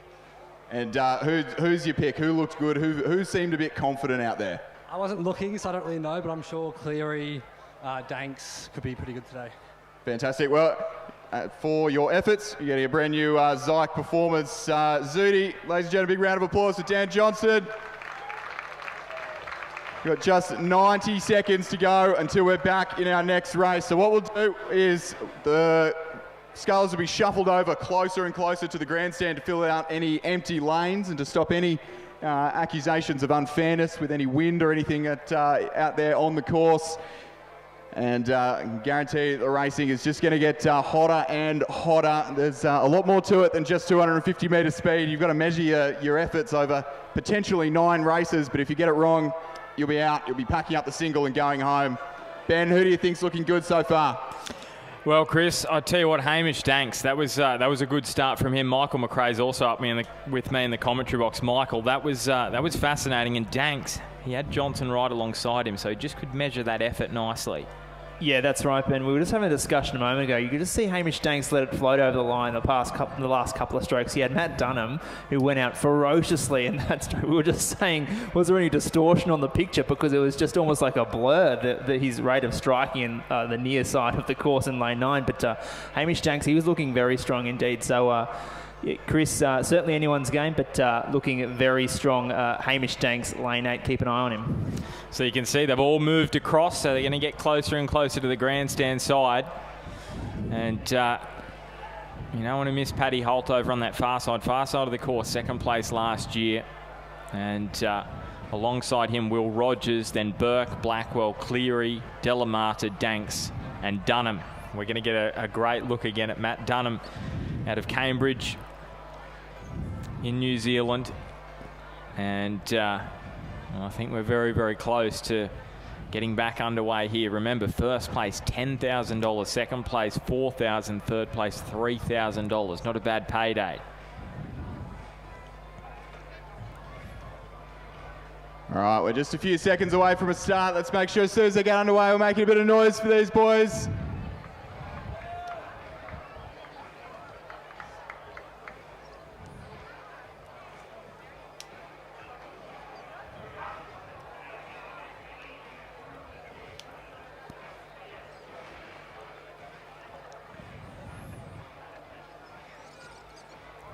So just trying to get themselves sorted in there, correct lanes. There's a little bit of a tailwind, you could say. Just the slightest whisper on the near side of the course here, Ben. You can see if you're in the grandstand. But all in all, relatively fair, I would have thought, across the entire course. Yeah, what a day we've had for the Schoolboy head of the river today.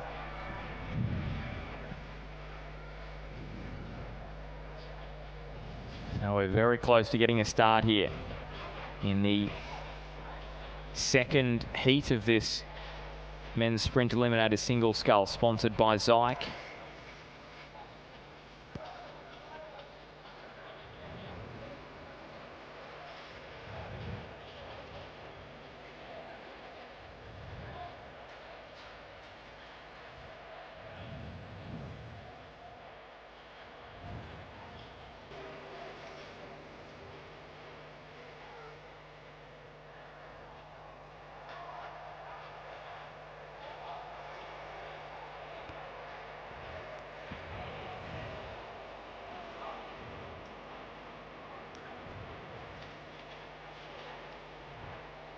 All right, ladies and gentlemen, let's make a bit of noise. They're about to get underway in round 2 of the Zeke Sprint Eliminator. And we are underway. Round 2 gets started. Another good look there at Danks and Johnson. They're very, very well on this near side of the course. So too Paddy Holt. And then Patrick Burke as well. Looks like he's in about 4th position. But the problem spots over on this near side of the course. Marcus Delamata, can he get himself out of that position? Jack Cleary's also dropped back a little bit. Those two are on the hot seat at the moment. Maybe just slipping back a little bit is Rogers over on the far side of the course. As they come down to the line, this is going to be very, very tight. Even Matt Dunham just off picture at the moment. Danks is having a look. He's going to be safe. And there's about 50 metres to travel. It's going to be hard to split them. Cleary, or will it be Dunham as they come down to the line? It could require a photo, but maybe it's the Olympic bronze medalist Jack Cleary who could have missed out. It is very, very tight. That's what the unofficial results are giving us. Dunham looked like he was under pressure there at the back end. And I think he just did enough here. Look at this. Little extra stroke there.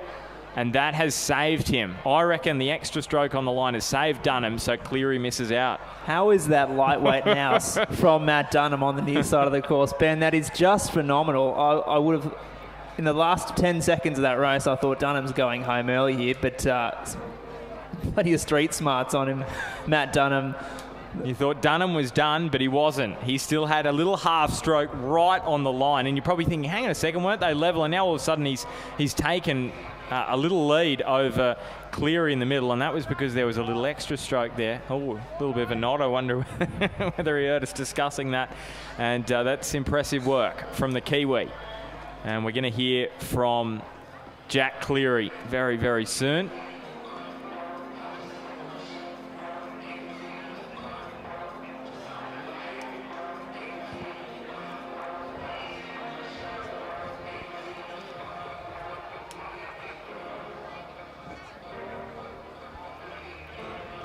Well, last year we had Alex Hill knocked out in the first round, Olympic gold medalist. Yesterday morning we had Lucy Spores, Olympic gold and silver medalist, knocked out in the second round, and today another upset, Alex Rossi out in the early round. So stay tuned. Let's make it very welcome when he comes into the pontoon. A big round of applause, and we'll have a chat and get his thoughts on how it unfolded.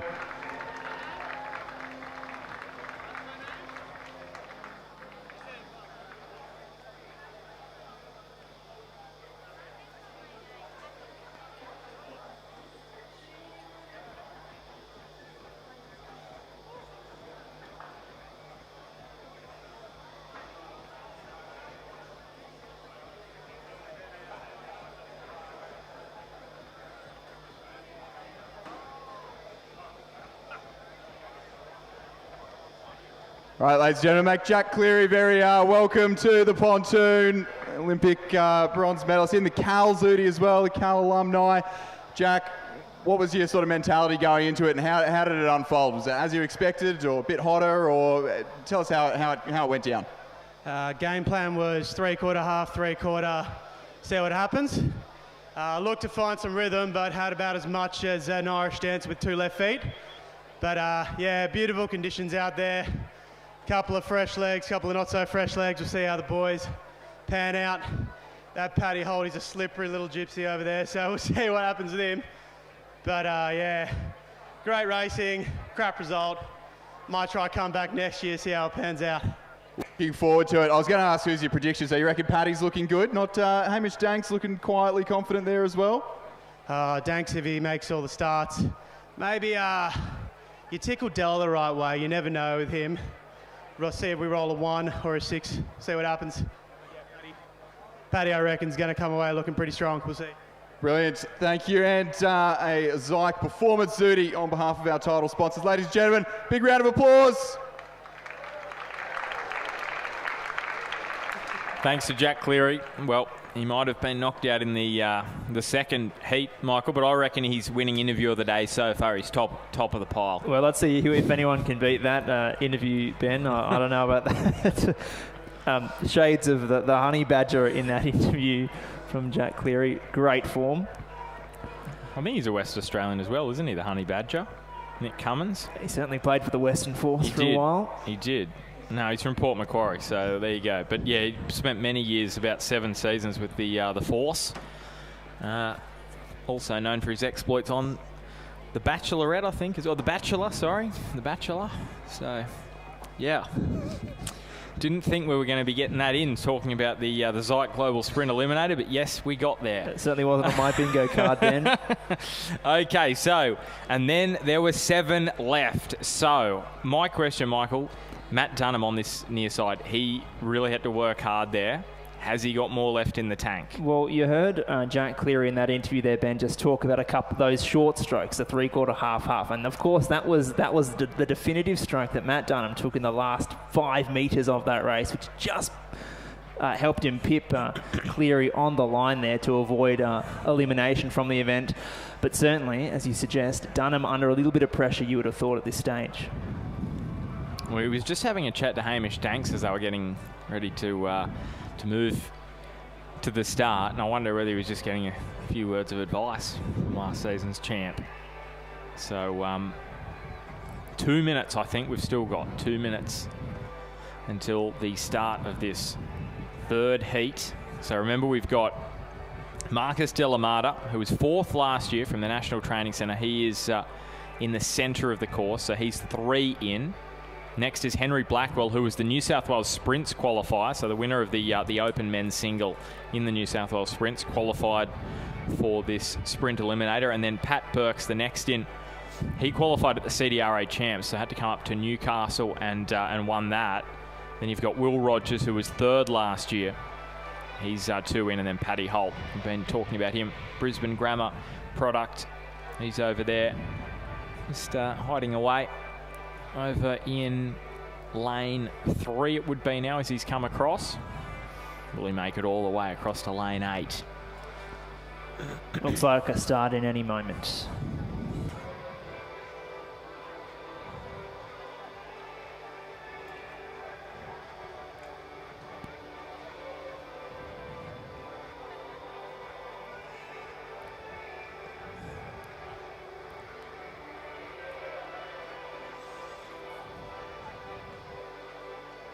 Okay, so we're underway. Heat number 3. And just a little further back, Will Rogers and Henry Blackwell over on the far side of the course. Patrick Burke as well. And they are sitting in those elimination spots. You can see Matt Dunham. He's again working hard on the near side of the course. Another man who is in a good position is Hamish Danks. He can probably turn it off a little bit here now that he is in such a solid position. Patrick Burke has just dropped off a little bit. Can he haul himself into it late on in the piece? Marcus Delamata is just sitting off him at the moment. He's having a look, and I think it is all over. Patrick Burke has conceded, and, well, these boys will be absolutely loving that because they can just cruise all the way to the line. I tell you what, they're going to be buying Pat Burke a beer, I think, after this. And that'll just give them more than enough time to refresh before the next one. High drama, Ben. Have you seen anything like that, Michael, in the Sprint Eliminator? I haven't, Ben. Chris? Well, I reckon a few games being played there, taking any chance to conserve a bit of energy. Certainly, by the time you get to the end, we saw it yesterday with Romy Cantwell up from Victoria, how much 7 or 8 races can take it out of you. So any chance to conserve a bit of energy. There's certainly some games being played here.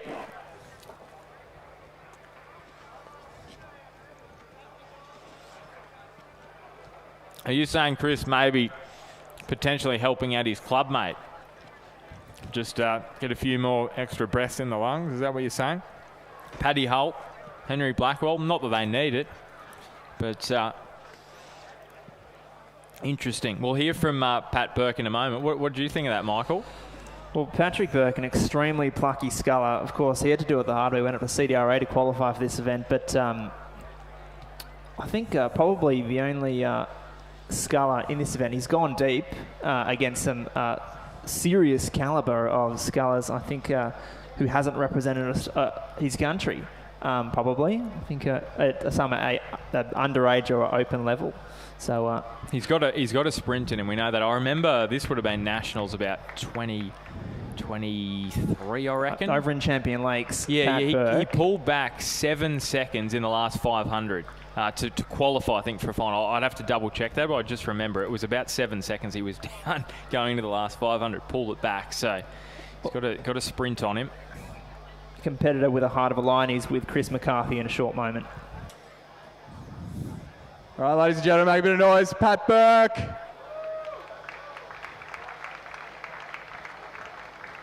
Now, Pat, you didn't waltz in here with a wild card like everyone else. You had to do the hard yards and qualify up at the CDRA regatta. What did you make of the event? What did you think going in? Do you think it was going to be that tough? I knew it was going to be tough. I think I was a bit of an underdog in this. A lot of the guys have international experience. So it's always going to be tough. They're obviously quite fit, these guys. Struggled with the backup there. I feel like I was doing well on the first 2. Had some good high-end speed, but yeah, couldn't hold it on. And, I mean, we saw there as soon as you took it down, everyone's keen to conserve a bit of energy. What sort of tactics do you think are being played? Do you think there's anyone who's got a little bit more left in reserve that we're not seeing yet? I think the strategy is just out hard and hold on. There's not much time to play into tactics. I wasn't looking around a whole lot anyway. Yeah. All right, Pat, congratulations on making it thus far. We'll have a Zeke Zudi for you. Any St. Augustine's boys here? Big cheer for Pat Burke. Big round of applause. All right. Thanks, Pat. We've got just over 90 seconds. We'll have a start in the next race. They're shuffling over, getting their lanes. I'm sure there's some objections being thrown and some more gamesmanship about the lanes and all the rest of it, but we wouldn't expect anything less when there's $10,000 up for grabs here at the Zeke Sprint Eliminator in 2026. So we're down to 6 and just halfway there to the big prize money. And you can see the countdown is on. Just bottom of camera there, and that's Henry Blackwell out of UTS and Sydney Grammar. Next to him you've got Marcus Delamata from Newington. Sydney Uni Boat Club is his current club. Hamish Danks also out of Newington, and now with Sydney Uni Boat Club. Matt Dunham, as we mentioned, St Peter's, his schooling in New Zealand with the Cambridge Club. And then over on that far side, Paddy Holt out of Brisbane Grammar, and now UTS, and Will Rogers out of Kings, and now Sydney Uni Boat Club. So some proud schools represented here today at the head of the river, the Schoolboy head of the river. Just thinking about recovery time here, Michael, and what you're doing for recovery. How many gels do you think you'd be packing there if you're one of these boys? You're probably packing a fair few up your Zooty there. We saw some extremely heavy legs on the pontoon as our first couple of eliminated competitors come off the water there. And similarly, yesterday with the women's sprint eliminator, it was some heavy going towards the end there. But we're going to have a start the next heat of the sprint eliminator shortly. 2 minutes, we're told, until the start. So an extra 2 minutes just to get a bit of breath back in the lungs. So Dunham, we were speaking about him going into that third heat thinking, okay, how is he going to cope after just getting through in the second heat? Well, he's hung on. Can he do so again here? Well, it has to be said, Ben, certainly the highest rate of striking you would have thought across the course being set by Matt Dunham, looking as though he's working very hard indeed on the near side of the course. So perhaps keep an eye on him in this race and see what he can do to ward off the competition. Well, otherwise it's going to be UTS v Sydney Uni if Matt Dunham can't hold on. So a battle of the battle of the big Sydney clubs. And it was that in the final last year with Danks against Holt. So here we go.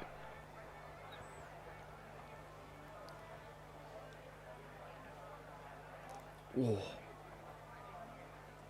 Thought for a moment there was going to be a false start there in lane 8 from Hamish Danks as they called attention. He's got himself underway again here very, very nicely. Henry Blackwell as well. Paddy Holt sitting up there. But Delamata has just slipped off the pace. How is Dunham out here on the near side? He is also under a little bit of pressure. Out wide in lane number 9. Danks again with a really good rate of striking here. He is looking pretty controlled now as he looks across to his left, and he has at least maybe a boat length lead back to the Kiwi, and he's just slipped back, has Matt Dunham. Can he turn things around in the last 50 metres? It would seem like he can't, and it is going to be a battle of the Sydney siders in the last 5.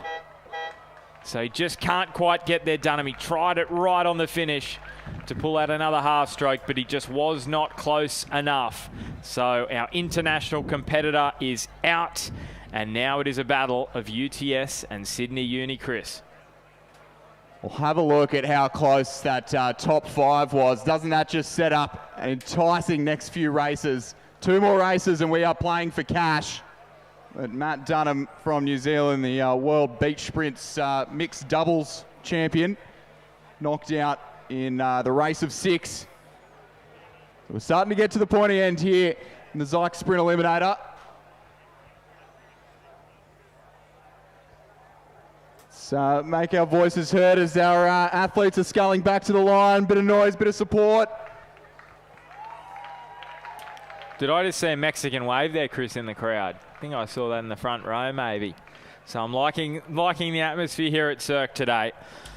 And I think the cream is rising to the top here, Michael. We were expecting the likes of Holt, Danks, Rogers, Delamata. They were the top 4 last year. They're back here again. Will they be the top 4 again this year? Well, the form guide certainly stacking up so far, Ben. And as Chris said a moment ago, just those scullers on the far side of the course, Holt, Rogers, Blackwell, Delamata and Danks crossing the line almost in perfect synchronisation at the end there. So setting up a delicious encounter in the next couple of heats. Not much separating them at all. But we'll hear from Chris McCarthy and Matt Dunham in just a short moment. Well, surely Matt Dunham, can he beat the interview with Jack Cleary? What was it, an Irish one-footed dance, something along those lines? Surely the Kiwis got something special here. Let's go down to hear from Chris.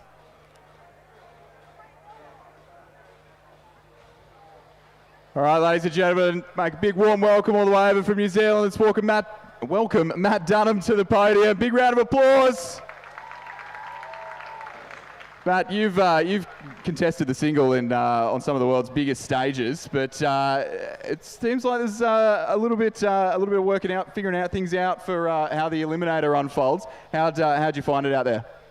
That is absolutely brutal. Like, we're all used to 2Ks and stuff, but man, 250, different game. And even like each 250 to the next one is a complete different feeling to the last. So I gave it everything. I was trying to delactate, but I think at that one, I just didn't have that top speed that these dudes have. They're just absolute killers, man. They took it. They're good on them. Who do you think's looking good out there? I think I reckon there's a few people hiding a bit of pace at this stage. Do you reckon there's anyone that's going to be a favourite, or you think it's going to be as tight as that was all the way through? I actually don't know. Like, Hamish is doing mean. Like, every time, except he almost DQ'd that last start. But I was like, oh, thank God he didn't, because I reckon he's my boy for this one. I'm backing him. I think he's got it. Brilliant. You've heard it here first. We're looking at Hamish Danks possibly for another win 2 years in a row. Matt, thank you for joining us here. We've got a Zeke performance duty for you. Ladies and gentlemen, a big round of applause for Matt Dunham. Thank you, Chris, and thank you to Matt Dunham. Yeah, we did think there, Michael, that Hamish Danks, he almost jumped the start. He just had to get those blades back in the water and get the boat still, but yeah, that was that's hard, especially it can throw you at the start of especially a 250-metre race. Just a tiny little kind of movement on the corner of Matt Dunham's eye, as you mentioned earlier, Ben. Almost looked like it was going to be a false start, but interesting that Matt Dunham picked it up as well out of the corner of his eye. But a couple of minutes yet to the start of the next heat. Holt, Rogers, Blackwell, Delamata, and Danks. Well, what do you think? You think it's going to be the same top 4 as last year? Because if that is the case, it would be Henry Blackwell from UTS that would be eliminated here. Last year it was Danks, of course, first, Holt second, Rogers third, Delamata fourth. Well, it has to be said, Henry Blackwell coming into this race with a season of fantastic form under his belt, Ben. He's a finalist in the Prince Albert Challenge Cup at Henley Royal in 2025. He was rowing in the Edinburgh University colours on that occasion. They're defeated by the University of London in the final. Of course, rowing out of the UTS Haverfield Rowing Club, current club captain as well there. So plenty of form, and he's rowing in the pair this year with Mackenzie Thompson in the main, but a fierce competitor and extremely fit. So I certainly wouldn't be writing anything in stone at this stage. Each of these competitors are thoroughly experienced and very fit. So I heard Matt Dunham say it's a special kind of race going on out there, the successive 250 metres. Well, you can see Blackwell right bang in the middle of this course. So, wonder if there's a bit of banter going out there, Ben, or is the banter all dried up as the competition has worn on? Well, this is interesting as well, because Danks now has to row in lane 9. He's been in lane 8 for the most part. I don't know whether you read too much into it, but in this kind of eliminator, sometimes you get set, you enjoy your lane there. Paddy Holt, though, he's been moving across every time, so he's used to the change up. So a little bit of breeze blowing, and as Michael said earlier, it's pretty fair across the course, you can see, but it's a little bit of still water behind lanes 8 and 9, or 6 and 8 on the screen you can see there. So I think we're about to get underway here. The final 5. The D final, we're calling this one, the men's sprint eliminator. Oh, Danks. Again, a little movement, and they're underway. Don't know whether that's a little tactic from from Danks, just got it moving a touch, and he is again like absolute lightning. So the 1 and 2 from last year are 1 and 2 early doors here. William Rogers, he is going to have to get moving. He's going to have to get really busy as time runs out in the last 5 of this Zeke men's sprint eliminator. It is Rogers just slipping back. Blackwell is in a really good position. So too Paddy Holt, as is Delamata on this near side, so he's going to have to get going is Rogers. It's probably Delamata who's closest to him. He has a little bit of a look across the course. Holt's in a good position. Danks is as well, and it will be Rogers who is eliminated. Will Rogers, who finished third last year, he's going to have to be content with fifth in 2026. So it's a different top four this year. Now, unofficially, they were saying Delamata. Now, I'm pretty confident that it was Rogers. Let's have a look on the replay, Michael. You're going to back me up on this? You've got the spectacles on as well, so please.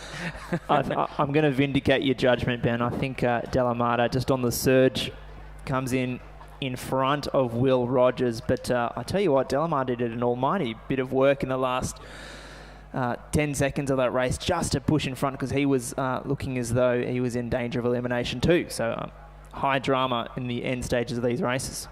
All right, Chris. Well, there we have it. That's one of last year's top three eliminated. And, the Kings boys walking out. Not even going to stay to cheer on Will Rogers there. But let's have a big cheer when he makes his way into the pontoon. He was third last year, but not going to grab the cash in 2026. Will Rogers out in the round of 5. And then there were 4. We'll be racing for cash in the next one. One more eliminated in the top 3. $3,000 for third, $4,000 for the second place sculler, and $10,000 for our Sprint Eliminator champion in 2026.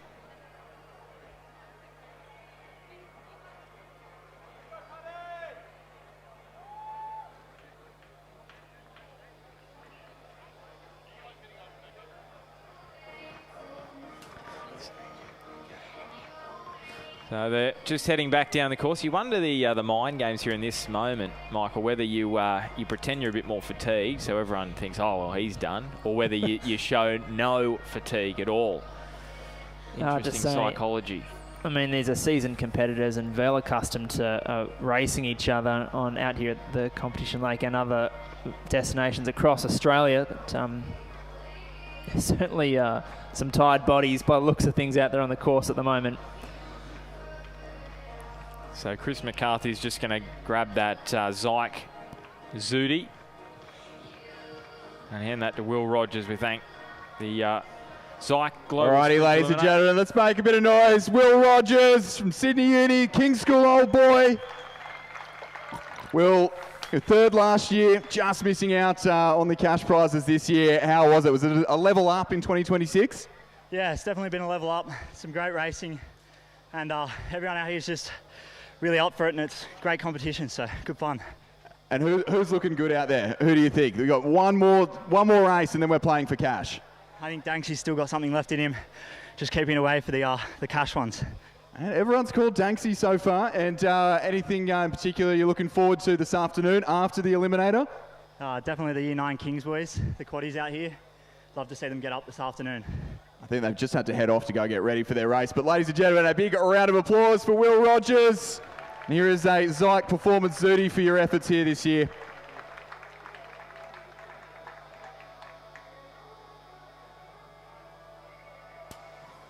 Now, I think, Michael, there are some of these competitors who are mic'd up, so we are going to hear a little bit of production that comes through after this Sprint Eliminator. It's going to be something worth watching. Is that right, Chris? I don't know if you can hear us. No, I don't think he can. He's too busy talking, Michael. But yes, I'm told there is athletes mic'd up, and you are going to hear them in a world of hurt in that little clip that's put together. Well, to the extent there is banter, you'll hear it in its most unadulterated form out here at the Zeke Global Sprint Eliminator. Hopefully a sufficient and appropriate amount of trash talk and barbs being exchanged down there at the 1750 metres. That man is mic'd up, I'm pretty certain. He's having a little bit of a chat, Paddy Holt. So I don't know whether we'll need the beeper. I'm sure we will at some point. Well, Paddy Holt's famous for the quality of his chin wags. That's don't know what he's saying out there to the officials on the Rowing New South Wales launch, but we'll find out soon enough. So Paddy Holt over on the far side, the yellow boat. You can all right, gents. Michael and Ben up in the commentary box. Who have you got? Who's looking good in your opinion? Well, Chris, I can't go past Hamish Danks. He's just started well. He won last year, so I'm going off that evidence. Michael? I mean, it's just so hard to pick. None of these four scullers have yet blinked in this competition, Ben, so I couldn't... Oh, you're not going to split? I thought you'd go with one of your old UTS boys. You're not going to back them in, Blackwell? I'm going to back Paddy Holt in. Paddy, oh well, we'd love a bit of an upset from last year. Oh, I think it's all to play for. As you said, no one has blinked yet out of this top four. I think Paddy might still have a little bit left in reserve, but 2 Sydney Uni, 2 UTS scullers. Let's make sure that, so this one we are playing for cash. The one eliminated in this will be the one person out of this field to miss out on one of these cash prizes. Let's make sure we've got about 90 seconds until we get going in this race of 4. Let's make sure we're making a bit of noise once they're underway. So you get through this final and you are guaranteed at least $3,000. It's not too bad. $3,000 for an afternoon's work. Bit of hard work, it must be said. So this is the C final. Henry Blackwell, what a performance from him. Into the top 4. Can he move into the top 3? Delamata was 4th last year. He doesn't want to finish 4th again this year and just miss out on the cash prize. Here's the drone. Drone's going to get back down level. Give you a great view of this. Zeke Global Sprint Eliminator. The last 4.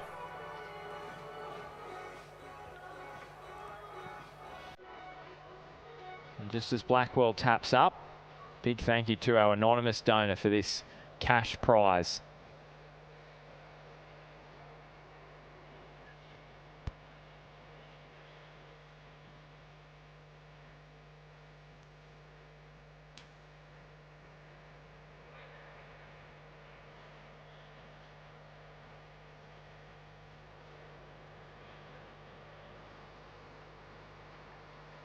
Well, it's an immaculate line there as we are underway. The final 4.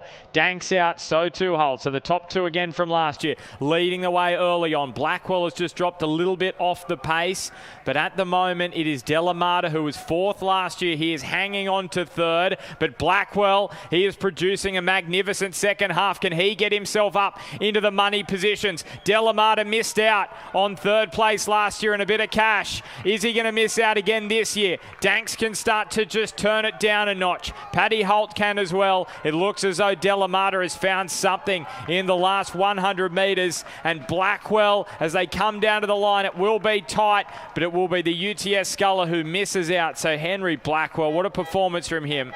The qualifier from the New South Wales Sprints. It's a narrow defeat, but he is out in 4th place, and Delamata into the money positions, finishes 3rd. Danks and Holt also through in the top 2. And then there were 3 playing for cash prize. Paddy Holt from UTS from Queensland, Hamish Danks, Newington Old Boy from Sydney Uni, and Marcus Delamata, also Newington Old Boy from Sydney Uni, from the Men's National Training Centre. $3,000 for 3rd, $4,000 for 2nd, $10,000 for our champion. Just 2 races left in the 2026 Men's Sprint Eliminator. Let's make a bit of noise as they head back up to the start line. Get the feeling Hamish Danks, bit of a fan favourite here.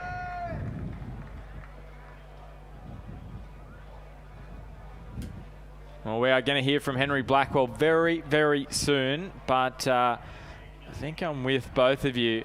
Paddy Holt, you can see him as he moves back. He looks like he's just battling a bit, but I'm telling you, I reckon he could be on here.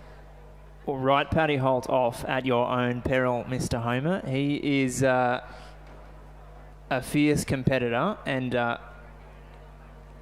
he often rows like that when he's conserving his energy.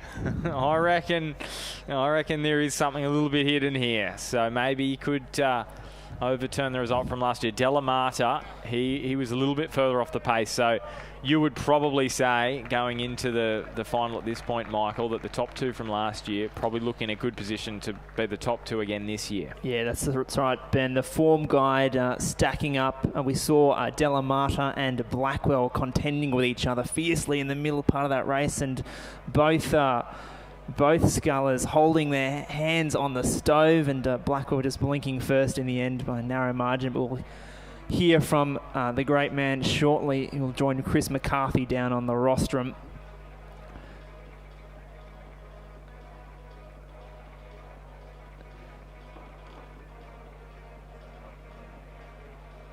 Sydney Grammar School alumnus, Henry Blackwell. So if you're in the Grammar colours, get down to the grandstand and give a cheer to Henry Blackwell. He bows out in the D final of the Zeke Global Sprint Eliminator. He's with Chris McCarthy.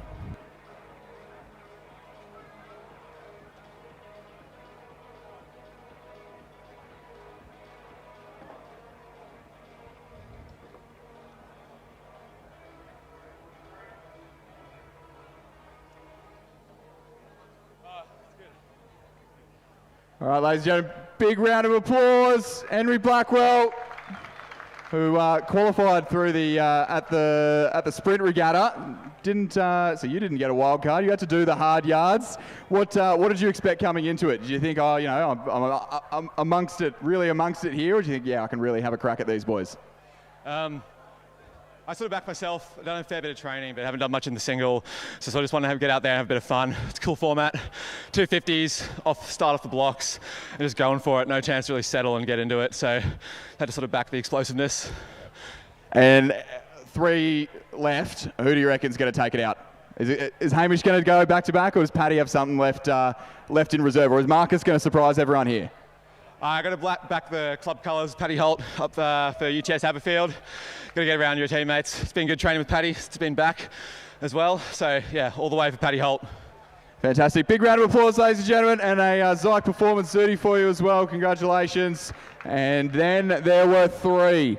So all 3 will be walking away with cash prizes, whether it's $3, $4, or $10,000, still yet to be determined.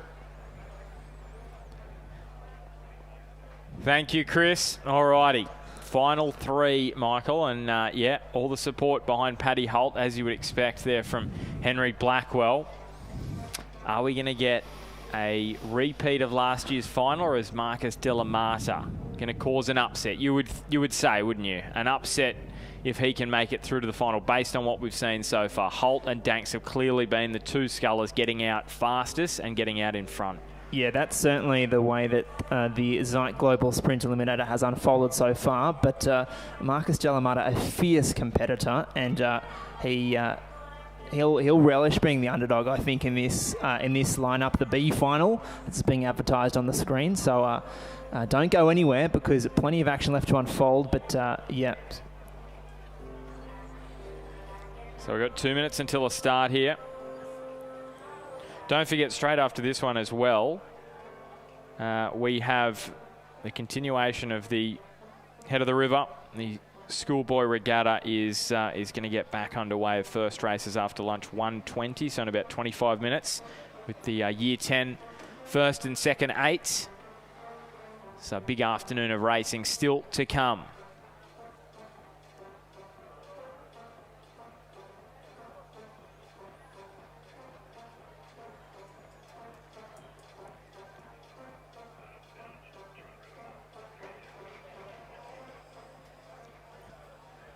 All right, penultimate race. I want to hear what the crowd's got to think about it. Big cheer if we think Marcus has got it. Ooh. We're underway.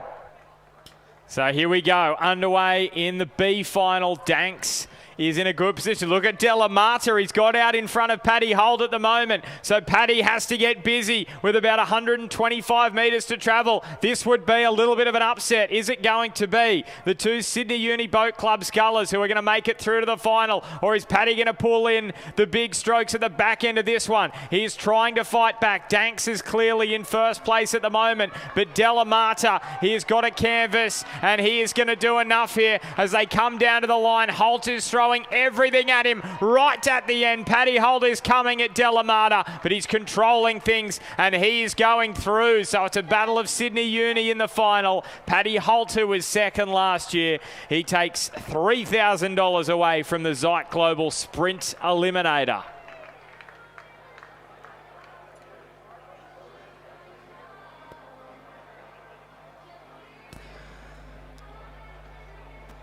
Well, Ben, throw the form guide out the window. We'll withdraw what we said a couple of minutes ago. Phenomenal effort by Marcus Delamata there in that B final. Paddy Holt, well, he had all the work to do from the very start of that race to reel Delamata back in, but just got away from him and couldn't quite do it. Maybe Delamata's been foxing us all along here. I tell you what, if he can pull this off at the end, Marcus Delamata, he's been sitting towards the middle of the field throughout. Can he cause an upset right at the end in the final of the men's sprint eliminator, brought to you by Zeke? We're going to hear from Paddy Holt very, very soon. There's the countdown. Hamish Danks just getting on a little bit more fluid.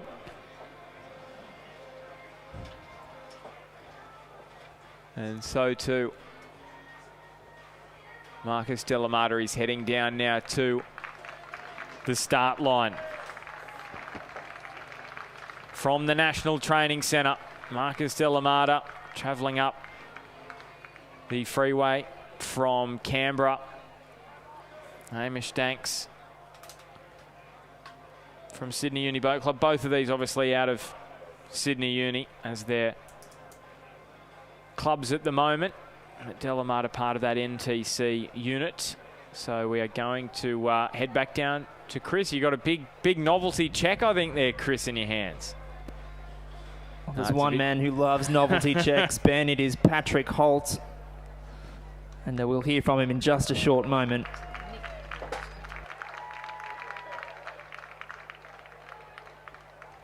All right, big round of applause for Paddy Holt, third place in the 2026 Zeke Sprint Eliminator. Recipient of $3,000 and a Zeke X-Line Zudi. Paddy, well, it's good to see that you're standing up. Last year we did this interview on the ground because it was pretty tough there. last year I felt the same, that I actually had to do the last race. So. What did you learn from last year? What did you think coming into this one? Well, I was a bit apprehensive last year. It wasn't very fun. It's pretty hard. Good event, but hard. I learned to try and follow Danksy's lead a little and conserve as much bickies as possible. Unfortunately, probably not rowing very well, and the guys probably doing pretty quick out there, so it's a good group of guys and it's hard racing. Brilliant, and I thought it was maybe, I think Marcus probably pulled out the best race so far to upset you there. Do you think he's got another gear there, or has Danksy got him covered? Danksy's been holding back a lot every race. He does about 10 strokes and then he basically rows light the rest of the way, so I'd expect him to have a pretty good one here.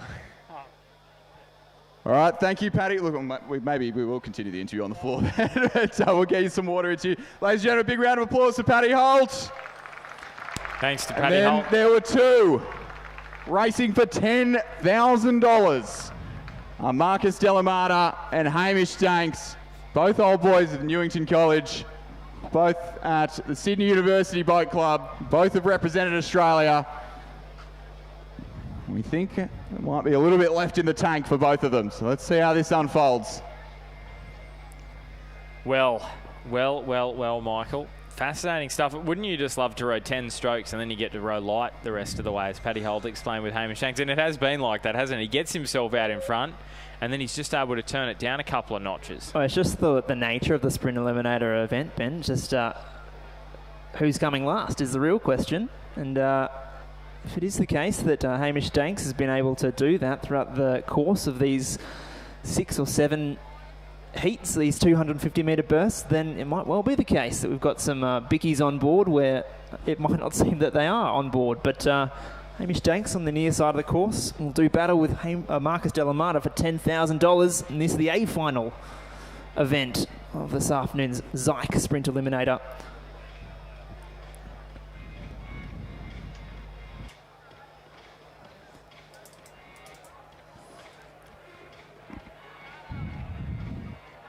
So Danks versus Delamata in the final. 2 minutes until we get underway.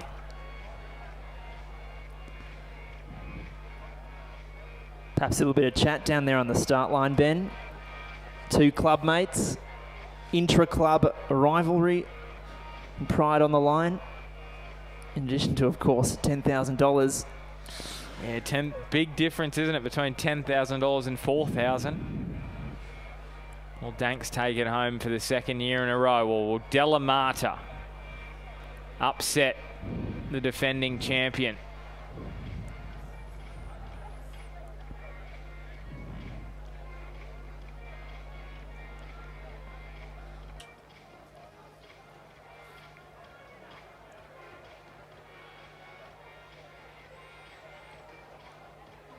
So for all the cookies here, I'm just going to have to back that up a touch, just building the suspense. Suspense is killing me, Ben.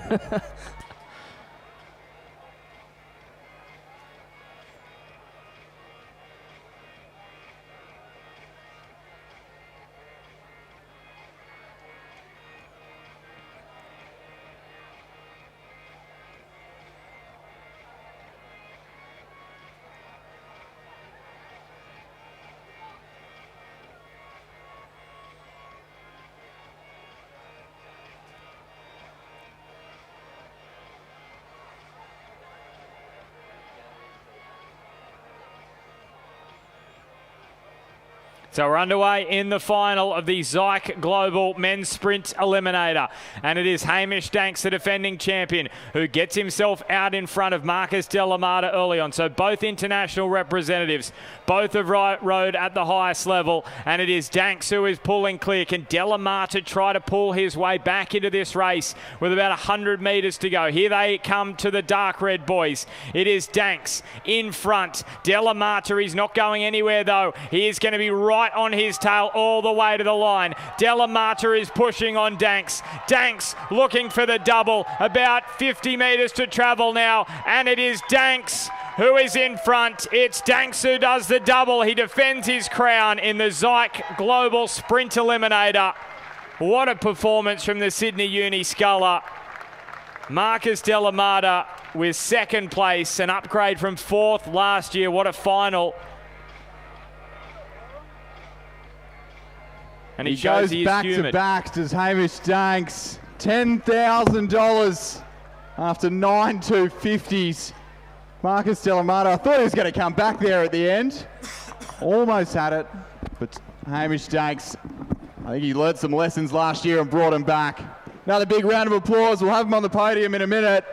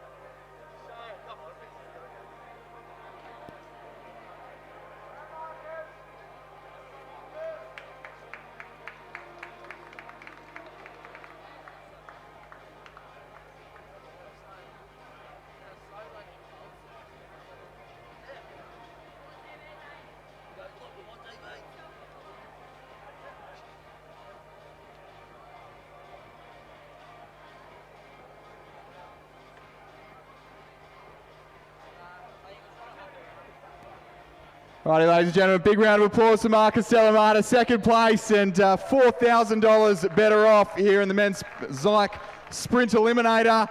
Marcus, it's a couple spots better than last year. Did you take any lessons from last year? Oh, I think the big thing for me is keeping my head in the boat, not looking around. I think that second last race against Henry, I was kind of head everywhere, trying to figure out how much energy I needed. But yeah, really fun event. Really, thanks to Bont for sponsoring me. They've been a big partner of Rowing New South Wales and Rowing Australia for a while now. Kathleen's been really good for me.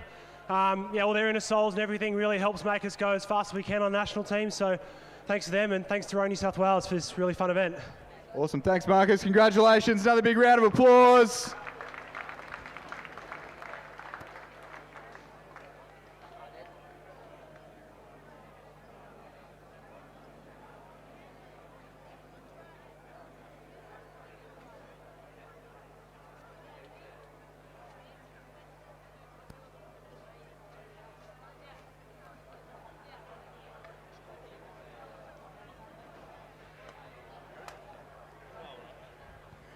And the main event, the winner of the 2026 Zeke Global Sprint Eliminator, the recipient of $10,000 from Rowing New South Wales' anonymous donor, Hamish Danks.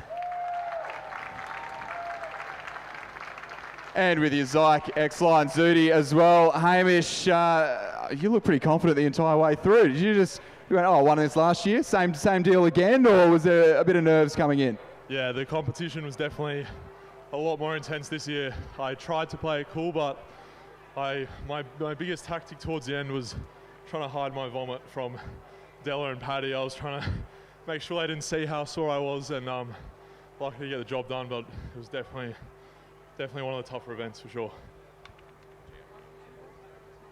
And anything else that you're looking forward to this afternoon? About another hour and a half of racing left to go here at the head of the river? Yeah, for sure. I'll definitely stay around for the next couple of hours. Keen to watch Newington in the eights race. They've been looking good, so hopefully they can pull through with a win or a podium. That'd be pretty nice, so keen for that.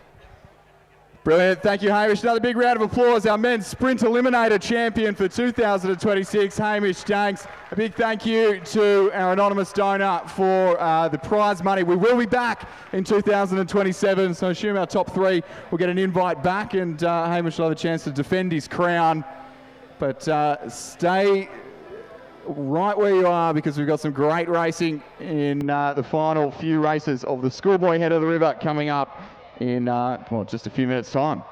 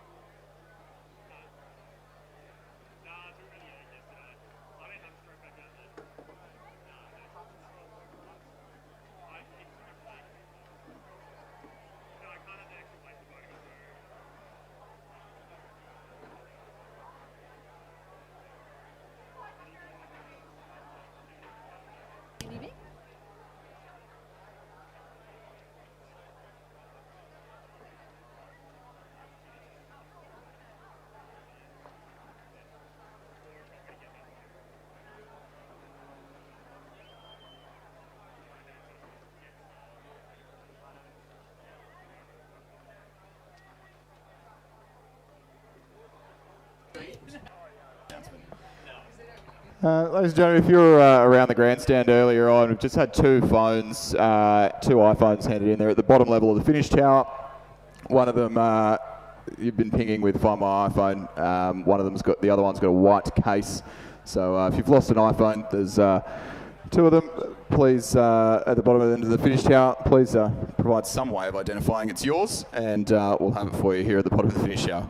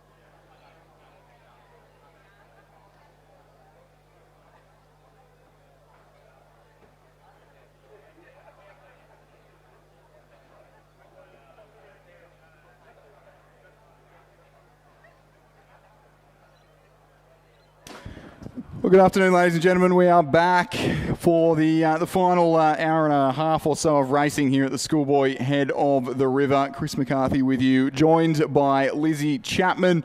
And Lizzie, we are underway and racing in the Schoolboy Year 10-8. We are. We thought we were going to have a second 8 event, but all of the crews have withdrawn from that. So our first race off the ranks is the Schoolboy Year 10 first 8 with Sydney Grammar School in lane 3, the Scots College in lane 4 and the Shaw School in lane 5. The Sydney Grammar crew is Thomas Felsman, Arthur Jang, Tiger Han, Hayden Lai, Oscar Steiner, Nathan Arav, Justin Roberts, Charlie Huggins and their cocks Tim Zhang. They're coached by Brian Payne. The Scots College crew is Bill Singleton, Saxon Smith, Tyler Winterback, Tom Willis, James Halley, Remy Scott, Samuel Lowe and Angus Girvan. Pax Staley Lobo is their cox and they're coached by Ed Manton. And in lane 5 from Shaw, Sam Kiersey, Harry Rorsheim, Tom Armati, Louis Corcoran, Charlie Bassingthwaite, Owen Barnes, Henry Tams and Lawson Wood, coxed by William Johnston. Yeah, so a little bit of a preview ahead of the AAGPS Head of the River next Saturday. We don't often see too many crews that are going to contest that event here at the Schoolboy Head of the River. I know we do have a couple in the first 8 event at the end of proceedings with Scots, Newington and Grammar again in that event. But here, Sydney Grammar, Scots and Shaw. So a little bit of a preview ahead of that event in just under a week's time. At the moment is the boys from Bellevue Hill, the Scots College in the centre of the course, who have made the most of the opening exchanges and leading by almost a bit over a boat length there from the Shaw School, who are in turn a couple lengths clear of Sydney Grammar School. So there we go, the Scots College finished just off the podium at the New South Wales State Championships a couple of weeks ago. And that's the combination. Bill Singleton, Saxon Smith, Tyler Winterback, Tom Willis, James Halley, Remy Scott, Samuel Lau, Angus Girvan, Pax Staley Lobo, the cox coached by Edward Manton, who are leading this race and leading it quite comfortably, in fact, at the 1,000-metre mark. Nice gentle little tail breeze starting to present itself as well this afternoon, as is often the case as we get into the later stages of the day's racing here at the Regatta Centre. The Shaw boys trailing behind. We haven't had the season we're used to seeing from Shaw in the Year 10-8. It's been a little way off the pace.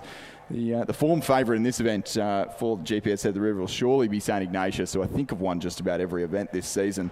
And they, after an undefeated season last year as well in the Year 10-8. So these boys, a little bit of extra racing experience will be handy in trying to overcome the deficit to them. But here's the Scots boys, very tidy indeed for the Year 10-8. There's often a lot of variance between how we row in Year 10. It's the first year of doing sweep rowing for the GPS boys, and looking very tidy indeed. And some positive signs coming out of Scots this year. A few crews sneaking onto podiums and into top 3s in the Year 10s. So hopefully good signs of things to come under the tutelage of Judith Ungerbach with the reins at the moment.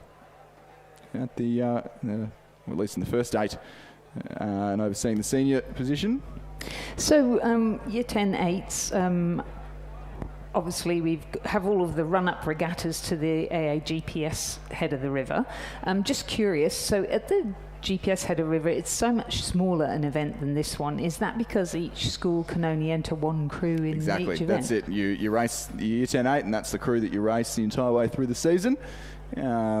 So just definitely a different way of going racing. It is always good to be able to come to events like this and have a hit out in quads and fours and whatnot. And we do see often Kings and Joeys and stuff earlier on in the season having a hit out in some different boats and getting some different learnings. But especially once we get to term 4, it is you're locking it in. You're locking into your crew, and you get to row your crew every weekend. Right. And I think it's something quite special, getting to row the same crew every weekend and race against the same people every weekend, and real even playing field. And it's a good way of doing things. But good to see them out here at the New South Wales Schoolboy Head of the River. It's going to be a really quick time too for the Year 10-8. They Scots look good. College, they're going to go under 6 minutes in the year 10-8 here. They're going to go well under 6 minutes in the year 10-8. Scots College shot across the bows ahead of the GPS head of the river next week. We have a nice little tailwind, but it's not that strong. Here we go. Well, the timing on the screen was wrong and got me all excited. 6:11. The timing graphic on the screen got me all very excited. 6:11 is still a very handy time, and that'll put you right at the head of the river field. Pretty much any year in the year 10-8. And Shaw some way off the pace there as St Ignatius. So have a look out for the Scots College next week. Only just finished off the podium, the New South Wales Championships. And we'll see if they can improve on that. Maybe notch up another position or two at the GPS head of the river next weekend. Congratulations to the Scots College.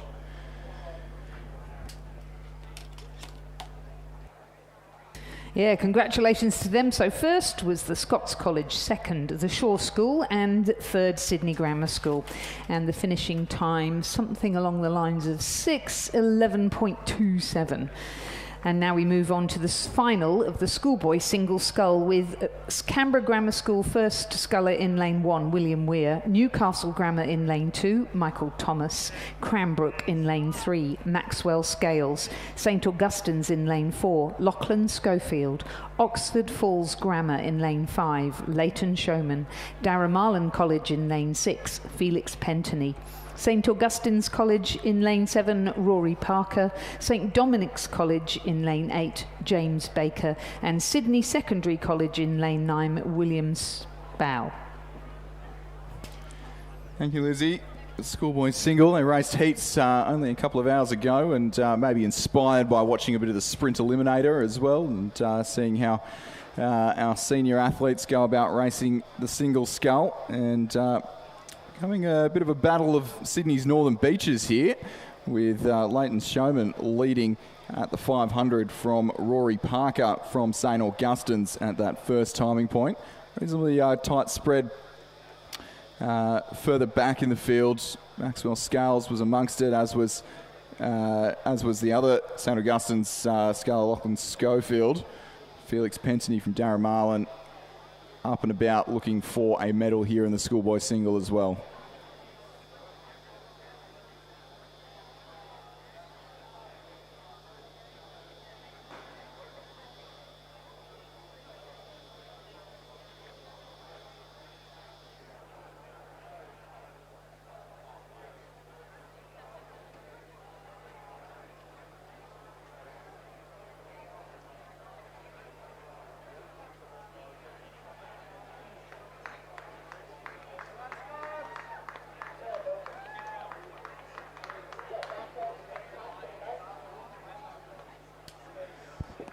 Into the second 500.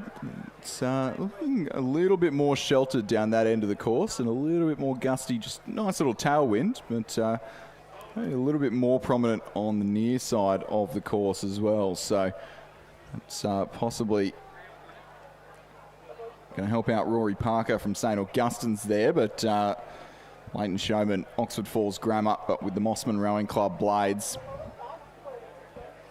Those two schools only about 3 or 4 kilometres apart from each other, St Augustine's and Oxford Falls Grammar. And truly a battle of the northern beaches here. It is the St Augustine's sculler who leads at the 1,000 metre mark. So this is starting to hot up here between these two.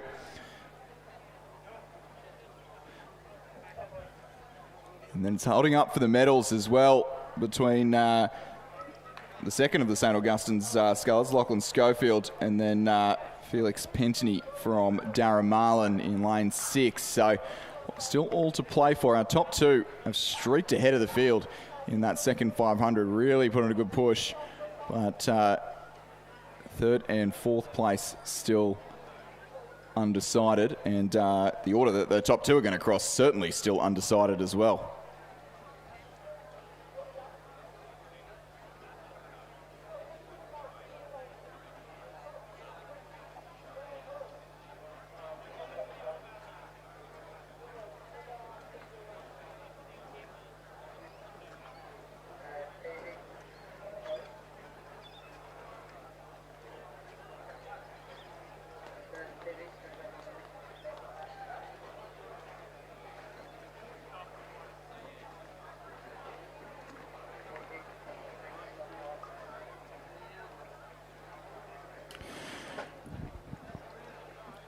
Alrighty, third 500 championship quarter here, and I think the St. Augustine Sculler is starting to take advantage of that nice little tailwind and moving out even further ahead of Leighton Showman from Mossman or Oxford Falls Grammar. Certainly a battle of the beaches here. He's really lifted his rate up with a long way still to go. He is giving it everything here, is Rory Parker, as he looks to seal himself ahead of the river title in the Schoolboy single scull. There we go, got some timing. Got some timing popping up. We're not just chasing down. Sometimes it takes a little while to wake up after the lunch break with the timing. We've got timing now. Rory Parker leading Leighton Showman close for that bronze medal at the moment. Felix Pentany moving up into that provisional bronze medal position. Lachlan Schofield has dropped right back. He was running third. William Spow from Leichhardt at Sydney Secondary College has moved up into the provisional bronze medal position. And Felix Pentany moving up to the provisional bronze medal position, but very, very close indeed with William Spow there of Sydney Secondary College for that last spot on the rostrum. So all but certainly not yet decided the order which the top three will cross. Does Leighton Showman have anything to say about this dominant second and third 500s that the St. Augustine Sculler, Rory Parker, has had?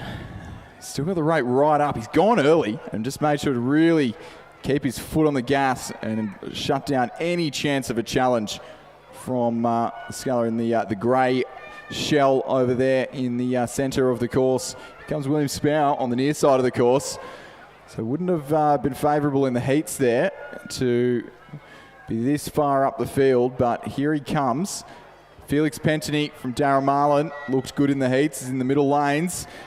He's holding off a challenge here, but Rory Parker from St. Augustine's School in Brookvale on Sydney's northern beaches take his final 2 or 3 strokes, call himself head of the river champion in the Schoolboy single scull. A win for St. Augustine's. Big splash of the water too. Silver will go the way of Leighton Showman from Oxford Falls Grammar, and bronze is going to go to William Spow of Sydney Secondary College. Another medal in the singles for the Leichhardt program. Felix Pentany from Darramarlin just off the podium in 4th place. 5th go back to the second St. Augustine Sculler, Lachlan Schofield. Cranbrook's Maxwell Scales in 6th place. Good little battle unfolding for 7th between Sculler in lane 8. St Dominic's College, the Nepean Sculler, James Baker, and Newcastle Grammar's Michael Thomas. And then it'll be William Weir from Canberra Grammar to round out this Schoolboy single scull field. So confirming the results of the Schoolboy single scull final, a win for Rory Parker of St Augustine's College, 2nd Leighton Showman from Oxford Falls Grammar, and 3rd William Spow of Sydney Secondary College, 4th Darramarlin Felix Pentany, 5th St Augustine's Lachlan Schofield, 6th Cranbrook Maxwell Scales, 7th St Dominic's College James Baker, 8th Newcastle Grammar Michael Thomas, and 9th Canberra Grammar William Weir.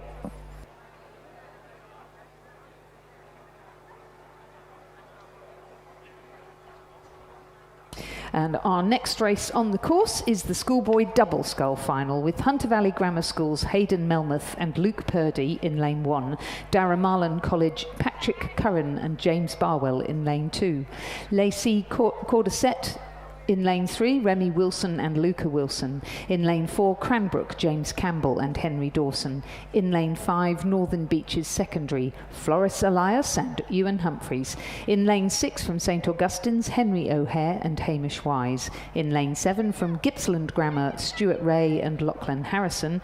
And also from Gippsland Grammar, in lane 8, Cohen Cook and Obi Vardy. And in lane 9, from Redlands, Connor Morrison and Henry Dobson.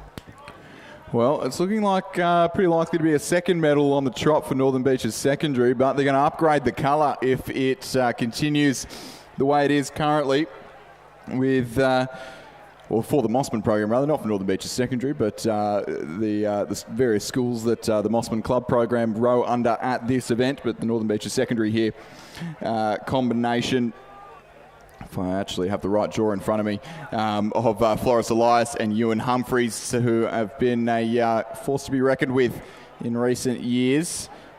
And I think they rode the Schoolboy or the under-17 double together at Nationals last year and got a medal in that. So it's a long-running combination here. Hayden Melmoth and Luke Purdy from Hunter Valley Grammar over in lane 1 doing a good job. I think they were maybe just conserving something in the heats there, but now holding off Gippsland Grammar for the silver medal. Luke Purdy, obviously part of the New South Wales state team for the second year in a row, and he's still at school, and he's racing in the senior lightweight event.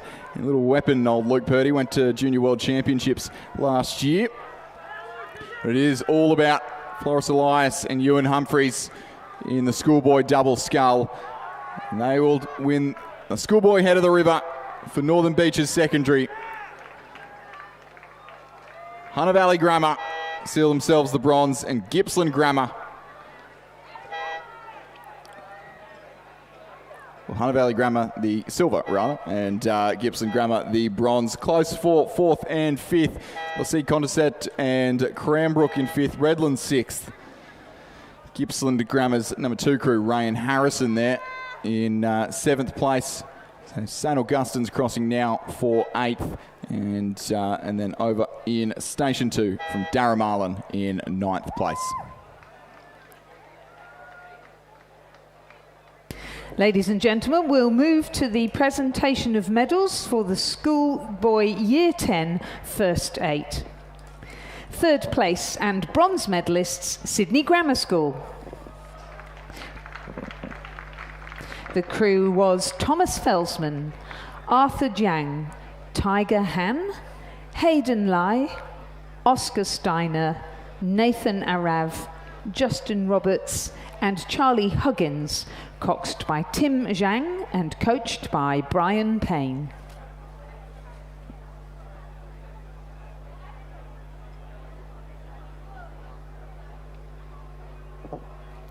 Second and silver medalists, Shaw School.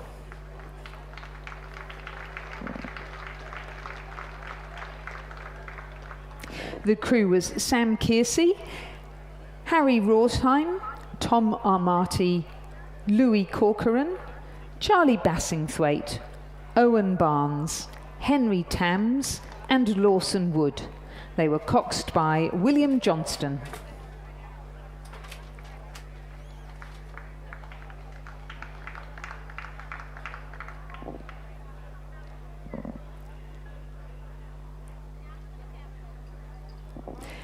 Our gold medalists and champions in the Year 10 First 8 for 2026, the Scots College.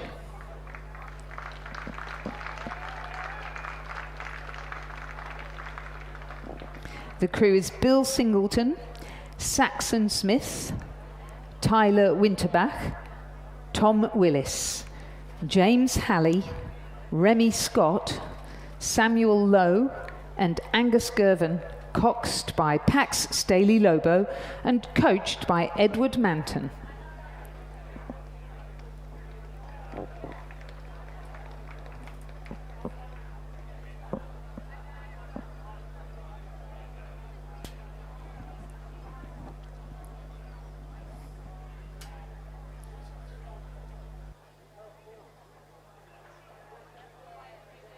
Ladies and gentlemen, please congratulate all our medalists in the Year 10 First 8.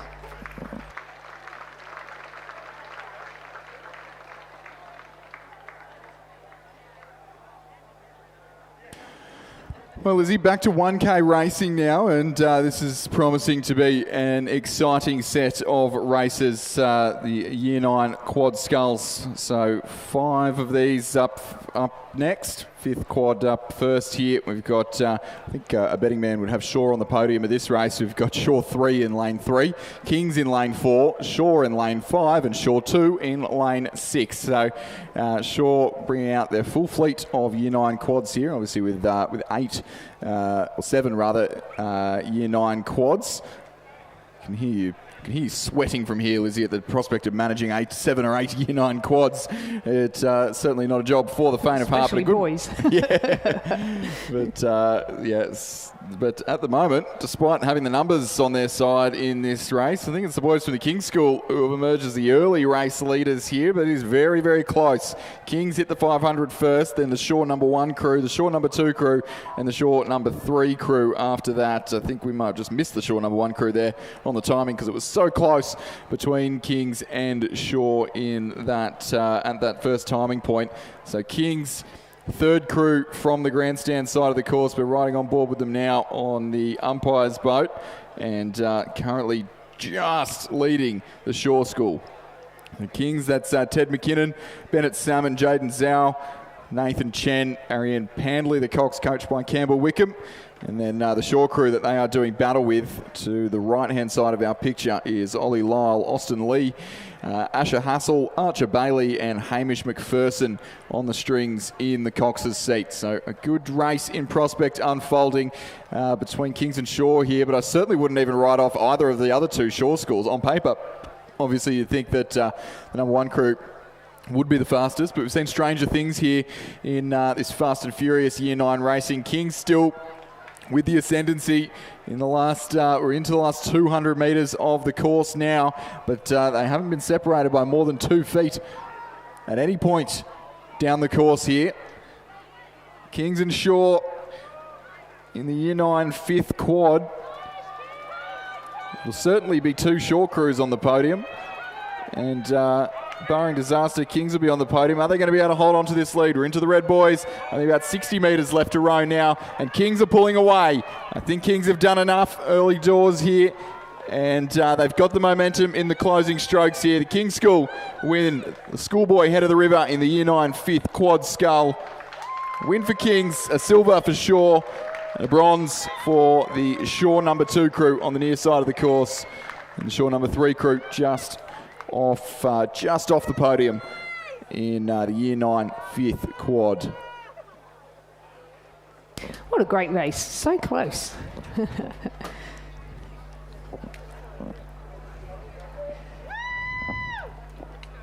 So confirming then the results of race 48, the Schoolboy Year 9 5th Cox Quad Scull, a win for Kings, 2nd, 3rd and 4th for Shaws 1, 2 and 3, and the winning time provisionally 3 minutes 30.3, the margin between Kings and the first Shaw School crew 1.52. Our next race, race 49 on our programme, is the 4th Cox Quad Scull in Year 9, with Shaw in lane 3. The crew of Asher Hassel, Austin Lee, Charlie Kosh and Samuel Fisher, coxed by Eddie Smith. Kings in lane 4. Louis Wang, Jack Dunlop, Morgan Arnold and Charlie Gottard, coxed by Christian Hipman, coached by Charles Baker. St Ignatius College Riverview in lane 5, Lachlan Dennis, Liam Last, Charlie Salter and Nick O'Day, coxed by Jacob Yap and coached by Rory Curtin. Another crew from Shaw in lane 6, this one Anders Minchin, Harrison James Thomas, Aaron Zhu and Jack Rowley, coxed by Eddie Smith. And in lane 7, the Cranbrook School, Sol Golofsky, Alexander Kitto, Kian Austin, William Toole and their cox Michael Mikalopoulos, coached by Tom Gloucester. And they're off, Lizzie. Alana's doing a great job with that slight tail breeze to get them as close as possible. Shaw on the far side of the course getting away very well in the opening strokes, as is St Ignatius, both the Shaw crews in fact. I think the Shaw crew on the far side, and then the crew that you can see on the right hand side of your picture is the other Shaw crew there. And we've got Cranbrook just a little bit out of shot. Kings, at least if the early stages are anything to go by, unlikely to go 2 in a row here in the Year 9 4th quad scull. Whilst they're racing, we'll move across to the presentation dais to present medals to the medal winners in the Schoolboy single scull. 3rd and bronze medalist representing Sydney Secondary College, William Spow. William is coached by Isaac Shepherd and Arabella Barr. Second and silver medalist representing Oxford Falls Grammar School, Leighton Showman. Leighton is coached by Alfie Young, Rowena Meredith and Joshua Hewitt. And our gold medalist and champion in the schoolboy single for 2026, representing St Augustine's College, Rory Parker.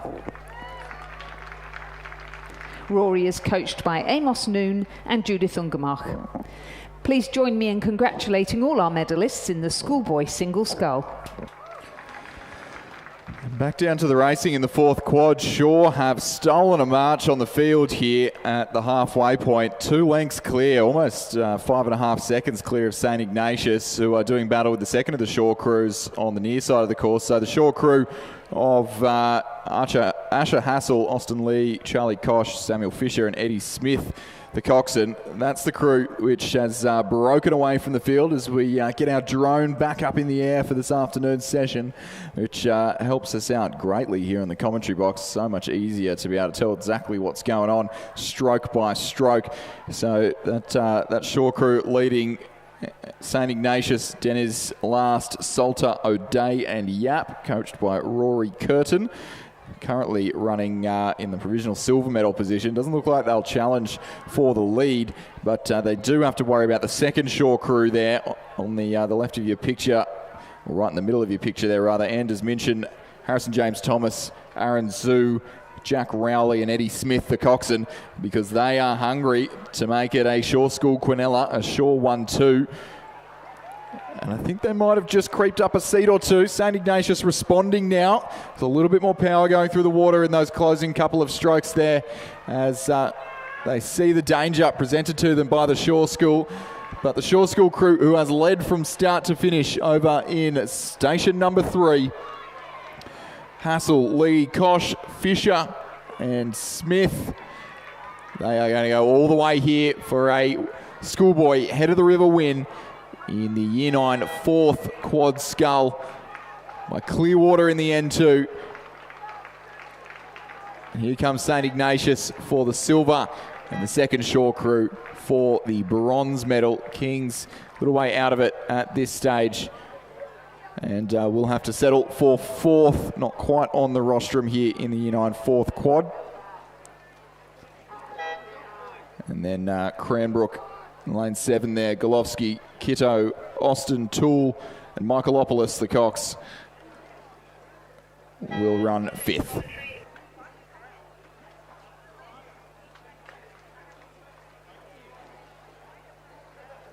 So confirming the results of the fourth Coxed Quad Scull, a win for Shaw over in lane 3, second St Ignatius College, third Shaw, fourth Kings, fifth Cranbrook. And we move now to the presentation of medals for the schoolboy double scull. Third and bronze medalist, Gippsland Grammar School. The crew of Cone Cook and Obi Vardy, coached by Brendan Scott.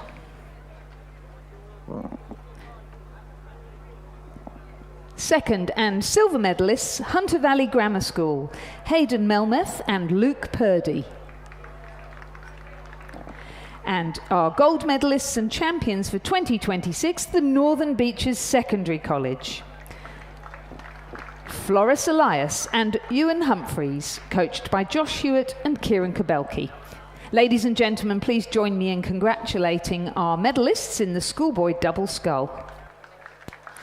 We're back down on the course, Year 9 third quad here, and we're getting a great picture of how the race is unfolding from our drone. Canberra Grammar over in lane 2 on the right-hand side of your picture. Shaw School in lane 3, Kinross lane 4, the King's School in lane 5, Northern Beaches Secondary in 6, the Armadale School in 7, St Ignatius in 8, and Cranbrook in 9. And are we surprised to see Shaw and St Ignatius doing battle in these Year 9 quads? Just 0.78 of a second separating these third quads, and they're about almost 6 seconds clear of Canberra Grammar, who in turn might have to worry about Kinross and Kings, who are keen to get themselves into that bronze medal position. And Shaw School leading very comfortably here, or Shaw and St Ignatius together leading comfortably away from the other medal challenges rather, but certainly not yet decided who is going to finish first and second. Shaw put in a good move there in the third 250, I'll call it the championship quarter of the race. I know that's normally reserved for 2K racing, but the third 250 and then the Shaw School combination over on the far side of the course there. Matthew McRae, Elliot Copeland, Ognaby, Cooper Anderson, Oliver Wiseman and Bryce Gorman, who look best placed unless St Ignatius have got a response in the tank. The crew of Frederick Roche, Xavier Bell, Jock Dalgleish, Otis Timms and Lionel Nichols, the coxswain. Can they make it, or can Shaw make it 2 in a row in the Year 9 quads here? Shaw into the red boys now. So is St Ignatius. It is tight coming into the closing strokes. Here come Riverview. Shaw have led the whole way down the course. It is Shaw and St Ignatius. I'm sure that's something that we'll be saying more and more of in coming weeks. St Ignatius have hit the lead. It is going to be Riverview. What a sprint in the closing strokes of the race. St Ignatius take the win in the Year 9 third quad. Big grandstand finish there. Shaw School will take the silver medal. Canberra Grammar over on the far side of the course there. Done very well to separate themselves from the chasing pack for the bronze. The Armidale School are going to finish just over Kinross for 4th and 5th. Close for 6th as well. Cranbrook just over Kings.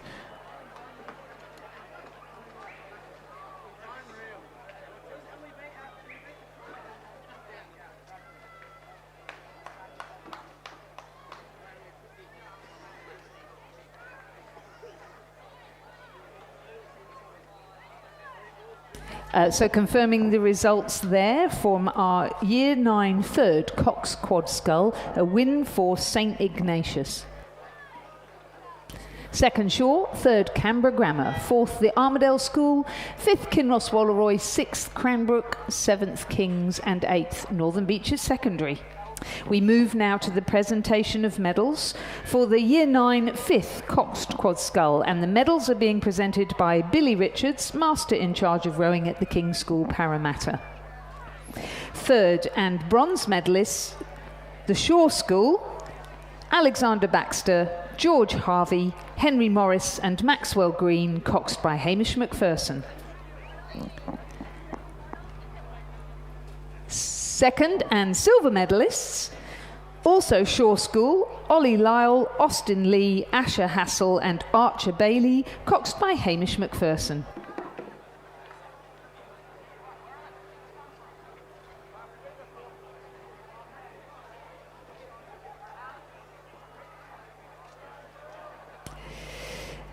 And our gold medalists and champions in the 5th Cox Quad Scull for 2026, the King's School Parramatta. The crew is Ted McKinnon, Bennett Salmon, Jaden Zhao, Nathan Chen and their cox Arian Pandy, and they are coached by Campbell Wickham. Well, as you have seen, the 3 GPS schools clean up all the wins so far in the Year 9 quads, but now Kinross Walleroy want to get in on the mix. So the second quad underway and coming at us thick and fast here on the course. And so Marist College from Canberra over in lane 1, then Cranbrook, Redlands, Shaw, Kinross Walleroy, St Ignatius, the King's School, Canberra Grammar and Mossman High on the near side of the course. We can see from the drone there our leading 4 crews, so it's certainly not decided who is going to finish on the podium at this stage, but we've got there Kinross Walleroy and St Ignatius leading this race, rather. St Ignatius leading by the best part of 3/4 of a boat length from Kinross Walleroy to their right, and then Shaw and Kings locked in a tussle for the bronze medal position. It was Kings at the 500 metre mark, but I think Shaw have got something to say about that. They want to push their way onto the podium. St Ignatius, 3/4 of a boat length lead. They've stepped on here. Kinross Walleroy pushing hard to chase them. They want to get out of the danger of this battle for the bronze medal that Shaw and Kings are locked in. Here is St Ignatius. Ben McCarthy, Felix Liddy, James Lewis Enright, Bill Giblin, Teddy Boysford, the Coxswain, and they're going to go on to win the Year 9 second quad here at the Schoolboy head of the river. They'll take it from Kinross, who will have to settle for silver, and Shaw have moved through. Here come Kings. They're responding here, but I think Shaw are just going to hang on. A well-timed race from Shaw. So St. Ignatius with the gold, Kinross with the silver, Shaw with the bronze. A well-timed race despite a big push at the finish for the King's School, finishing just off the podium there. Cranbrook 5th, Canberra Grammar 6th, Redlands 7th, Mossman High in 8th, and Marist College, all out from the ACT on the far side of the course there in 9th place. Phew, what a race. What a finish from St. Ignatius again. They've definitely been practicing that, haven't they? So confirming the results of the second Cox Quad Scull in Year 9, it was a win for St. Ignatius College Riverview, second Kinross Walleroy, and third Shaw, fourth and just missing out on the medals, the King's School Parramatta with an astounding finish. Fifth Cranbrook, sixth Canberra Grammar, 7th Redlands, 8th Mossman High, 9th Marist College. Winning time, the provisional time at the moment, 3:18.71. They managed to squeeze it out to 2.72 of a second over Kinross Walleroy at the end. And it's building to a crescendo in the Year 9 quads. We've got the first upon us, Lizzie, and what a race this is shaping up to be already. Look at that in the drone. First to last, still separated by less than a boat length here. Cranbrook over in Station 1, Redlands in Lane 2.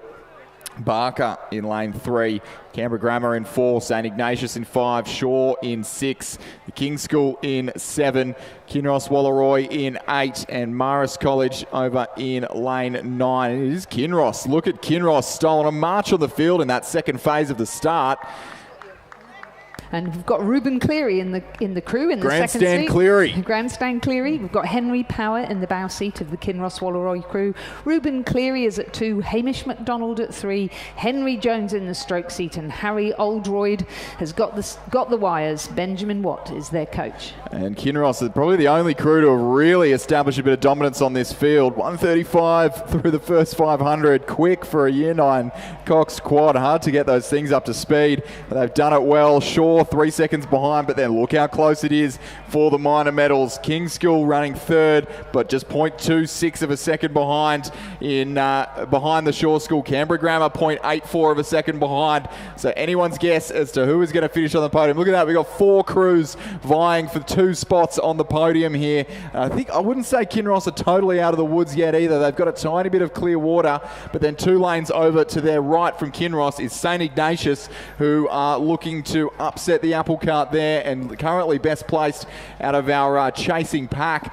for the minor medals there, or Shaw School rather, not St. Ignatius. St. Ignatius just maybe a canvas back on Shaw, and Canberra Grammar and Kings right amongst it as well. King's School crew there, they won the Riverview Gold Cup a couple of weeks ago in this event, coached by Bella Scammell, who we saw on the water in the Sprint Eliminator yesterday. But Kinross Walleroy, I think they've just seen any danger there and decided to extinguish any chance that anyone, especially the Shaw School there, have of catching them. Barring disaster, it'll be Kinross who'll take the win here in the Year 9 first quad scull. Shaw and Riverview absolutely throwing everything at it, throwing haymakers at each other here, trying to get themselves on the podium. I think Kings have just been spat out the back door, as of Canberra Grammar.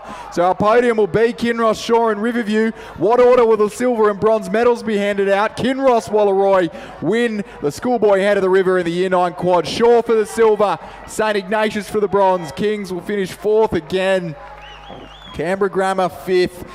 And how close was that for the minor placings there? Redlands in 6th place. Close for 7th between the two, between Barker and Marist College, but Barker just taking Marist College there for 7th and 8th place.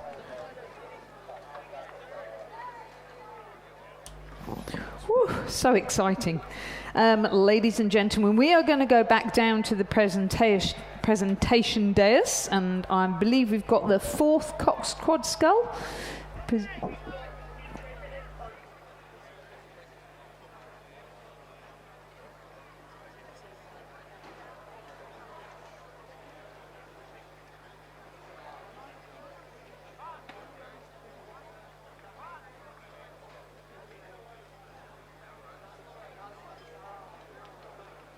Ladies and gentlemen, let's move then to the presentation of medals for the 4th Coxed Quad Scull in Year 9. The medals are being presented by Ben Houston, President of the Commonwealth Games Australia. 3rd and bronze medalists, Shaw School.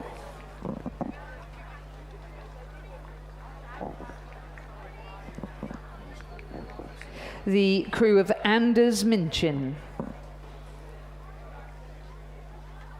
Harrison James Thomas,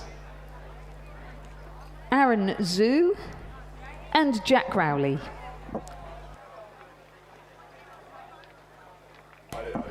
The crew there, Cox Eddie Smith.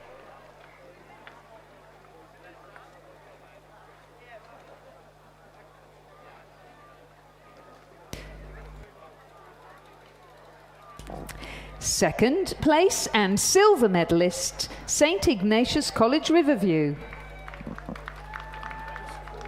Lachlan Dennis, Liam Last, Charlie Salter, and Nick O'Day, coxed by Jacob Yap and coached by Rory Curtin.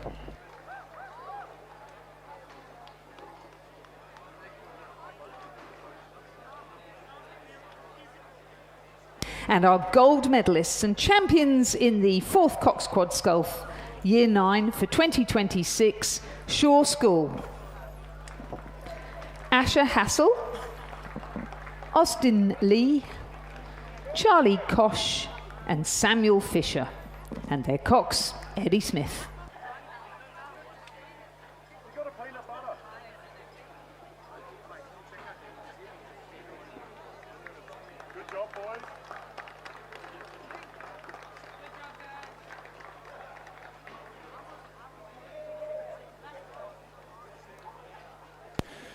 Here we go, back down onto the course, sticking with the 1,000 metre Year 8 racing, and we're in the single sculls now, and we're riding on board with the Barker College sculler, Lachlan Gidley Baird, who has taken a commanding lead in the closing strokes, or in the opening strokes of this race, to really open out on the rest of the field. So over on the far side, Canberra Grammar, Redlands in this race, Barker, Hunter Valley Grammar, Cranbrook and Newcastle Grammar in this final of the Year 8 single scull. And here is Lachlan Gidley Baird getting a great view back on the field, and getting a great view of his sculling when he watches this back as well, and doing a fantastic job to be leading this race from the Redlands sculler to his right, which is Bailey McDonald, and then the Cranbrook sculler, I think, or the Hunter Valley Grammar sculler rather, to his left, Elhanyan Sabunya.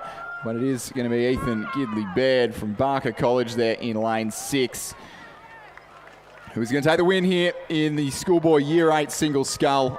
The Schoolboy head of the river. Silver medal is going to go the way of Redlands, with 4 scullers in this final. And Bailey McDonald will take the silver medal here in the Year 8 single scull. Hunter Valley Grammar's Elhanan Sabunya will secure himself the bronze.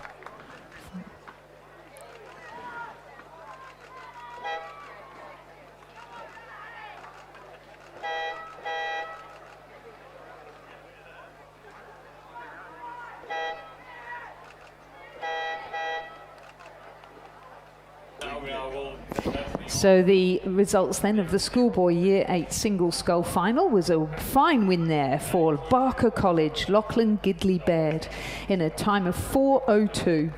Second, from Redlands, Bailey McDonald. Third, Hunter Valley Grammar School, Elhanya Sabunya. Fourth, from Redlands, Charlie Halliday. Fifth, from Redlands, Lincoln Morrison. Sixth, from Newcastle Grammar, Harvey Sandoz. Seventh, from Cranbrook, Hugo Lane. Eighth, from Canberra Grammar, Patrick Yates. And ninth, again from Redlands, Sam O'Sullivan.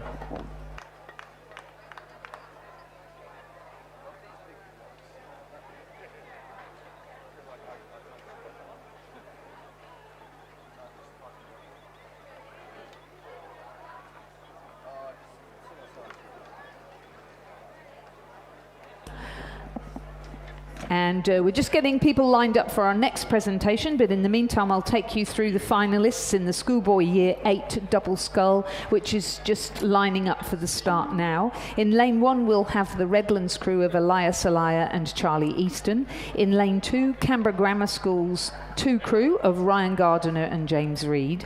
In lane 3 from Redlands, Leo Carroll and Leo Coonan. In lane 4 from Gippsland Grammar, Darcy Langshaw and Blake Maxwell, coached by Ben Summers. In lane 5 from Hunter Valley Grammar School, William Ryan and Finn Carey. In lane 6 from Cranbrook, Tom Richardson and William Holt. In lane 7 from the Northern Beaches Secondary College, Michael Leffler and Xavier Scollin. In lane 8 from Barker College, Harrison Simmons and James Little. And in lane 9 from Gippsland Grammar, George Hill and Alistair Ray. We move now to the presentation of medals for the Year 9 third Cox Quad Scull. In third and bronze medalists, Canberra Grammar School. The crew of Vahin Karamuri, Thomas McAllister, Sufwan Idris and Finn Budd, coxed by Sage Wood.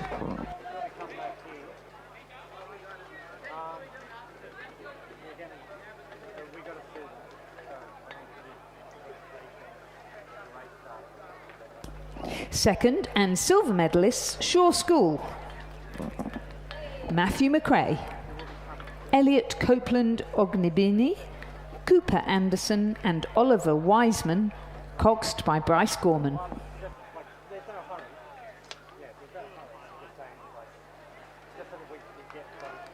And our gold medalists and champions for 2026 in the third Cox Quad Scull of Year 9, St Ignatius College, Riverview.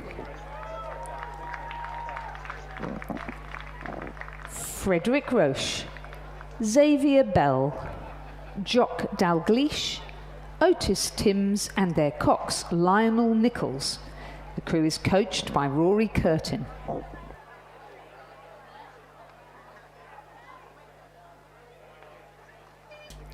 Ladies and gentlemen, please congratulate all our medalists in the Year 9 third Cox Quad Scull.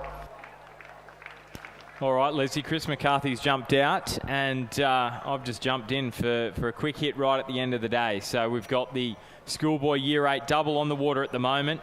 Canberra Grammar number 2 over in lane 2, Ryan Gardner and James Reed. Redlands in 3, Leo Carroll and Leo Coonan. Gippsland Grammar in 4, Darcy Langshaw and Blake Maxwell. Hunter Valley Grammar in lane 5, Will Ryan and Finn Carey. Cranbrook in 6, Tom Richardson and William Holt. Northern Beaches Secondary in 7, Michael Leffler and Xavier Scollin. Lane 8 is Barker College, Harrison Simmons and James Little, and Gippsland Grammar with a second crew in this one, George Hill and Alistair Ray. So they're coming down the course at the moment. Hunter Valley Grammar, it's a very strong crew, these two. I was thinking that they would be fighting for the medals, Will Ryan and Finn Carey, and they're in a very prominent position there at the head of the field. Beautiful shot, isn't it? What a wonderful day we've had of racing, and that's probably the best patch of water on the course. It looks glassy down there. Will be a little bit of breeze that hits them as they come into the last 500 metres, so it's a good position that these two boys from Hunter Valley Grammar are in as they cross through that timing check, and you can see 152.11 through the halfway point of this Schoolboy Year 8 double scull final. Gippsland Grammar in 2nd, Cranbrook in 3rd, Northern Beaches Secondary in 4th, Barker College 5th, Gippsland Grammar in 6th, Redlands in 7th place. And then over on the far side of the course is Canberra Grammar. And they're at the back end of this field, sitting there in 8th place. So here they come with 400 metres to travel. Hunter Valley Grammar, they had a nearly 5-second advantage. Lane 5 across to lane 9. Gippsland Grammar will need to produce something in the last 500 metres if they want to overhaul Hunter Valley Grammar, remembering they won the Year 8 quad a little bit earlier this afternoon. They've had a really good day, Hunter Valley Grammar. So 250 metres to travel. Still a fight for the silver and bronze medals. Some movement coming as well from Cranbrook. They look to be moving up on Gippsland Grammar, who are currently in the silver medal position. Northern Beaches Secondary in the Mossman colours. They are also just sitting off the medal positions at the moment, probably in about 4th place. So it's Hunter Valley Grammar leading the way. They're in the gold medal position in the Schoolboy Year 8 double scull. Gippsland Grammar in silver right now. Cranbrook are trying to ensure they've got a bronze medal, so the top 3 have pulled themselves away from the pack. It just is a question of whether Cranbrook can upgrade from bronze to silver, because they are coming home like a freight train here in the last 100 metres. Hunter Valley Grammar, they have clear water, and that's impressive rowing from William Ryan and Finn Carey. They're going to win the Schoolboy Year 8 double. Here is the fight for silver. It's Cranbrook or Gippsland. Oh, Cranbrook, what a finish. They're just going off course, and that may have cost them. Oh my goodness, that is way too close to call for silver and bronze. They're both on the podium, so that is a relief. They're not going to miss out on a medal, but just at the last moment, Cranbrook veered to their stroke side, and maybe it means that Gippsland have snatched silver medal after initially looking as though they were comfortable for silver. Then Cranbrook came back at them. Have a look at this. Good luck splitting that. Good luck, judges, splitting that. I want to see the gaps that they come up with on the photo finish, because it's going to be very, very tight.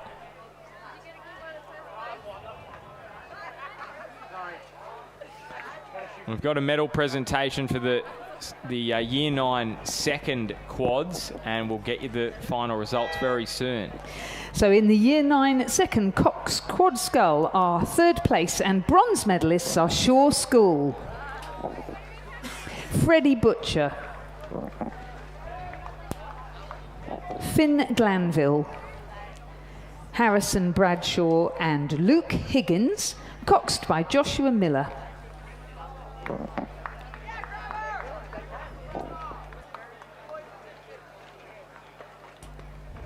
Second place and silver medalists, Kinross Walleroy School, Alfie Lord,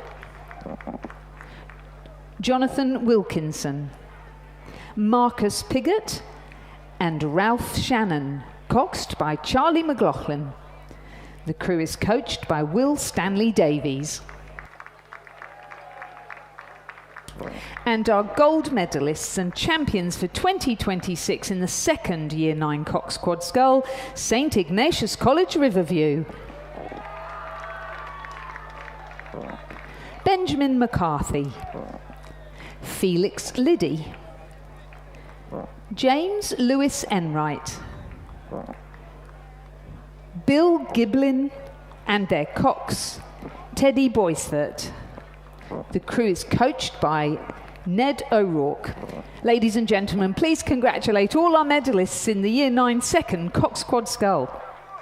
Well, Lizzie, I don't know whether I should reveal it, but I am. They are looking at the photo. I'm just having a look downstairs. They're looking at the photo, and I heard someone say dead heat potentially. So that's how close it was. Oh, this is going to be frames of a second. The good news is they're both getting medals. So no one's missing out on medals. One's going to get silver, one's going to get bronze. They are still confirming who wins silver, who wins bronze in that Schoolboy Year 8 double. We'll get the start. And I don't know if you noticed, but there was another really, in the finish, it was really tight also between Redlands and Gippsland Grammar, and I think Redlands just got their bow ball in front of Gippsland Grammar to take 6th over 7th position. So what an amazing race in that Year 8 double scull.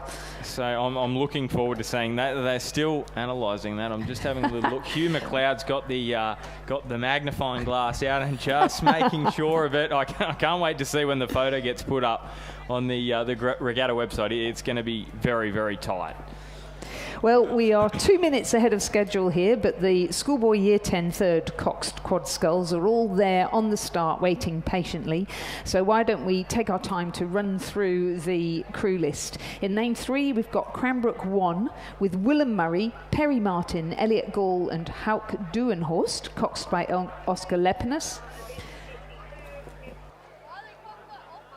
In lane 4 from Darragh Marlin, we've got Hudson Warren, James Allison, Sam Keeley and Alexander Donaldson, with Nate Keeley coxing and their coach Ashley Young.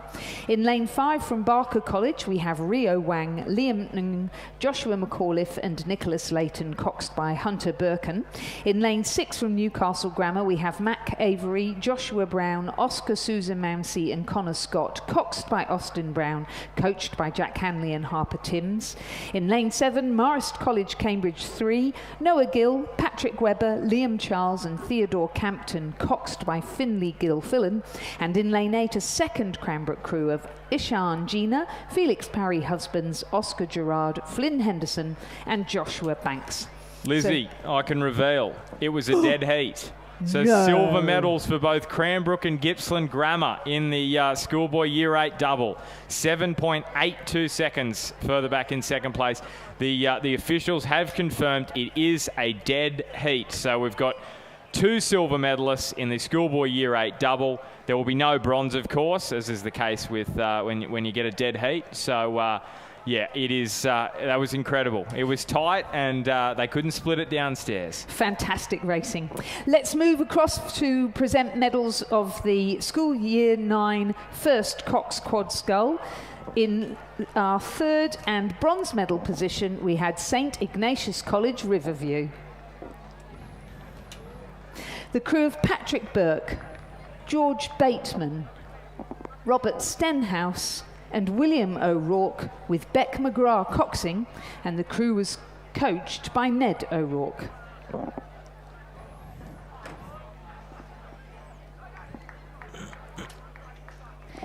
Second and silver medalists, Shaw School. The crew of Xavier Spencer, Orlando Stewart, Benjamin Ryan and Toby Murchison, coxed by Angus Mansfield.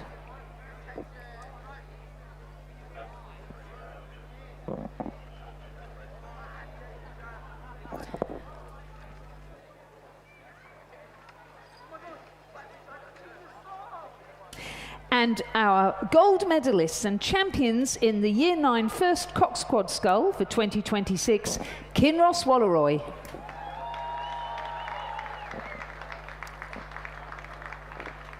Henry Power, Reuben Cleary, Hamish MacDonald and Henry Jones, coxed by Harry Oldroyd and coached by Ben Watt.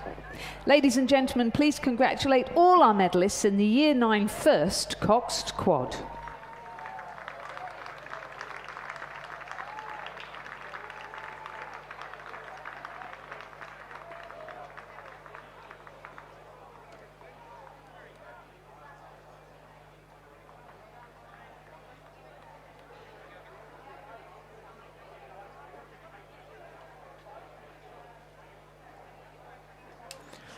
All right, so down to the start, you can just see Cranbrook getting themselves into the starters' hands here for the commencement of the Schoolboy Year 10 Third Coxed Quad Scull. So we've got 4 races left today. We've got the Schoolboy Year 10 Third, Second and First Coxed Quad. Then we've got the Schoolboy First and Second 8, but that's going to be run as just one race. So 4 races left.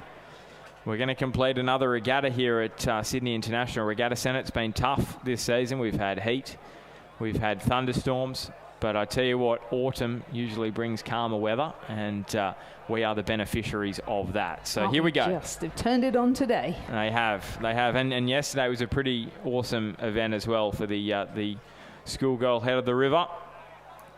We might even have time to do this medal presentation for the Year 8 double, because we are still waiting for a start in this Schoolboy Year 10 Third Cox Squad. Not something you see every day, Lizzie. I think I'm going to get started. 2 silver medalists in this Very event. special, yes. No, there's been some great performances today, and I think it's a bit like the schoolgirl head of the river yesterday, in that you see crews that have really slogged it out throughout the season coming good for this pinnacle event of the school season. Some fantastic footage there on the big screen, just looking across the start. a 2,000 metre race, so they're in a held start. And if you ever feel like volunteering and actually holding on to those boats at the start, just have a word with Rowing New South Wales. It's a fantastic viewpoint if you want to know more about rowing and want to get up really close and personal to the rowers. And there's the buzzer, and they are off. So Schoolboy, third coxed quad underway. And you can just see pretty good start there from the three crews on this near side of the course. Barker College a little bit further back. Darren Marlin probably in first place after the first 200 metres.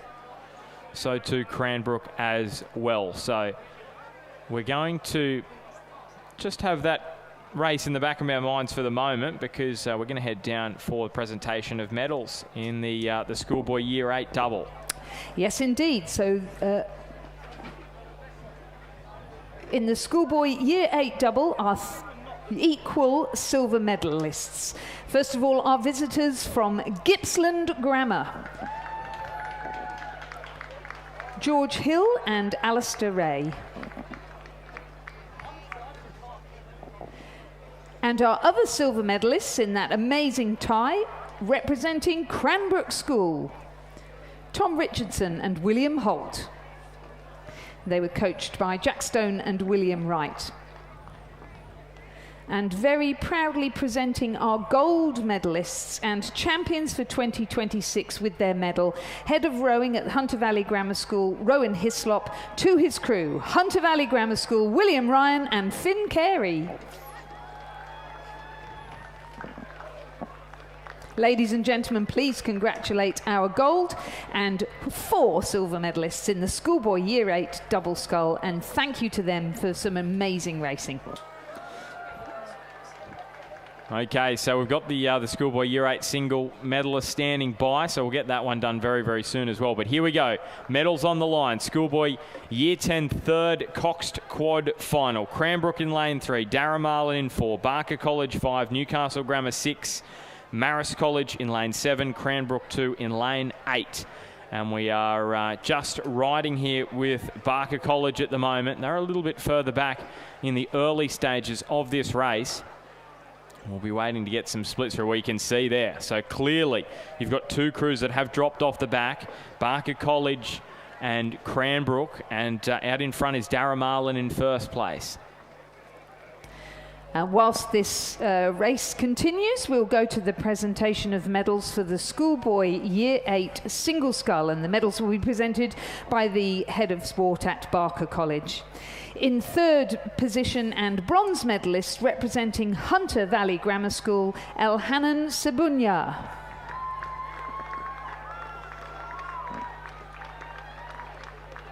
In second place and silver medalist representing Redlands, Bailey McDonald. And our gold medalist and champion in the Year 8 single scull for 2026, representing Barker College, Lachlan Gidley Baird.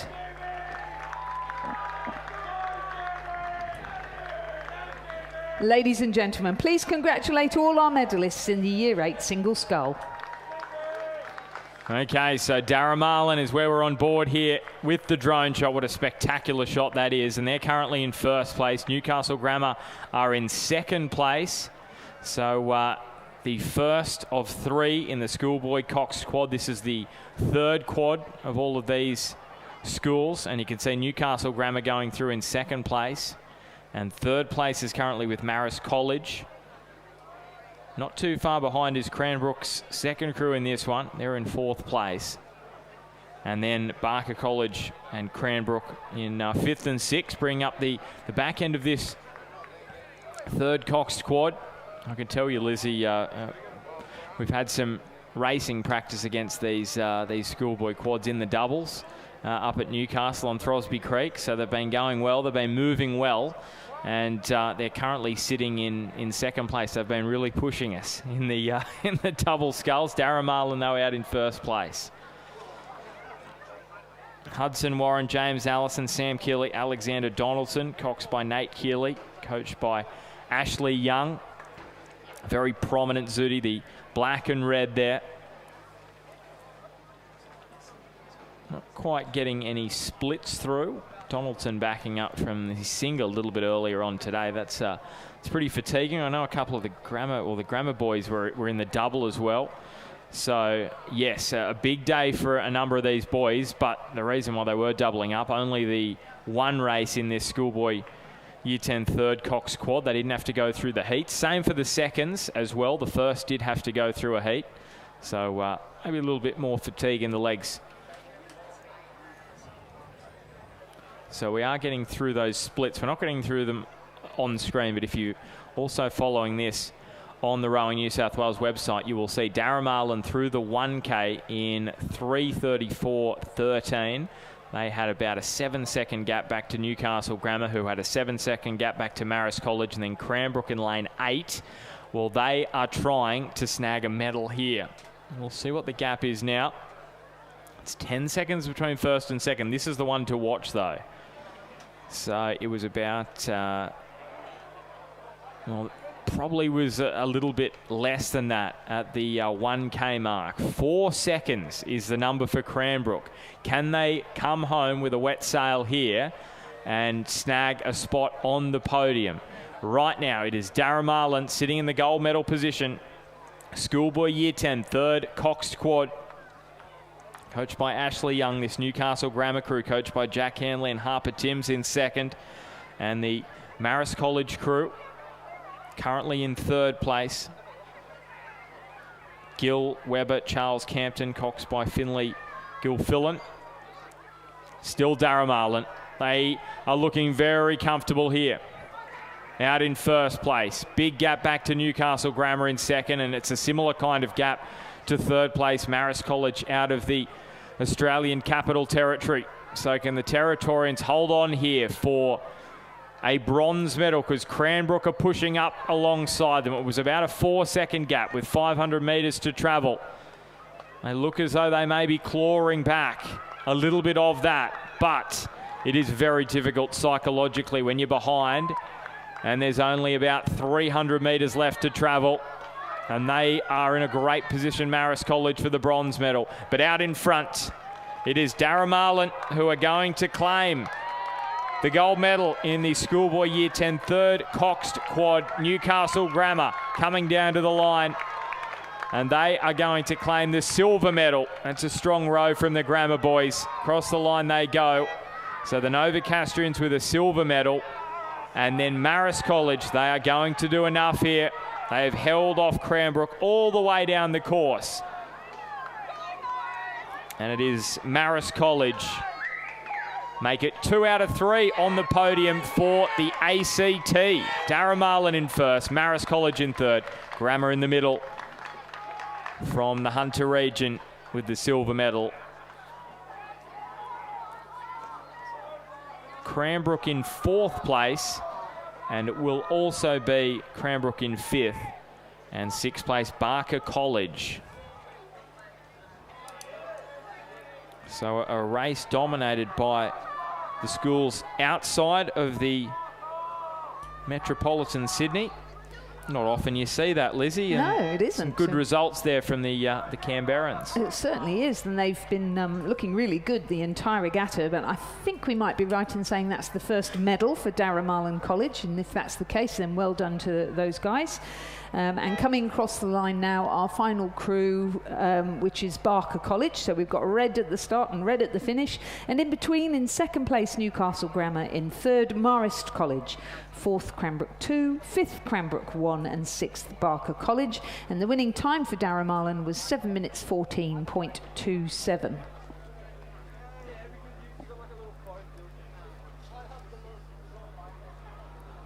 So, yep, it's been confirmed. Darren Marlin first, Newcastle Grammar second, Marist College third. And we invite those boys to spin around in their quads and come in and collect their medals. And next up, we have the second Cox Quad Scull from Year 10, with Cranbrook featuring again in Lane 2, Harry Moylan, Frederick Emmanuel, Lucas Aiello, and Jesse Lane, coxed by Arlo Pollack. In lane 3 from Canberra Grammar School, the second crew of William Jones, Jacob Mand, James Pass and Oscar Harris Talbot, coxed by Michael Satsius.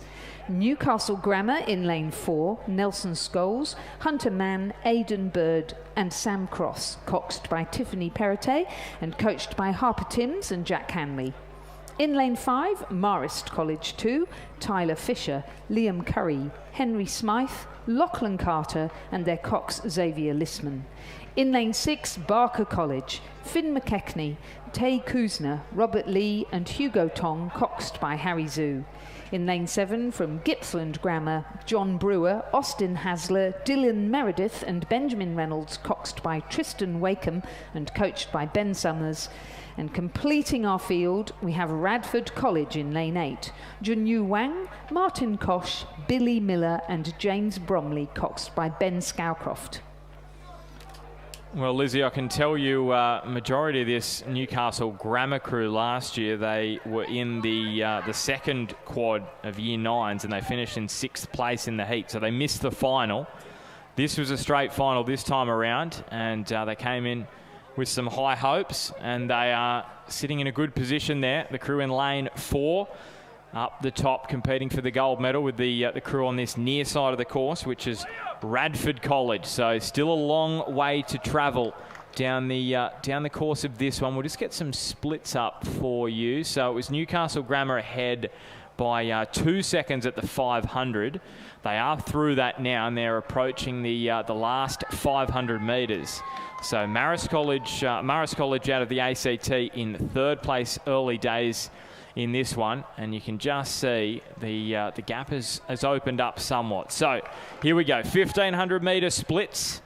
Newcastle Grammar going through in 1st place. It is Radford College in 2nd. It is less than 3 seconds. You can well and truly pull back 3 seconds. So it's between Newcastle Grammar and Radford College for a gold medal in the Schoolboy second quad. I can tell you that there is not much between the first and second quad at Newcastle Grammar. They have been absolutely pushing each other week on week, and you can see the dividends that has paid here in this one.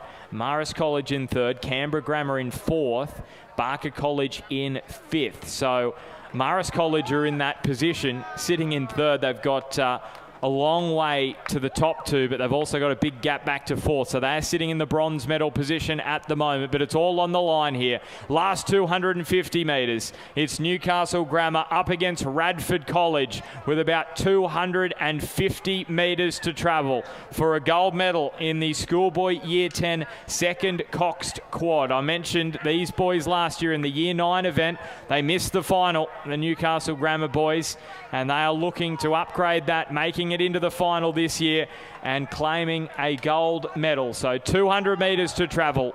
Radford College are going to try and push Newcastle Grammar all the way with 150 metres to go. The dark red boys are approaching for the Novocastrians. So it's still Newcastle Grammar in front. Radford College are trying to come for them at the back end of this one. The Grammar boys sitting that boat up nicely. Radford second, Marist College still in 3rd place. 50 metres to travel now for Newcastle Grammar, who didn't claim a medal at this event last year. Well, they've come through and claimed gold in 2026. So the second Schoolboy Year 10 Cox Quad won by Newcastle Grammar. Radford College gets silver, and Marist College from the ACT are going to claim 3rd place. So this event, Lizzie, is being dominated by the by the Hunter region and by the ACT. So 2nd and 3rd goes the way of the Australian Capital Territory. 4th place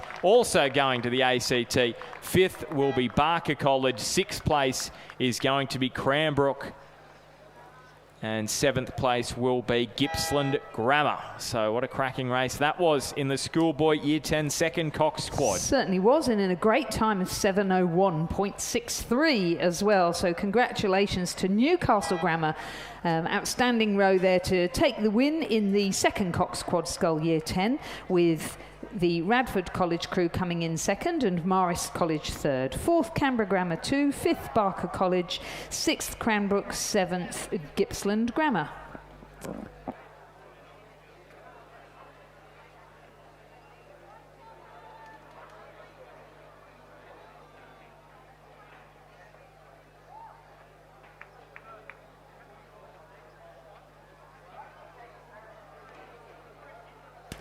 Moving to the presentation of medals for the Year 10 third Coxed Quad Scull.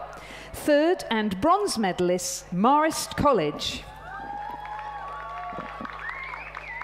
Noah Gill, Patrick Webber, Liam Charles and Theodore Campton, coxed by Finley Gilfillan.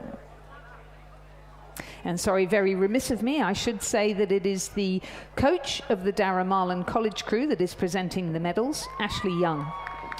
In second and silver medalists, Newcastle Grammar School, Mac Avery, Joshua Brown, Oscar Souza Mounsey, Connor Scott and their cox Austin Brown.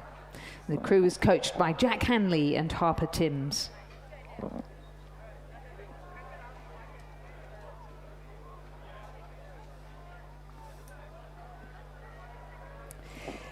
And ecstatic to receive this, the gold medalists and champions in the third Cox Quad Scull Year 10 this year, 2026, Darramarlin College.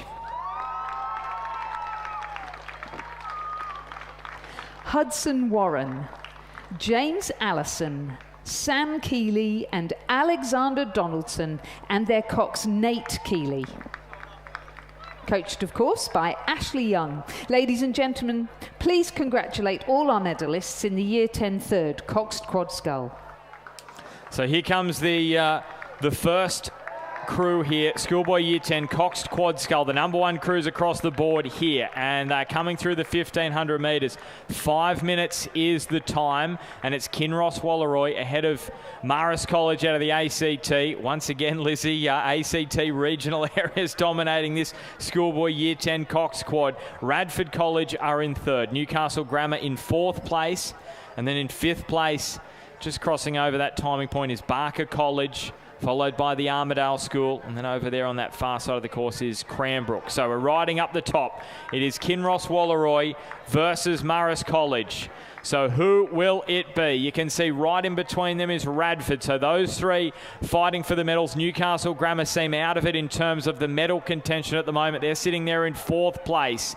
So right up the top of the field, Kinross Wallaroi probably with about a half boat length back to Marist College. Can they hold on here at the back end, because the ACT boys are flying at the back end of this race. Radford sitting in the bronze medal position. They are going to be hard pressed to work their way into the top two at this point, but it's Kinross into the clear water here. 200 metres to travel. Marist College trying to lift the rating, trying to lift the intensity and push Kinross all the way to the line. But it is the famous Sooty of Kinross which is leading the way in the beautiful boat of a similar colour, and with 50 metres to travel. They've travelled a long way to be here for the Head of the River Schoolboy edition, but they are going to take some bling back to regional New South Wales, and it's Kinross Wallaroi who claim the Schoolboy Year 10 Cox Quad. Marist College claims silver. What a race that was, all the way to the line. And in between the wash of those two boats, that would not have been easy. Radford College get a bronze medal. Newcastle Grammar come home in fourth place. Barker College, strong finish from them. They finish in fifth. The Armidale School in sixth place. This is going to be tight for seventh, eighth and ninth. They're all going to come down to the line together. It is going to be seventh place to Cranbrook, eighth, just the way of Canberra Grammar. Gippsland Grammar in ninth. And the winning time for that Kinross Wallaroi crew, provisionally 6 minutes 41.21. So we really are cranking up the speed here, aren't we? 6:44 for Marist College and 6:53 for Radford College. Those were the three place getters. Then fourth, Newcastle Grammar. Fifth, Barker College. Sixth, the Armidale School. Seventh, Cranbrook. Eighth, Canberra Grammar. And ninth, Gippsland Grammar. Okay, so this is the final race of the regatta, and it is the Schoolboy first and second eight. There's only one second eight, and that's the crew in lane 7, and that's from Sydney Grammar. So my understanding is they should win a medal for that. If they're the only entrant, they will win the gold medal. Tell you what, they're doing well too. They're currently in 4th place against the first 8. So Scots is in lane 3. They're on the far right-hand side of your picture. Newington leading the way at the moment. Then it's Sydney Grammar and Canberra Grammar and Sydney Grammar in lane 7. So there are the splits at the 500. Newington from Scots, from Sydney Grammar, their first crew, their second crew in 4th, and then Canberra Grammar rounding out the field here. Early days in the Schoolboy 8.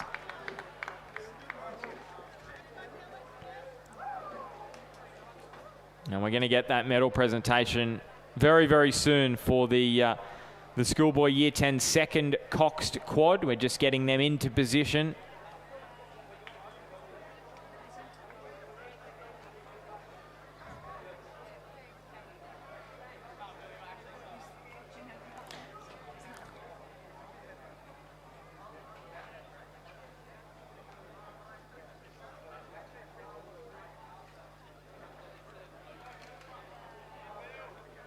Ladies and gentlemen, we're just going to interrupt the commentary on that Schoolboy 8's race to bring you the medals for the second Cox Quad Scull of the Year 10 Schoolboys. In 3rd and bronze medalists, Marist College. The crew was Tyler Fisher, Liam Curry, Henry Smythe and Lachlan Carter, coxed by Xavier Lisman.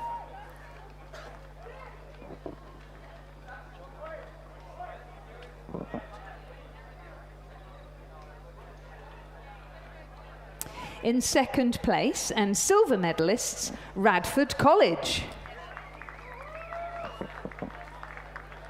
Junyu Wang, Martin Kosh, Billy Miller and James Bromley, coxed by Ben Scowcroft. And proudly presenting his crew with medals, the coach from Newcastle Grammar School. The champions and, gold medalists and champions of the Year 10 second quad scull for 2026. So Newcastle Grammar, their crew was Nelson Scholes, Hunter Mann, Aidan Bird and Sam Cross, coxed by Tiffany Perrottet, coached by Jack Hanley and Harper Timms. Please congratulate all our medalists in the second Cox Quad Year 10. All right, here we go. Last event of the regatta for 2026. Newington in front of Scots. 3rd place. I'll tell you what, have a look at this. The Sydney Grammar 1st and 2nd 8s are going at it all the way to the line. Are the 2nd's going to beat the 1st? Because it's currently, they are both neck and neck for the bronze medal. They're going to get a gold medal anyway for the Sydney Grammar, the 2nd 8. So here we go, coming down to the line. Newington with a clear advantage. Back to Scots. But I tell you what, the battle I'm watching is the one for the bronze medal and some bragging rights as well. Sydney Grammar absolutely going at it all the way to the line. The 1st in the middle of the course. The 2nd's out here wide. It's Newington who win it. It is Scots who are going to claim the silver medal. And here we go. There's a lot at stake here. Sydney Grammar, their 1st and 2nd 8s coming down to the line together. And the 1st have just pulled it out at the back end, about 3/4 of a boat length. They beat the 2nds. Oh, what a race that was. So bronze for Sydney Grammar. It's a gold for the 2nd 8s of Sydney Grammar because there's only one in it. And Canberra Grammar are going to finish 5th place in the race, but 4th in the first 8 event, if that all makes sense. What a fantastic race and what a wonderful way to finish our regatta. So we'll bring you the medals in just a moment for the Year 10 Cox Quad Scull, and then we'll also clear the pontoon so that the guys in the 8s can come in and collect theirs.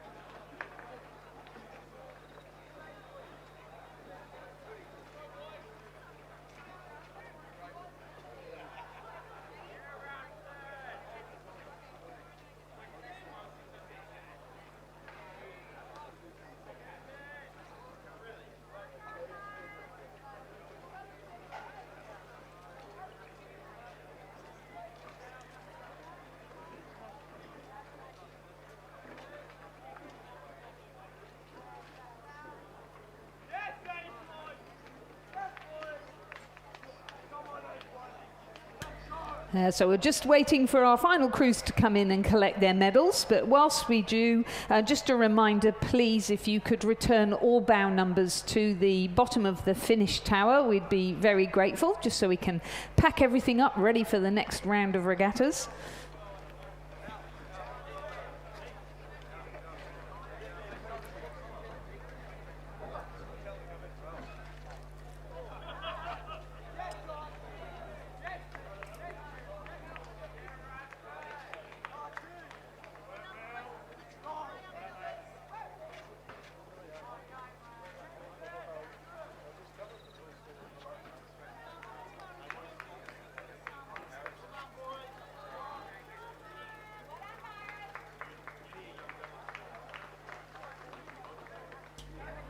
And we're just looking for our crew from Kinross Walleroy. Oh, here they are. Lovely. So we've got all of our medalists for the Year 10 Cox Quad Scull. We'll bring you that presentation in just a moment.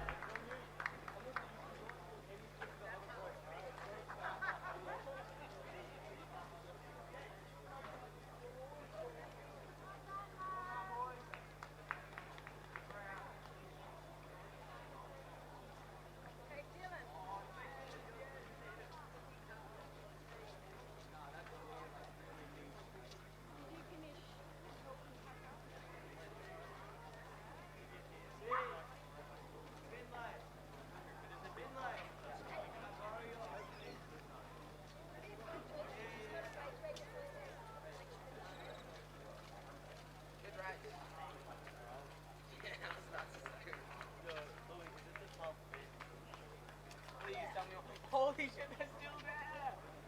They've been there this entire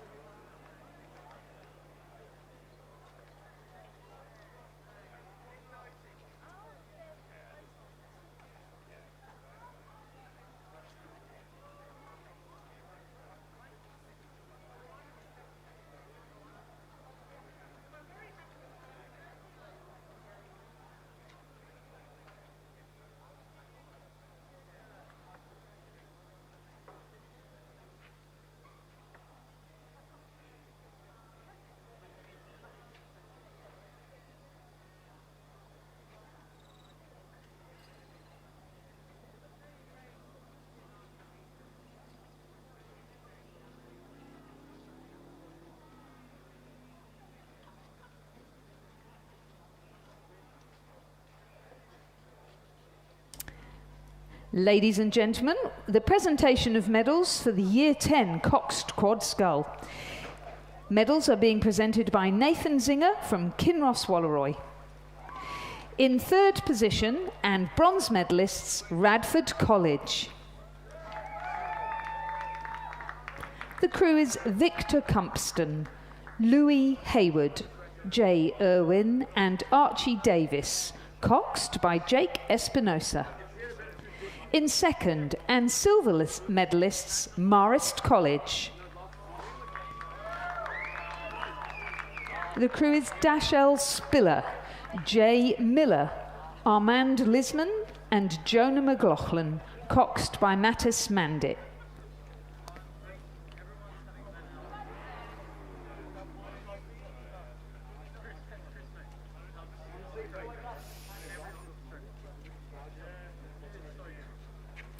And our gold medalists and New South Wales champions for 2026 in the Year 10 Cox Quad Scull, Kinross Walleroy.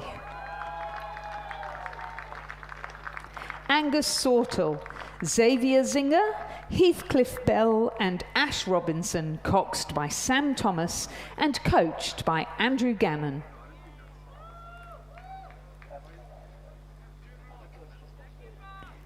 Ladies and gentlemen, please join me in congratulating all our medalists in the Year 10 Cox Quad Scull.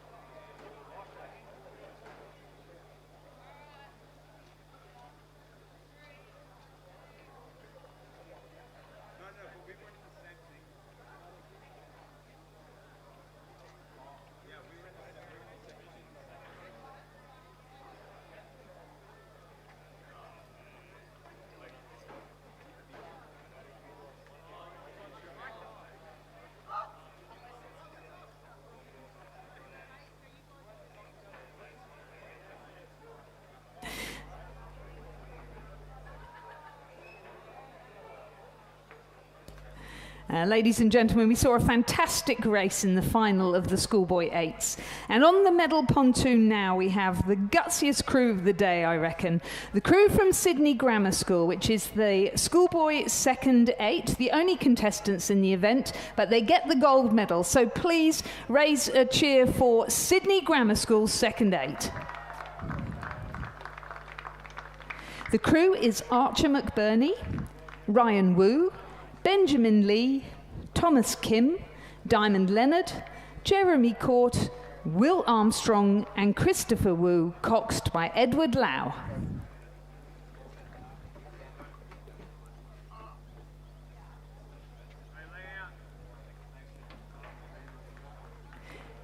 Please congratulate our champions in the second 8, Sydney Grammar School.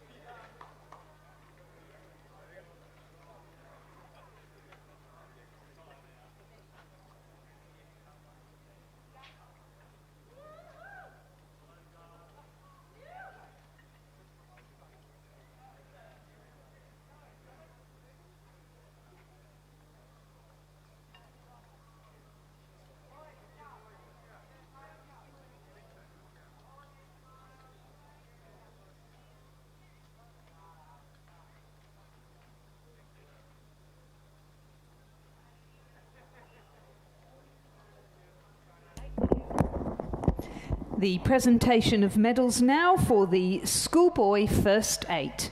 In third place and bronze medalists, Sydney Grammar School. The crew of Harry Lee, Harry Snow, Kai Holland, Joe Lanigan, Daniel Hall, Will Dalton, William Stumbles and James Wagner, coached by Ian Beerer.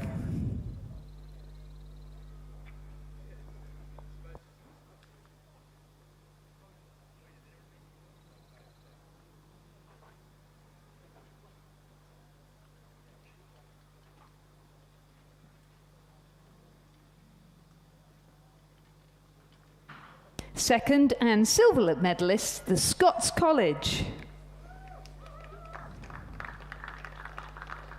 The crew of Edward Green, Charles White, Charles Carmody, George Little, Max Prout, Hugh Anderson, Noah Perry, and Hugh Di Napoli Long, coxed by John Maloof and coached by Amos Noon.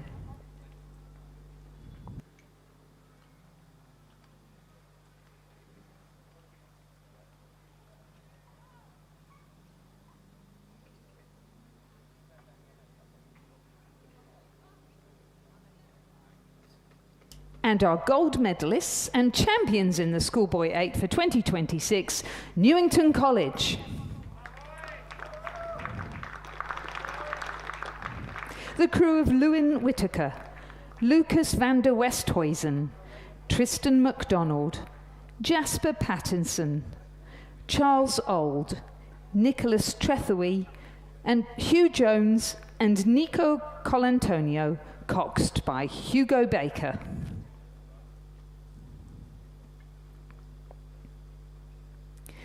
Ladies and gentlemen, please congratulate our champions and medalists in the Schoolboy First 8.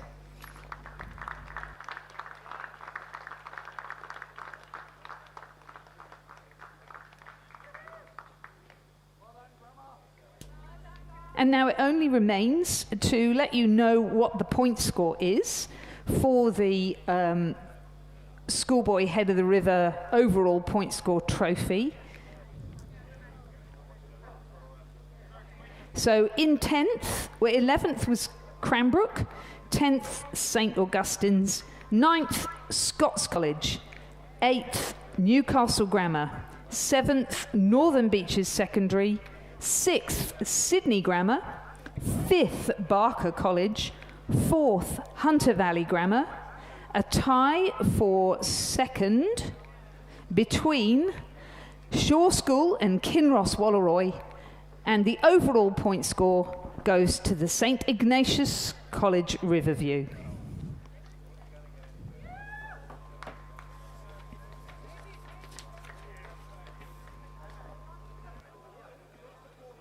And that, ladies and gentlemen, concludes the Schoolboy Head of the River for 2026 here in New South Wales.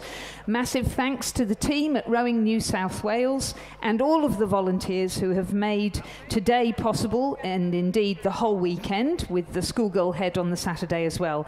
A huge weekend of racing, and it's been a wonderful day of schoolboy racing today. Thank you for joining us either on the live stream or in person. And a safe journey home to all of our visitors, and wishing the AAGPS schools the best of luck when they get to their Schoolboy Head of the River. And to all of those who are going to be at the National Championships, we look forward to seeing you there. And if you're not there, please do join us on the live stream for that too, as we come to the exciting conclusion of this season's racing. So safe journey home to everybody. Thank you so much for being part of our wonderful community of rowers, and we look forward to seeing you at the next event.